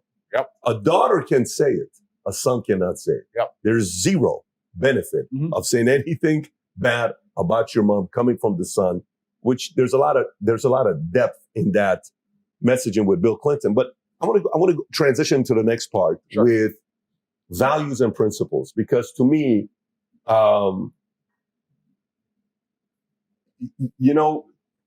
certain things I'm paranoid about, or whatever word you want to call it. My wife's like, what's the big deal with that? Or what's this? You're always thinking somebody's after you because of life you lived. I'm like, listen, unless you really fully understand a life a person's lived, you're not going to know why they're wired the way they are. Correct. You're recreating yourself constantly, but there's also the life you've seen. This is the life you've seen. We've not seen the life you and Tristan have seen. Correct. But when I watch you, I'm like, okay, strong personality, high self-confidence, comfortable in his own skin, BMF, badass, great communicator, charming, charismatic, persuasive, all this stuff. Stuff he says about women, 5 wives, all, playing around, constant, all this stuff. But I feel a strong level of conviction in traditional values, in conservative values. And then I'm listening to you, I'm like, okay, so I grew up with certain men that have influence over me. Hey, why do you interview all these mobsters? I grew up watching Godfather 2 and Goodfellas and, all the, and there's certain things amongst them that I really respect. Forget about the stuff about, the murder, the killing, set that aside. But certain code they had that they worked together with, it kept things safe. So this is why we like watching Casino. We like watching Godfather. We like watching this. You ask any Fortune 500 CEO, half of them are going to say, what's the movie that influenced you the most? Godfather 2. Godfather 2. Godfather 2. As much as we're like, well, not in real life, but in a movie, fine, but not in real life. Yeah. But where's the conservative, strong values that you have? Again, this to the average person watching and say, what the hell are you talking about? This is the same guy that talks about women shouldn't drive, women not this, women not this. I feel like it's there. I feel like sometimes you don't fully bring it out. I feel like it's almost like, the saying, I worked with a leader for many years who the saying was, never show hurt. We never show hurt. You never show hurt. You never show hurt. Never show hurt. You never show hurt. And you're like, never show hurt. I'm never freaking showing hurt. Hell no, I'm not showing hurt, because I'm not going to let you have one in over me to a vulnerable and then you use that to get something out of me. I'm not freaking doing that to you. Never show hurt. Never show hurt. And then the other side is, but if people are going to really know who you are, you got to show a little bit of vulnerability for people to know who you are. For you, values, principles, deep down inside, traditional, is it real or is it just a pure, confusion I have here with my, understanding of you? No, it's absolutely and utterly real. And I think that it is based in the natural. I think it's a natural tendency to be conservatively minded if you are masculine and also if you are competent. I feel like a lot of my traditional masculine values just come from my respect in myself and my confidence in myself in dangerous situations. If I'm recently, I was in the Romanian mountains. It started to snow heavily. There was a blizzard. I was with a girl. It was her car. She goes, oh, we have to drive home. I said, I'm going to drive. She goes, my car. I said, yeah, but I'm going to drive. She goes, why? Because this is a blizzard. She's like, well, okay. It's not me being misogynistic. It's just, I know I can drive in a blizzard. I just trust me. I just trust myself. And I trust future self even more than I trust my current self, if that makes sense. So if I have a situation now where I have a play to make and it seems semi-risky, I'll think, well, future Andrew's even better than current Andrew. So future Andrew, 4 years from now, he'll fix it. Let's say it goes wrong. Future Andrew's got it. If current Andrew can pull X off, future Andrew can pull Y off. So we're going to take the riskier option with a bigger reward, for example. Obviously, you don't have to be stupid, but I think that when you have true belief in yourself and you have true competence, you're going to naturally inclinate towards being a protector and a provider and have these conservative values. It's really interesting that the closer a society is to the survival line, the closer people naturally bend to their gender roles anyway. So let's say we take America, right, where you have feminists and hard liberals and all this garbage. if they were all marooned on a desert island, let's say there's a shipwreck, they got marooned on a desert island, one of two things would happen. They'd stick with their Western world garbage and perish, or they would all quickly align to the natural baselines of humanity, the gender roles. The men would build and hunt, the women would gather and look after the sick, and then they'd survive. The closer you are to survival, the more important you are. The more important it is that you align to your gender role, because if you don't have a chance of survival. So in countries where it's harder to survive, they're more traditionalistic. It's only in very, very privileged societies can we pretend that you do not need a man who can protect himself and others. So that's a very privileged society, right? So I think when you have a hard life and you've lived a life on edge, you're naturally going to be inclining towards those things, towards reality and towards conservative values and towards traditionalism, because that gives you the highest chance of survival. I have a highest chance of survival if I focus on doing X and I am this type of person, and the woman next to me is this type of person. And that gives us the best chance. And that makes me a traditionally masculine male and her a traditionally feminine female, especially if you're living a difficult life. Does that make sense? And especially in many parts of the world, that's still true today. In most of the world, that's still true today. We're talking on these podcasts to extremely privileged individuals who want to sit and throw away 98% of how the world functions and say it's bullshit and come along with this brand new thing they've invented for the last 15 years. And I say this often. I say, you find me dangerous that I said something that got me in a lot of trouble. So I'll say it again. I said that if I was going to get on a plane that was going to fly through the eye of a hurricane, and there was a 50% chance of it crashing, I would prefer a male pilot than a female pilot. Feminist lost her mind, called me misogynistic. I said, no, I think that men are calmer under pressure. I'm not saying the pilot, assuming they have the same skill, I'm talking about just the pressure of the plane crashing. In my experience, men are calmer under mortal pressure than a woman would be. She might panic, and then we're definitely going to die. I'm not saying she would panic. I'm not saying all women would panic. I'm saying if I had to choose male pilot or female pilot for this semi-suicide mission, I would choose a male pilot. That's my life experience, right? Everyone will attack me for that, but that's just a life I've lived. By extension, if I had to drop my children off at nursery, I want to drop them at an all-female nursery. I'd never drop my 3-year-old or 4-year-old kid if I had one at an all-male nursery. That'd be weird. So to me, this is how most of the world still functions. This is how the Western world functioned until 10 or 15 years ago. And I say these things and I'm vilified, but I truly believe I wouldn't be so popular and not so many people would resonate with me if large swaths of the population didn't go, well, he has kind of got a point, I guess.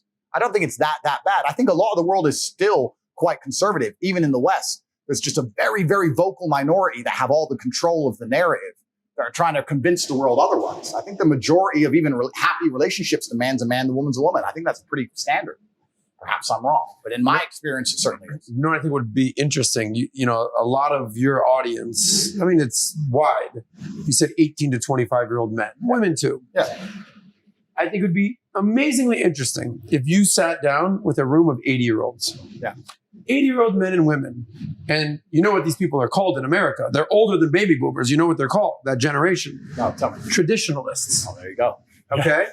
I'd be very curious to know what old people would have to say about Tate. I doubt that any of the older women or the older men would try to be canceling Tate to be like, yeah, that's everything we've ever known. But this is the thing that's interesting, because the feminist narrative, when I say things like the male pilot, for example, the feminist narrative is that I'm a controlling man who wants control over women. The actual truth is I'm a protective man who wants to protect. And being a man in a position of protecting is not always a good thing. I feel indebted and have a duty to myself and my honor. Meaning that if I'm walking down the street with a beautiful woman and 3 men want to attack her, I have to risk my life now. I can't live my life letting my wife get gang raped on a fucking street and running away. I can't take it as a man. So I have to now die. I have to die or try. I have no choice. So but that's my duty.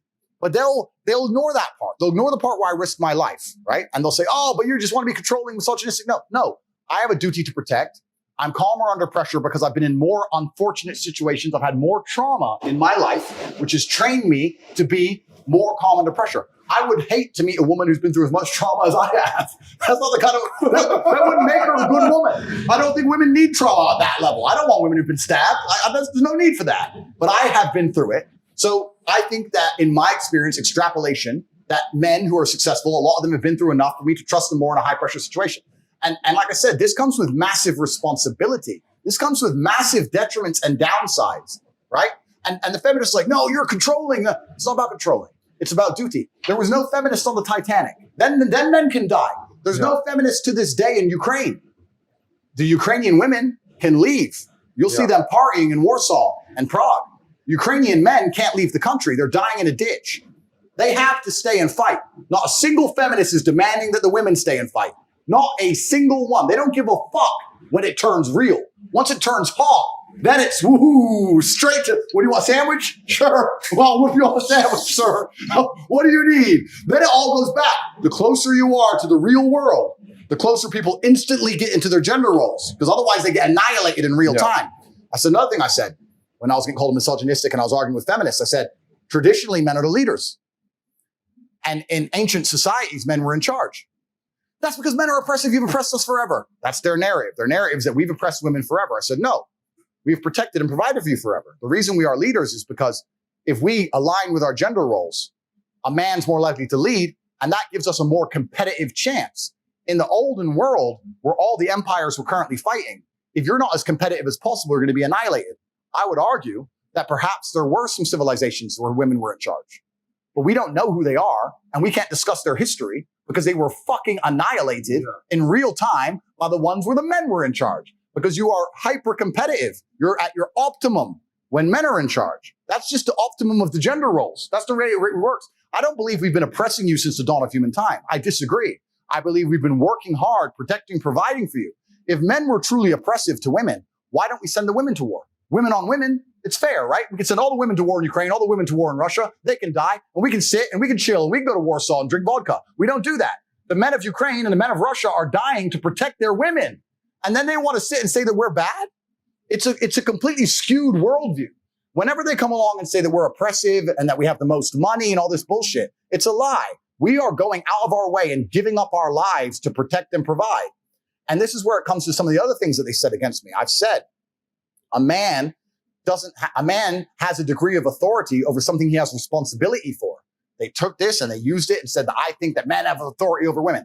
It's not what I said. I said, if I have responsibility for something, I must have a degree of authority over that thing. If I have a car, for it to be parked in the wrong place or for me to drive too fast, whatever, for me to be responsible for the actions of that car, it must be my car. If it's parked in the wrong place, but it's not mine and I'm not allowed to drive it, then I'm not held accountable. For me to be accountable, I have to have responsibility. By extension, that gives me a degree of authority. So what I was saying is, if a woman comes to me and lives with me and I pay the bills and she travels the world with me and she flies on jets and we go to boats and she's taken care of, I'm responsible for her safety if we walk the street at night. I ensure her life is in perfect order. I have a degree of authority where I can say, you're not going to go out at night by yourself. It's dangerous. Or we're not going to go to this country right now. It's dangerous. That's a degree of authority that I have that comes with my responsibility from a protective manner. That does not mean I am oppressive. That does not mean I'm misogynistic. It just means that responsibility and accountability are linked and they can't be decoupled. A captain goes down with the ship because the captain is responsible for what happens on the ship. If the captain gives orders and everyone ignores him, then he doesn't go down with the ship, does he? He has authority because he is responsible. The two things are the same. And once again, people have misunderstood what I've said. And that's what I said. In a healthy relationship, perhaps in my relationships, let's talk from a personal perspective because then I can't be attacked. In my relationships, I am responsible for the emotional security and for the physical security and the fiscal responsibility, the fiscal security of any woman I'm with. And by extension, I have a degree of authority over her to make sure that we as a couple proceed and progress in the best possible way.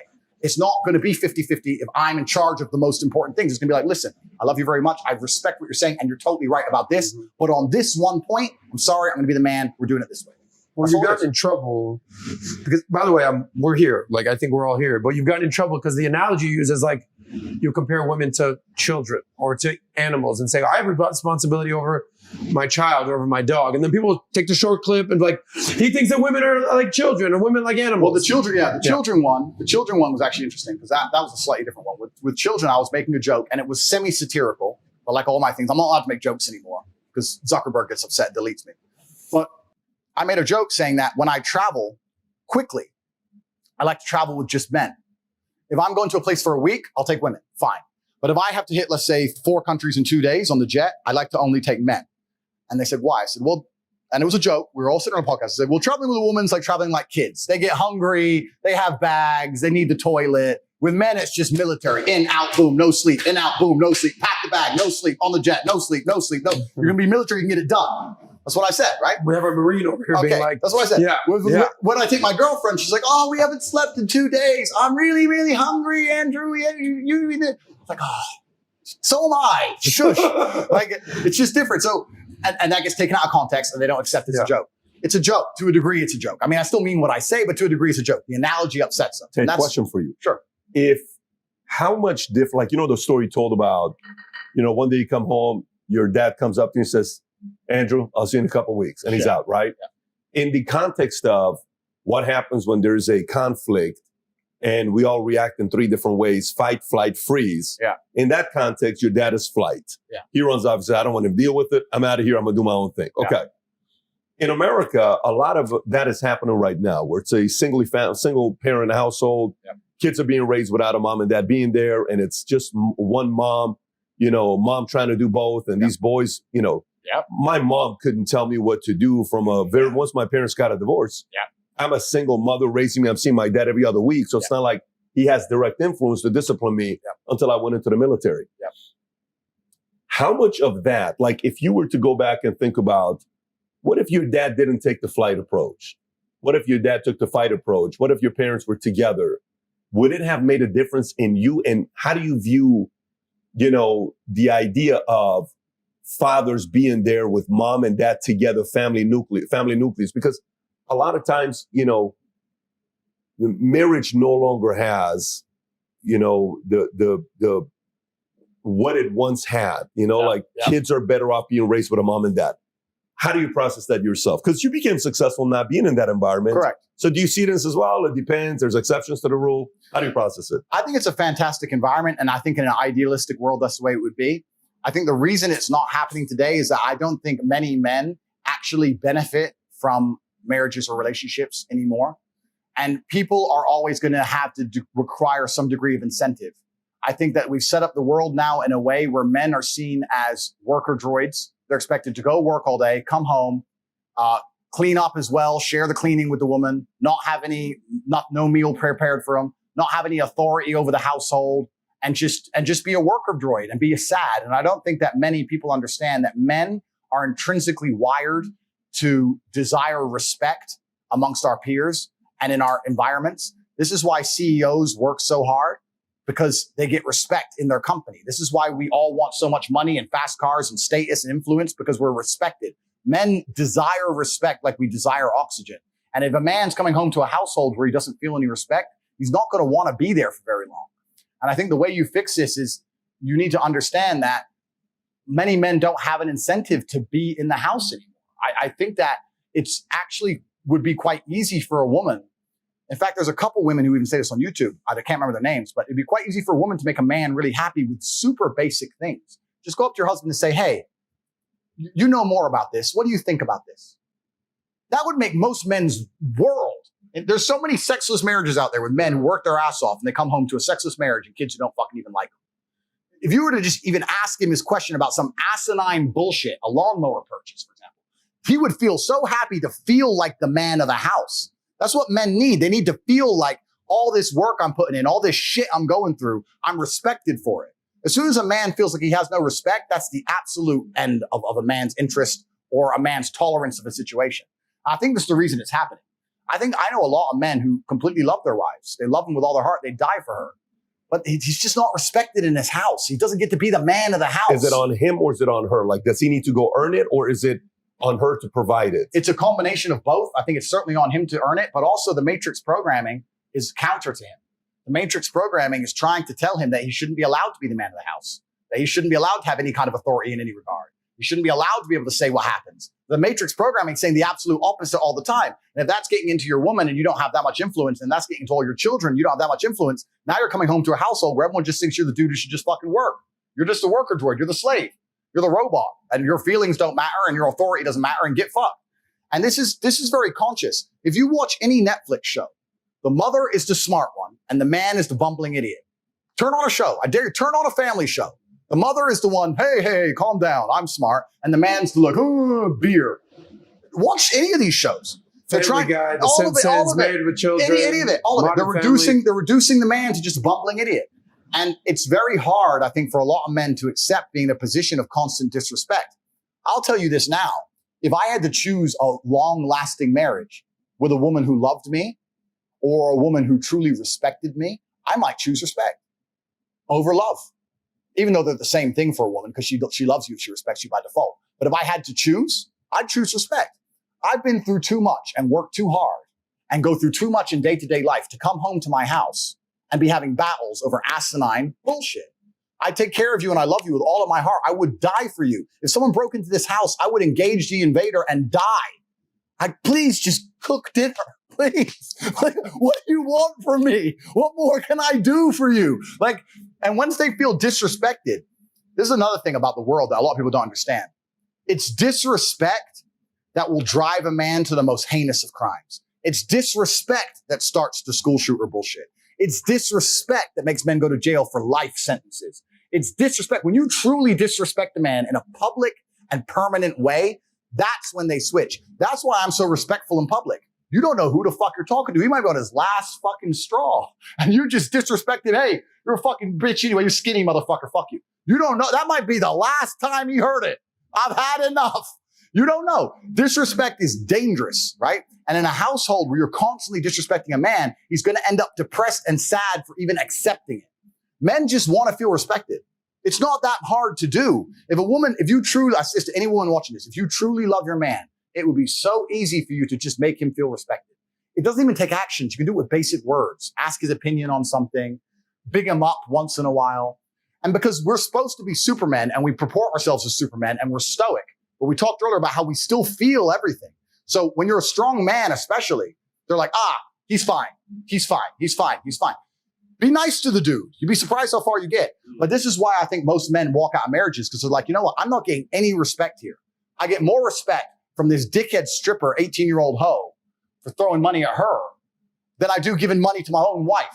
Where am I being respected? Well, at least she's smiling at me. She ain't smiled at me in years. And it gets to a point where it's just like, well, I want to feel respected now. I'm working my ass off. I'm out here on the streets. I'm going to the sewers and shit. Where's my respect at?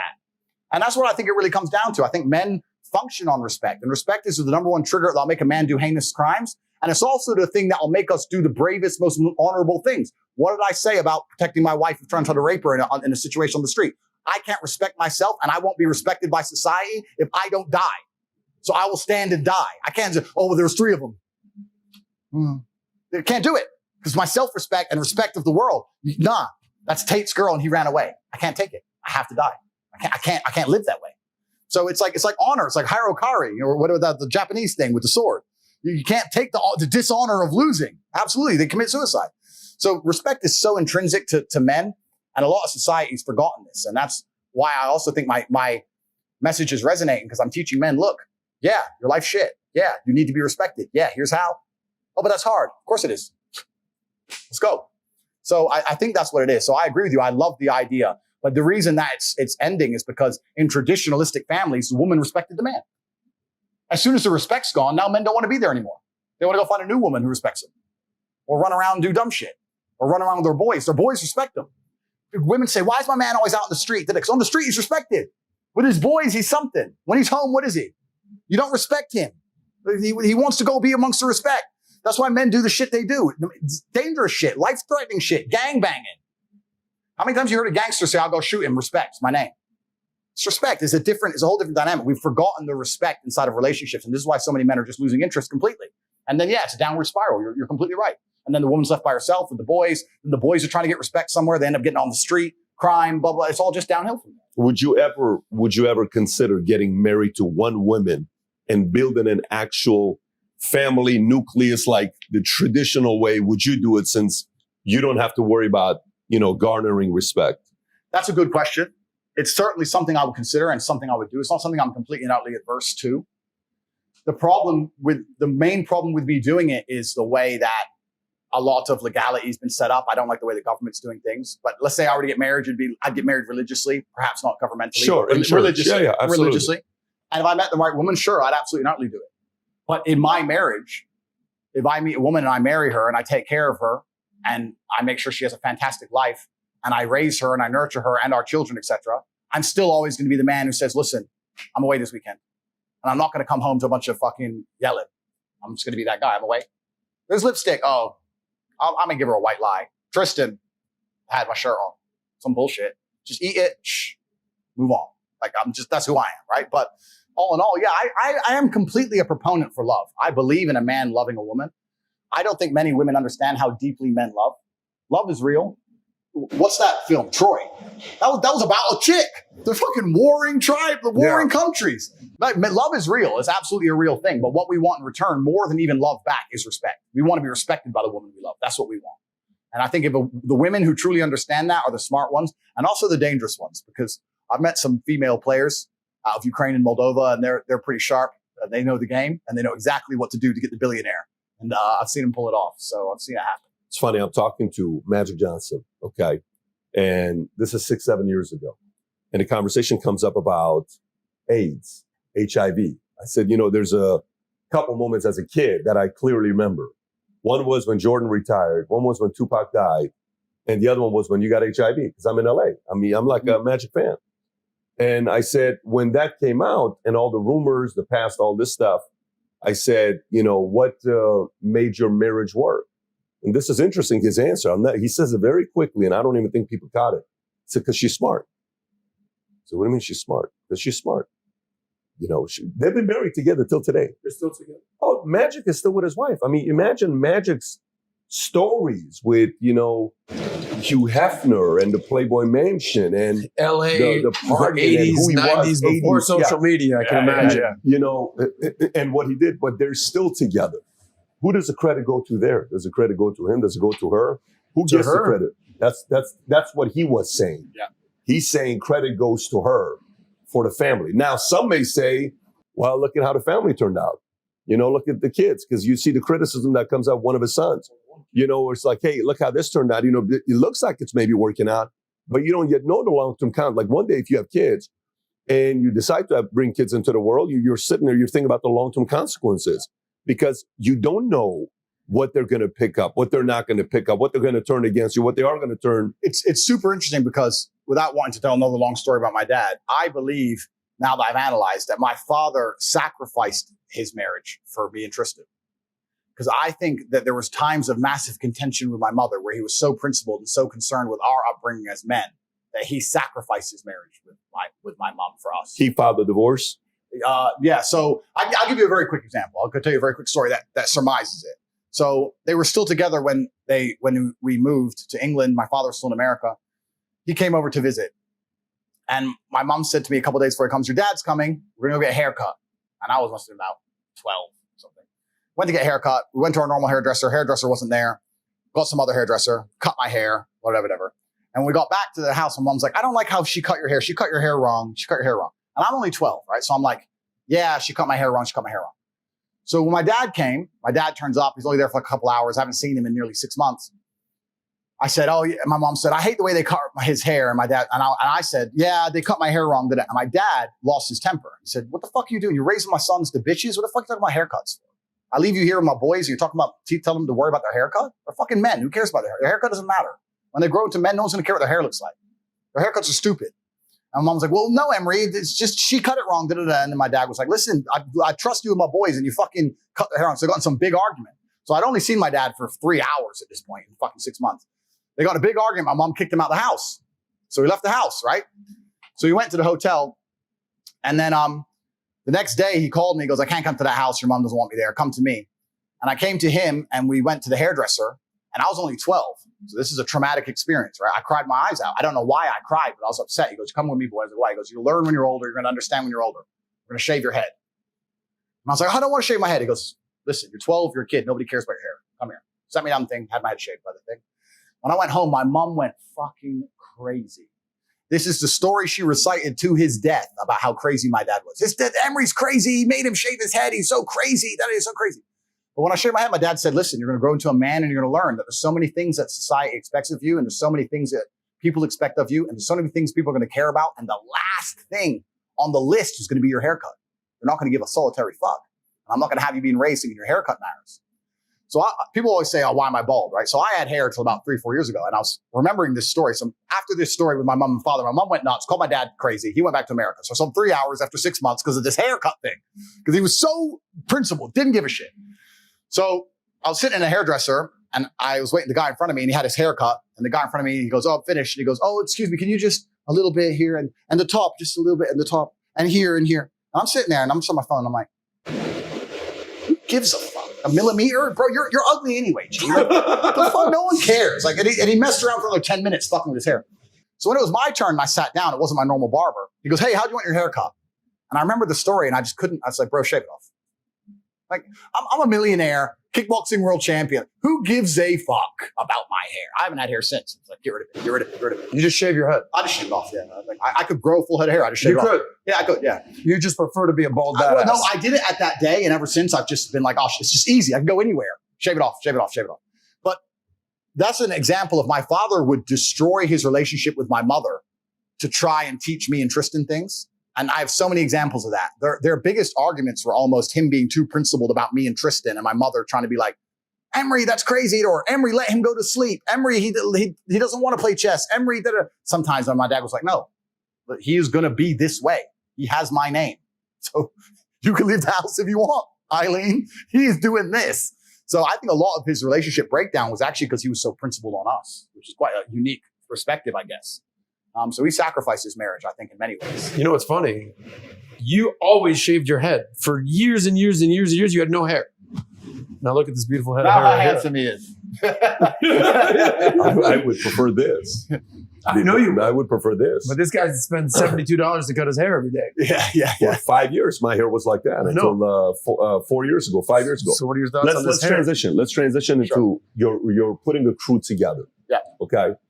Everybody has running mates. Like this main guys, I use the phrase running mates where Tristan's your running mate, you're his running mate, and then you got other people. So there's a levels to running mates, right? Yeah. So you got acquaintances, you got, friends, you got best friends, then you got running mates. Running mates is a handful. It's not that many. Yeah.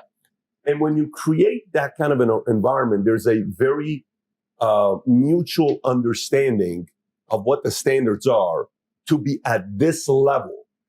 You can go to dinner and shoot the shit and talk to anybody. Hey, and hey, how you doing? Oh, great, man. What's up? How you doing? Man, great, awesome, family good, everybody good, great.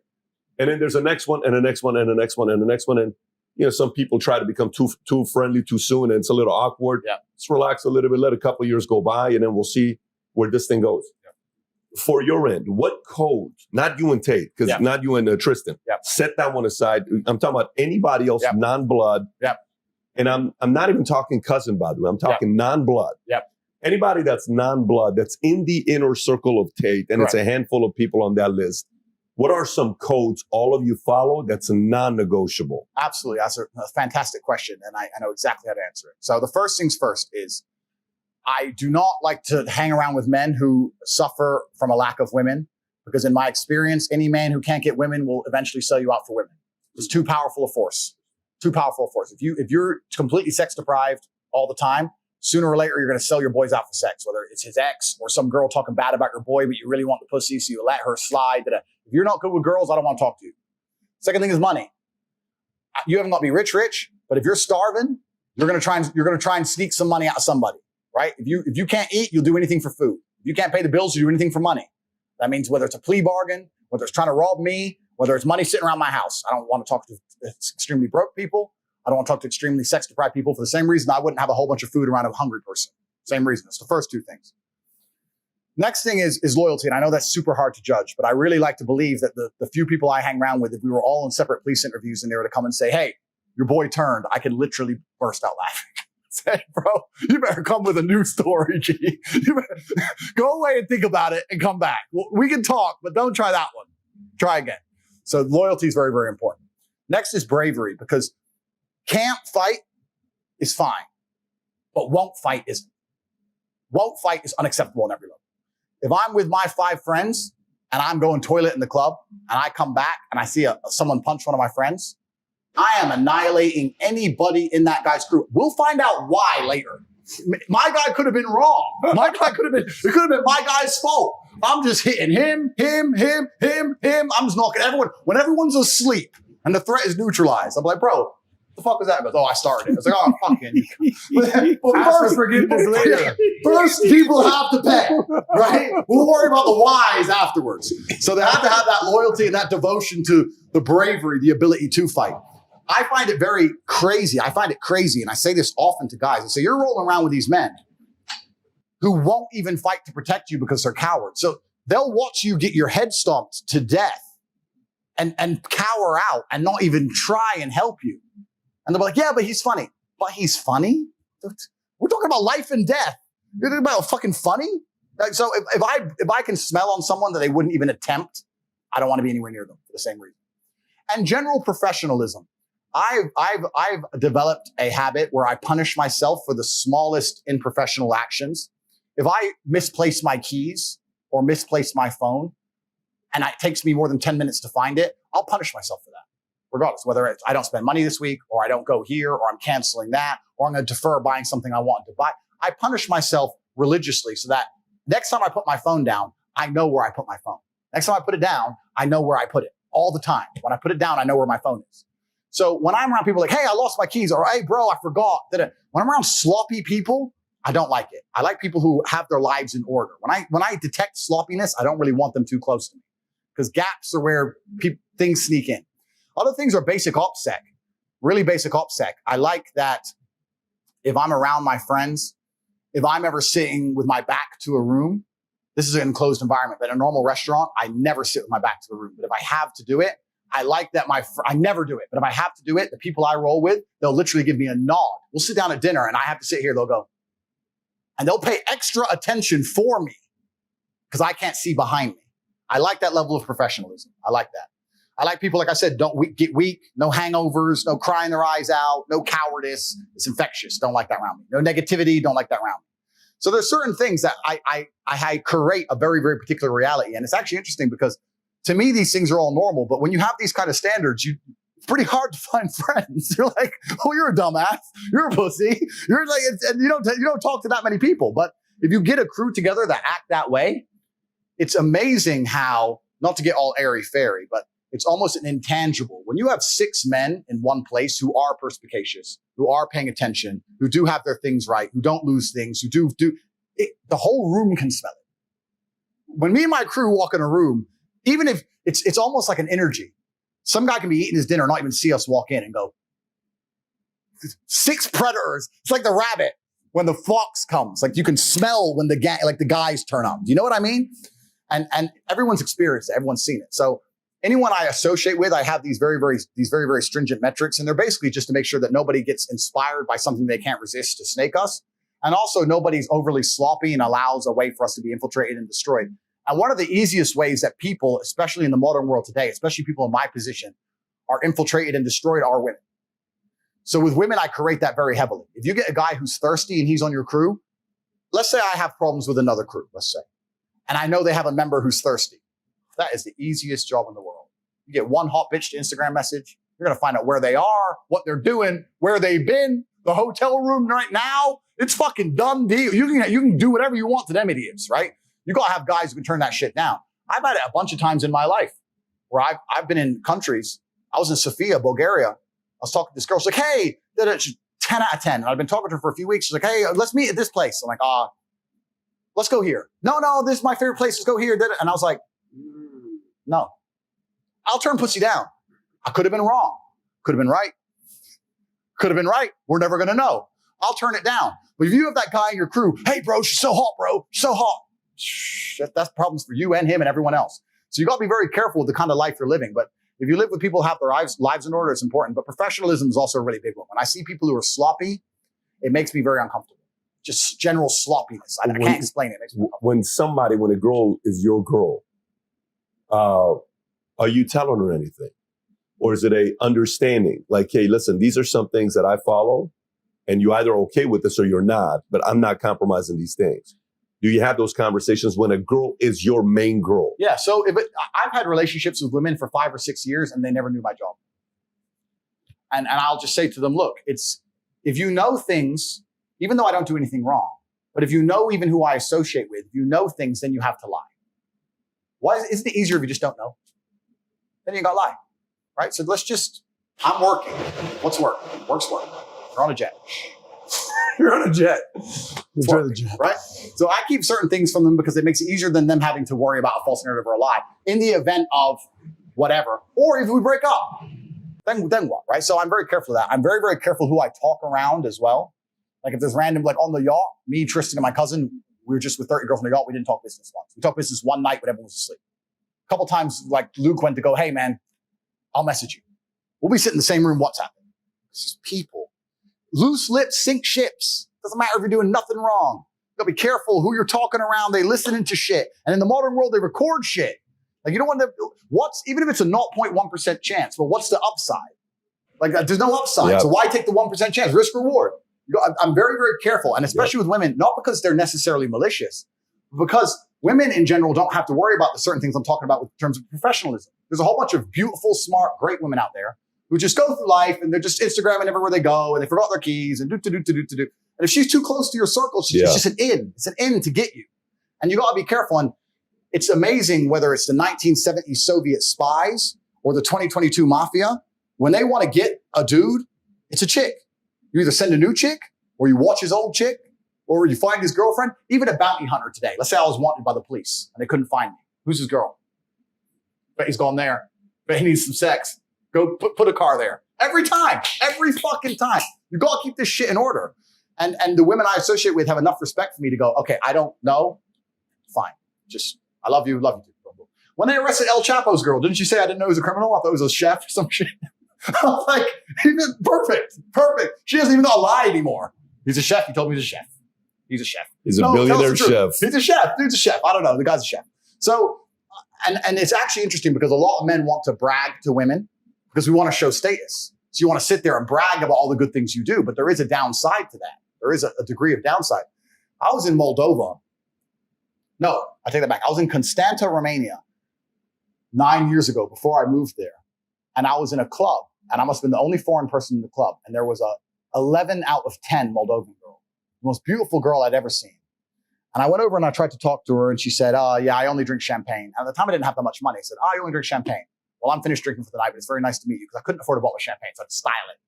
So I was like, I don't have any, I said, I'll finish drinking for the night, but it's very nice to meet you. What's your name? Okay, nice to meet you. Bye. Left the club, whatever. Next day I came, I saw her on this table, champagne show. Next table, champagne show.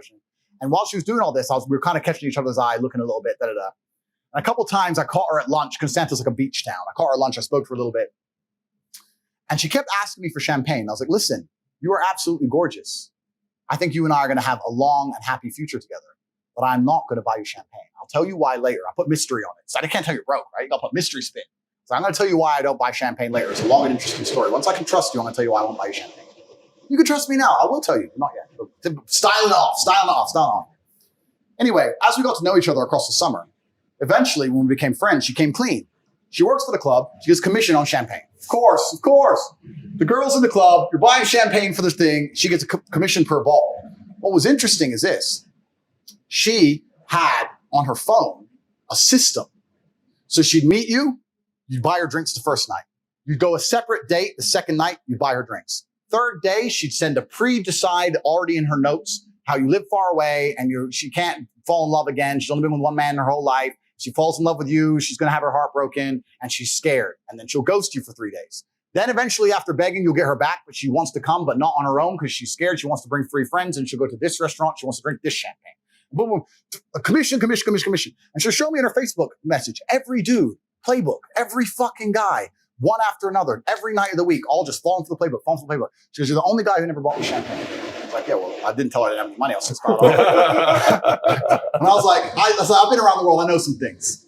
So anyway, I played it off. And she was sitting there telling me, and when she was going through it, it was scary to me. She goes, yeah, this guy on Facebook, yeah, he's from Turkey and he does private airplanes and da-da-da-da-da. And this guy, she's telling them all their jobs, the money they're making, where they live, the town they're in. Because these dudes are sitting there talking, I'm so rich, baby, I'm so rich. You want champagne? I got it. I do this. And I was sitting there thinking, whichever mall boss picks this girl up is going to have a whole bunch of targets to go robbing all night long. Because dudes just can't shut the fuck up. And this was when I was 24, 25. Ever since then, I style it off. What's your job? I work. It depends where I am. If I'm like in Romania, I say I make papanash, which is a Romanian donut. It's a national food. You're the donut guy. I say, I make papanash, baby. So papanash, like I'm number one. I just style off. None of them know my job. None of them know what I do. None of them know, because you don't know. Papanash. You don't know, they know. So yeah, I'm very, very careful when it comes to talking to women for that reason. So that was a lot of, so it's funny because when we met one of your lady with you last night, she stood there. Hi, this is my wife. Yeah. Didn't say anything. Yeah. No this, yeah. No nothing. Distance, didn't approach. Yeah. Didn't even entertain conversation. Yep. It's not even something that was going to happen. Yep.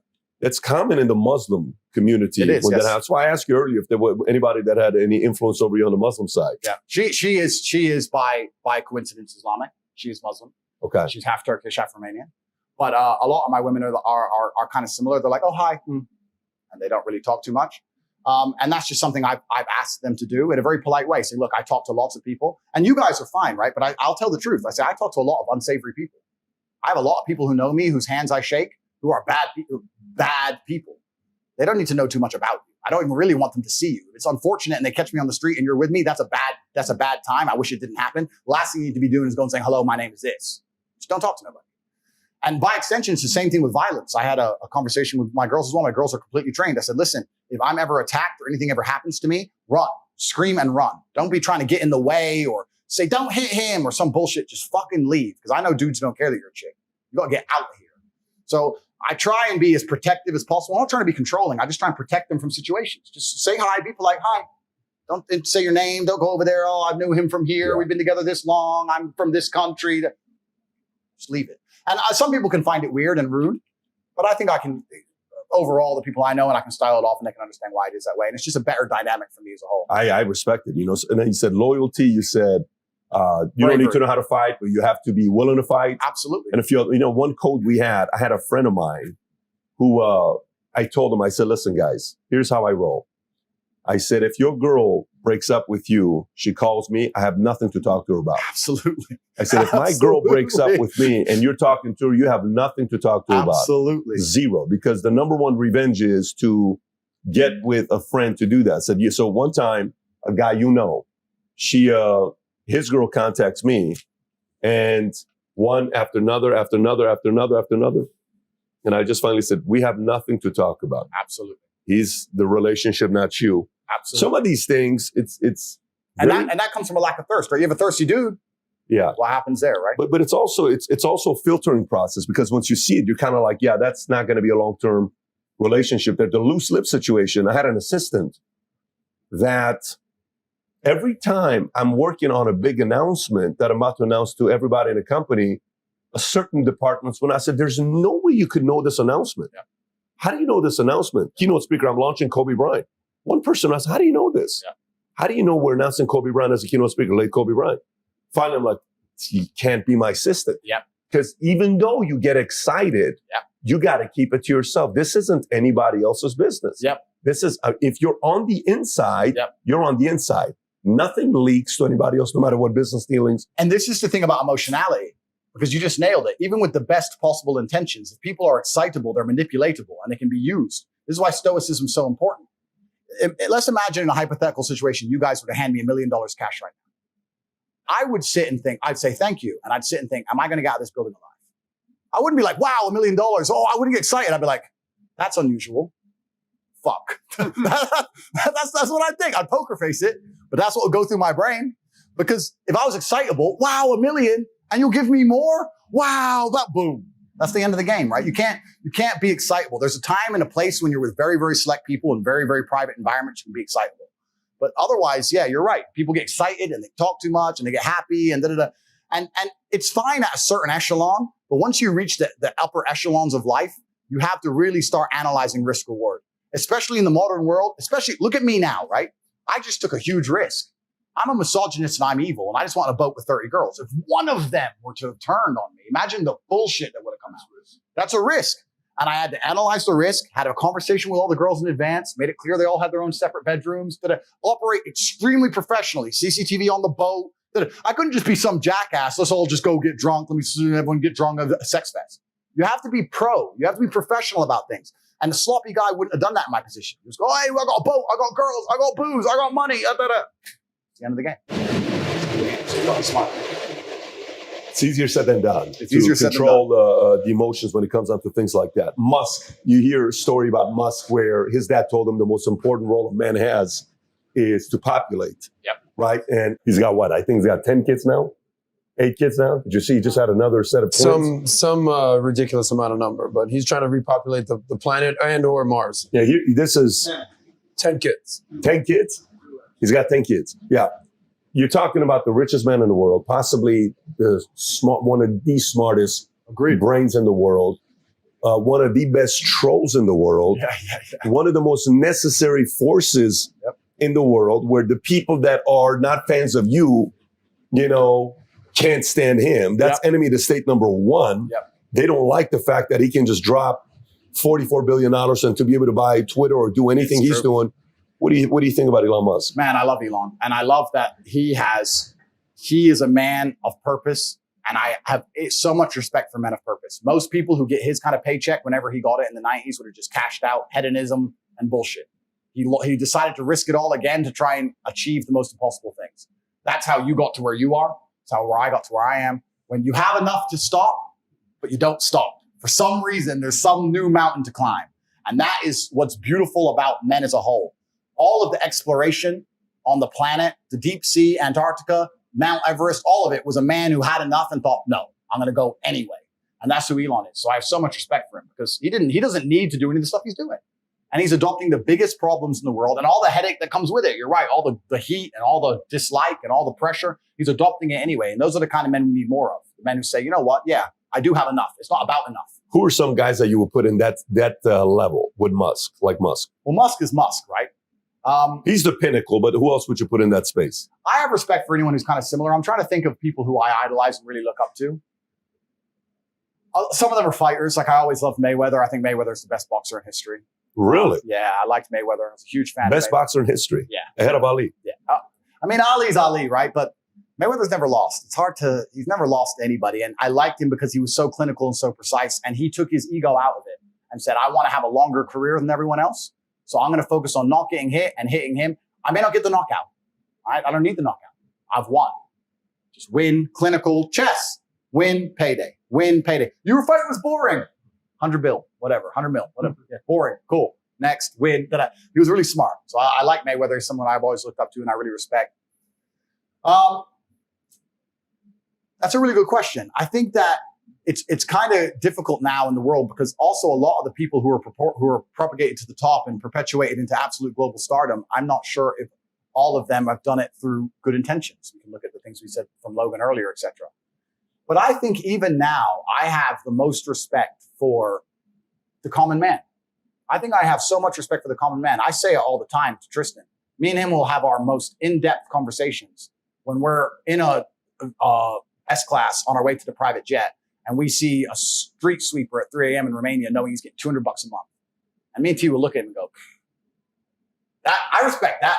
Like, it just, man, there are so many people out here just living hard lives. And I have so much respect for them. And we can talk about the ones who make it, but there's so many people who don't make it. And that's difficult. And I have so many stories. I don't want to tell any more stories because I can go on forever. But even little things I do, like at buffets, nobody ever compliments the chef at buffets. So whenever I go to a buffet, I try and say, bro, did you cook this? This is great. I did it in Cyprus at some resort. I swear, like I gave him $1 million to smile on his face. He'd never been complimented in 15 years of cooking meatballs. He was the happiest man in the world because he just slaves away for fucking nothing. And I think a lot of people are out here just giving their life force up for nothing in return. He wanted respect. He wanted respect, and I gave him a little bit for some meatballs, and I could tell he'd never been complimented in history. Most people would say, hey, where's the plates? So I have respect for the common man, anyone who's out here doing what they have to do. There's no such thing, and I know I have a lot of money, but there's no such thing as shameful work. If you're a man and you're getting up and you're working, doesn't matter what it is, we need people who do these jobs, and I have absolute respect for you. And when I talk about escaping the matrix, I'm not saying that, if you're working a normal job, you suck. I'm not saying that. I'm saying if you want to live the life I live and you want to have all the things I have, then you have to escape. Of course, it's going to be difficult, but I have absolute respect for anyone who gets up in the morning and faces their demons and gets it done, because life as a man is fucking hard. It is really hard to do. Final topic before we wrap up. Sure. America. Do you follow the political climate in the U.S.? I have recently become apolitical. I have so little faith in either side of the system that I am now absolutely and utterly apolitical. I do not have any opinions on anything. I'm an apolitical person because I feel like it's two sides of the same coin. That's my view. Doesn't matter who it is. I don't Left, think right, middle, it's the same thing. I think from an ideological perspective, it's nice to have certain figures because it certainly inspires the morale of the sensible as opposed to the morale of the insane. I believe that. However, I believe that the power structures are set up in such a way that the president doesn't truly matter.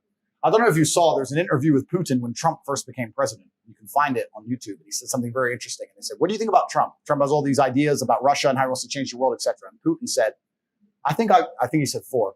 I've sat through 4 US presidents so far.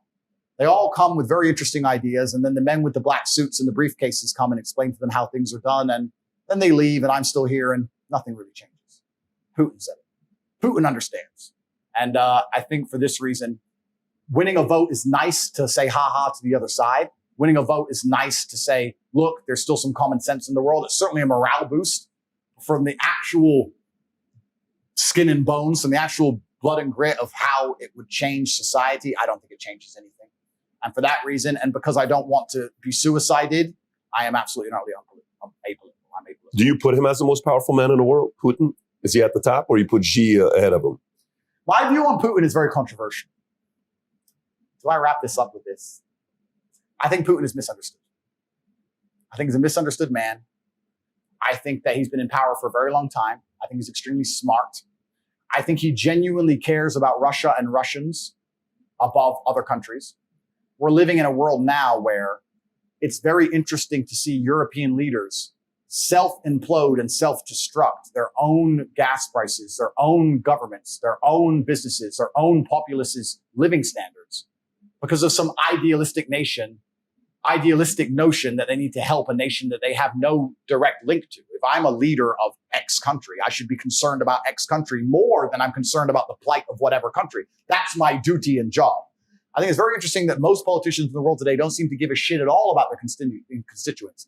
They care about aligning themselves to higher ideologies and self-imploding their own countries and the living standards for this ideology. Yeah. Putin doesn't do that. It's Russia first, Russia. Russians, Russia. Russians, Russian. And for that, I respect him. Most other countries don't do that and won't do that. So I find that very, very interesting about him. I think the current situation is absolutely and utterly unfortunate. I think what happened is terrible. War on all sides is always terrible. I think it's unfair that we discussed Ukraine at length when this has been happening across the Middle East and Africa for decades and nobody ever gave a shit. But now people seem to give a shit about proxy wars and unfair conflicts and people dying. It's always been happening and nobody cared because they're brown or black. But now we care because they're white Europeans and their chicks are hot. So I think there's a degree of hypocrisy there. He's certainly not the bad guy everyone's saying he is. He has a point and his point is logical and it makes sense and he has a point to defend. And I think that to a degree he was forced into make the moves he was made. And do you have a unique perspective with Ukraine being a neighboring of your Romania and like Zelensky and Putin going back and forward? It is unique. Yeah. Like there's obviously good and bad on both sides. Nobody's completely innocent. And those are the worst kind of conflicts because when you have a good guy and a bad guy, it's simple, right? But life's never that simple. One guy A has some good points and some bad points. Guy B has some good points and some bad points. Innocents always suffer in the end. The people at the top don't even suffer. And it's really unfortunate. War has always been the same. World War II is the same. The generals sit and have dinner after millions have been massacred. It's unfortunate. And this is another thing I talk about life as a man and status. If you get to become a general, you know, you can participate in the battle, but if you lose, you just surrender and you have to get to have a steak with the Russians and get to go home. If you're at the bottom, you have to die with an artillery shell. So it's all once again about status. It's really unfortunate, but I certainly think that Putin is definitely not a stupid man. And I think the narrative that they point that he's some madman is bullshit. He's not crazy. He's not a madman. He's a very logical actor with points that not many people know or consider or understand why he's doing what he does. But I respect that he believes in Russia and sticks up for Russians. And I think that any leader of any country should do that. I think I'm apolitical now, so I can't remember his name. But there was a recent president of the United States who said America first. And I think that anybody who prioritizes their own populace over the other populations of the world should do exactly that. I think that's their job. I think to do anything else is irresponsible. I think the Russians do it, the Chinese do it, the Indians do it. All the other superpowers to come are going to do that. And as long as you're in charge of a country and you decide to vacate the needs of your own populace to please some crazy ideology, wherever it will be, it makes you non-competitive. And on a long enough time frame, you're going to lose. And that's how empires fall. It would be very interesting if you were to have a sit down with this one president. They said America first. I don't know who you're referencing, but obviously I can't remember his name. I forgot. I know, but if it would happen to be interesting. I don't know how long this is. Is it almost 5 hours or no? We've been going for a few hours. Okay, it feels like 5 minutes. But to the audience, some people maybe for the first time they're hearing you. Some of them are following you no matter what you say. They're going to follow the content. At this point, coming up, upbringing, band, today, is there any specific belief system you follow? I'm glad you asked that because when they attacked me, when the Matrix attacked me, they said that I purport misogyny and I believe in chauvinistic principles and all this absolute garbage. And when they said that about me, I understood it's very important that I create a list and explain to the world exactly what I believe. So without looking unprofessional, I've written it down. I would like to actually say I've written 41 tenets of thing I believe in. And if you hear any that you disagree 41 with. tenets. 41 tenets. Interesting. If you disagree with any of them, I would love to hear feedback on any of them. So these are the 41 things I believe in most. And before I read out this framework, it doesn't matter if you are a Muslim, a Christian. It doesn't matter if you're black or white, weak or strong. I think if any man lives true to these tenets, they're going to have a fantastic relationship with life. And also they're going to be a good force and good influence for people around them. And I think that all in all, they're going to enjoy their experience, their human experience, and the people close to them will also enjoy their presence. So that's what this is about. These are the 41 things I believe in. So here we go. I believe that men have the divine imperative to become as capable, powerful, and competent as possible in this life. I reserve my human right to hold my own beliefs and practice them as I see fit and allow other people the same right to believe and act as they wish. I prefer loving, rewarding, consensual relationships with beautiful, positive, and virtuous women. I believe men and women are different and that each has their own unique and important strengths and abilities. I believe men have the sacred duty to protect and provide for the important people in their lives. I believe men have the sacred duty to protect the innocence and sanctity of their children and reserve the right and responsibility to raise their children as they see best to ensure their long-term happiness and success. I believe that men have the sacred duty to raise strong, capable, and honorable sons. I believe that men have the sacred duty to raise kind, feminine, and virtuous daughters.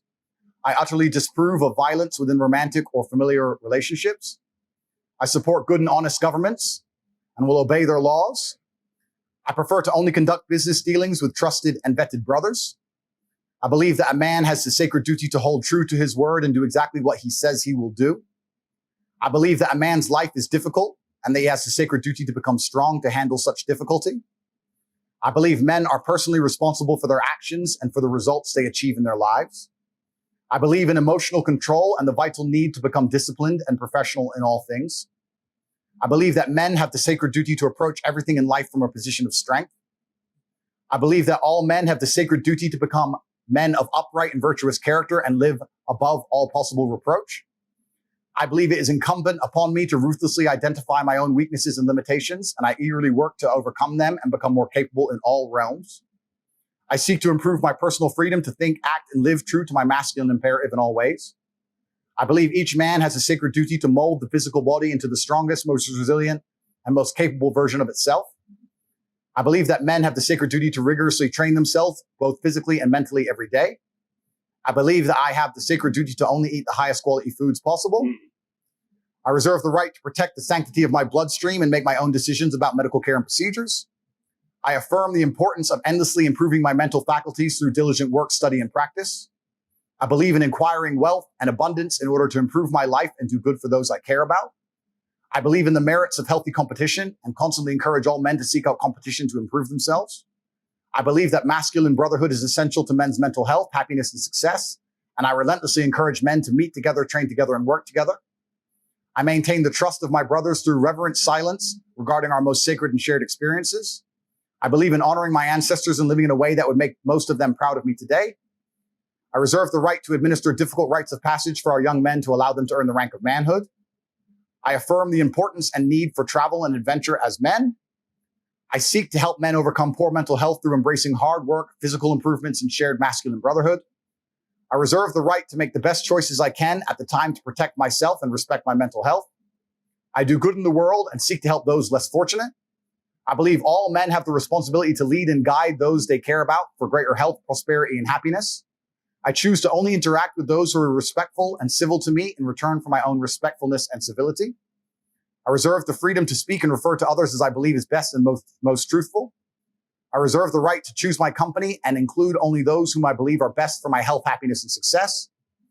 I believe I have an imperative to only spend my time in a way that I determine is beneficial, uplifting, and empowering to myself and others. I choose to only allow myself to be influenced by those who I believe have my best interests in mind. And the final one, each day I dedicate myself anew to create the greatest possible positive impact on the world and do the work necessary to achieve a greater masculine excellence across all realms of human endeavor. Those are the 41 things. Powerful. Thank you. When did you write that? I wrote this last night, about half of them, and the other half on the way here. Wow. You said last night you Yes. came up with this? Yeah, I decided to explain exactly my beliefs. So these are the 41 tenets I believe in, and I think they can apply to any man on the planet. And if a man lives true to these, it's going to be beneficial for both him and everybody who loves him and the world as a whole. I don't think it's possible to find a negative connotation to any of those 41 tenets. That's what I personally think. Powerful, man. Thank you. This has been incredible, sitting down with you and, at a time like this, long format, kind of risky to go this long. Both sides, we wanted it. We started talking on Instagram. I think you reached out on Insta and all of a sudden we're talking to each other. We had been in communication for a couple of years ago. I don't know what it was, but different format. But for the audience that maybe is not on Rumble or doesn't know where to follow you, where can people find you? Yes, I'm on Rumble at Tate Speech. So rumble.com/Tate Speech. Please subscribe to me on there. I have a few other channels, but if you subscribe to that one, the other channels will be mentioned in time. That's also where I do my live podcast. And then on my website, which is cobratate.com, there's a free mailing list. We send one email a day with life-affirming advice, the kind of things we've been talking about here. Stories from my life, things I've learned. And it's a free email list, and it comes every single day. So please sign up to the email list there. And anybody who wants to learn more from me on cobratate.com, you can read about the War Room. The War Room is my personal group. It's my private mentorship group. We have 5,000 members all around the world in 72 different countries. And we have some extremely capable, intelligent, diligent, professional men inside of the organization. And basically everybody is aligned with things we've been talking about now in this conversation. But more information is at cobratate.com. But best thing is my email list, because that's very hard to take from me. So that's where you'll definitely hear from me for a long time coming, hopefully. Well, brother, this has been great sitting down with you. First time we meet. First time we need having a conversation like this. I hope the audience can make a decision for themselves to know you're not a perfect man. This is not a perfect person we're talking to. We're all flawed in our own way. Absolutely. But be able to see it from a clear, full 5-hour format where it's not a 15-second clip. Absolutely. And they make a decision for themselves. But Brother, appreciate you for this, man. This was fantastic. Thank you. Really enjoyed it, man. Thank you, bro. Thank you very much. Thank you, bro. Thank you. Thank you. How often have you sent a message or a DM to an expert influencer and you never hear back from them? Why is that? Because they get bombarded with thousands of messages and you're one of them. What if I told you there's a way that if you send a message to them, pretty much 100% ratio they're going to respond to you? That's the app Minect. On Minect, you have a minute to connect with any of your influencers that we have on there right now. For example, myself, if you want to ask about raising money, if you want to talk to Chaz Palminteri, Kevin Connolly, maybe even Tate, maybe others, you can get on there, pose your question. They will respond back in a video, or you can have a 15-minute call with them, but you pay by the minute. If you want to take advantage of this app, go ahead and download the app and start connecting with other influencers and experts.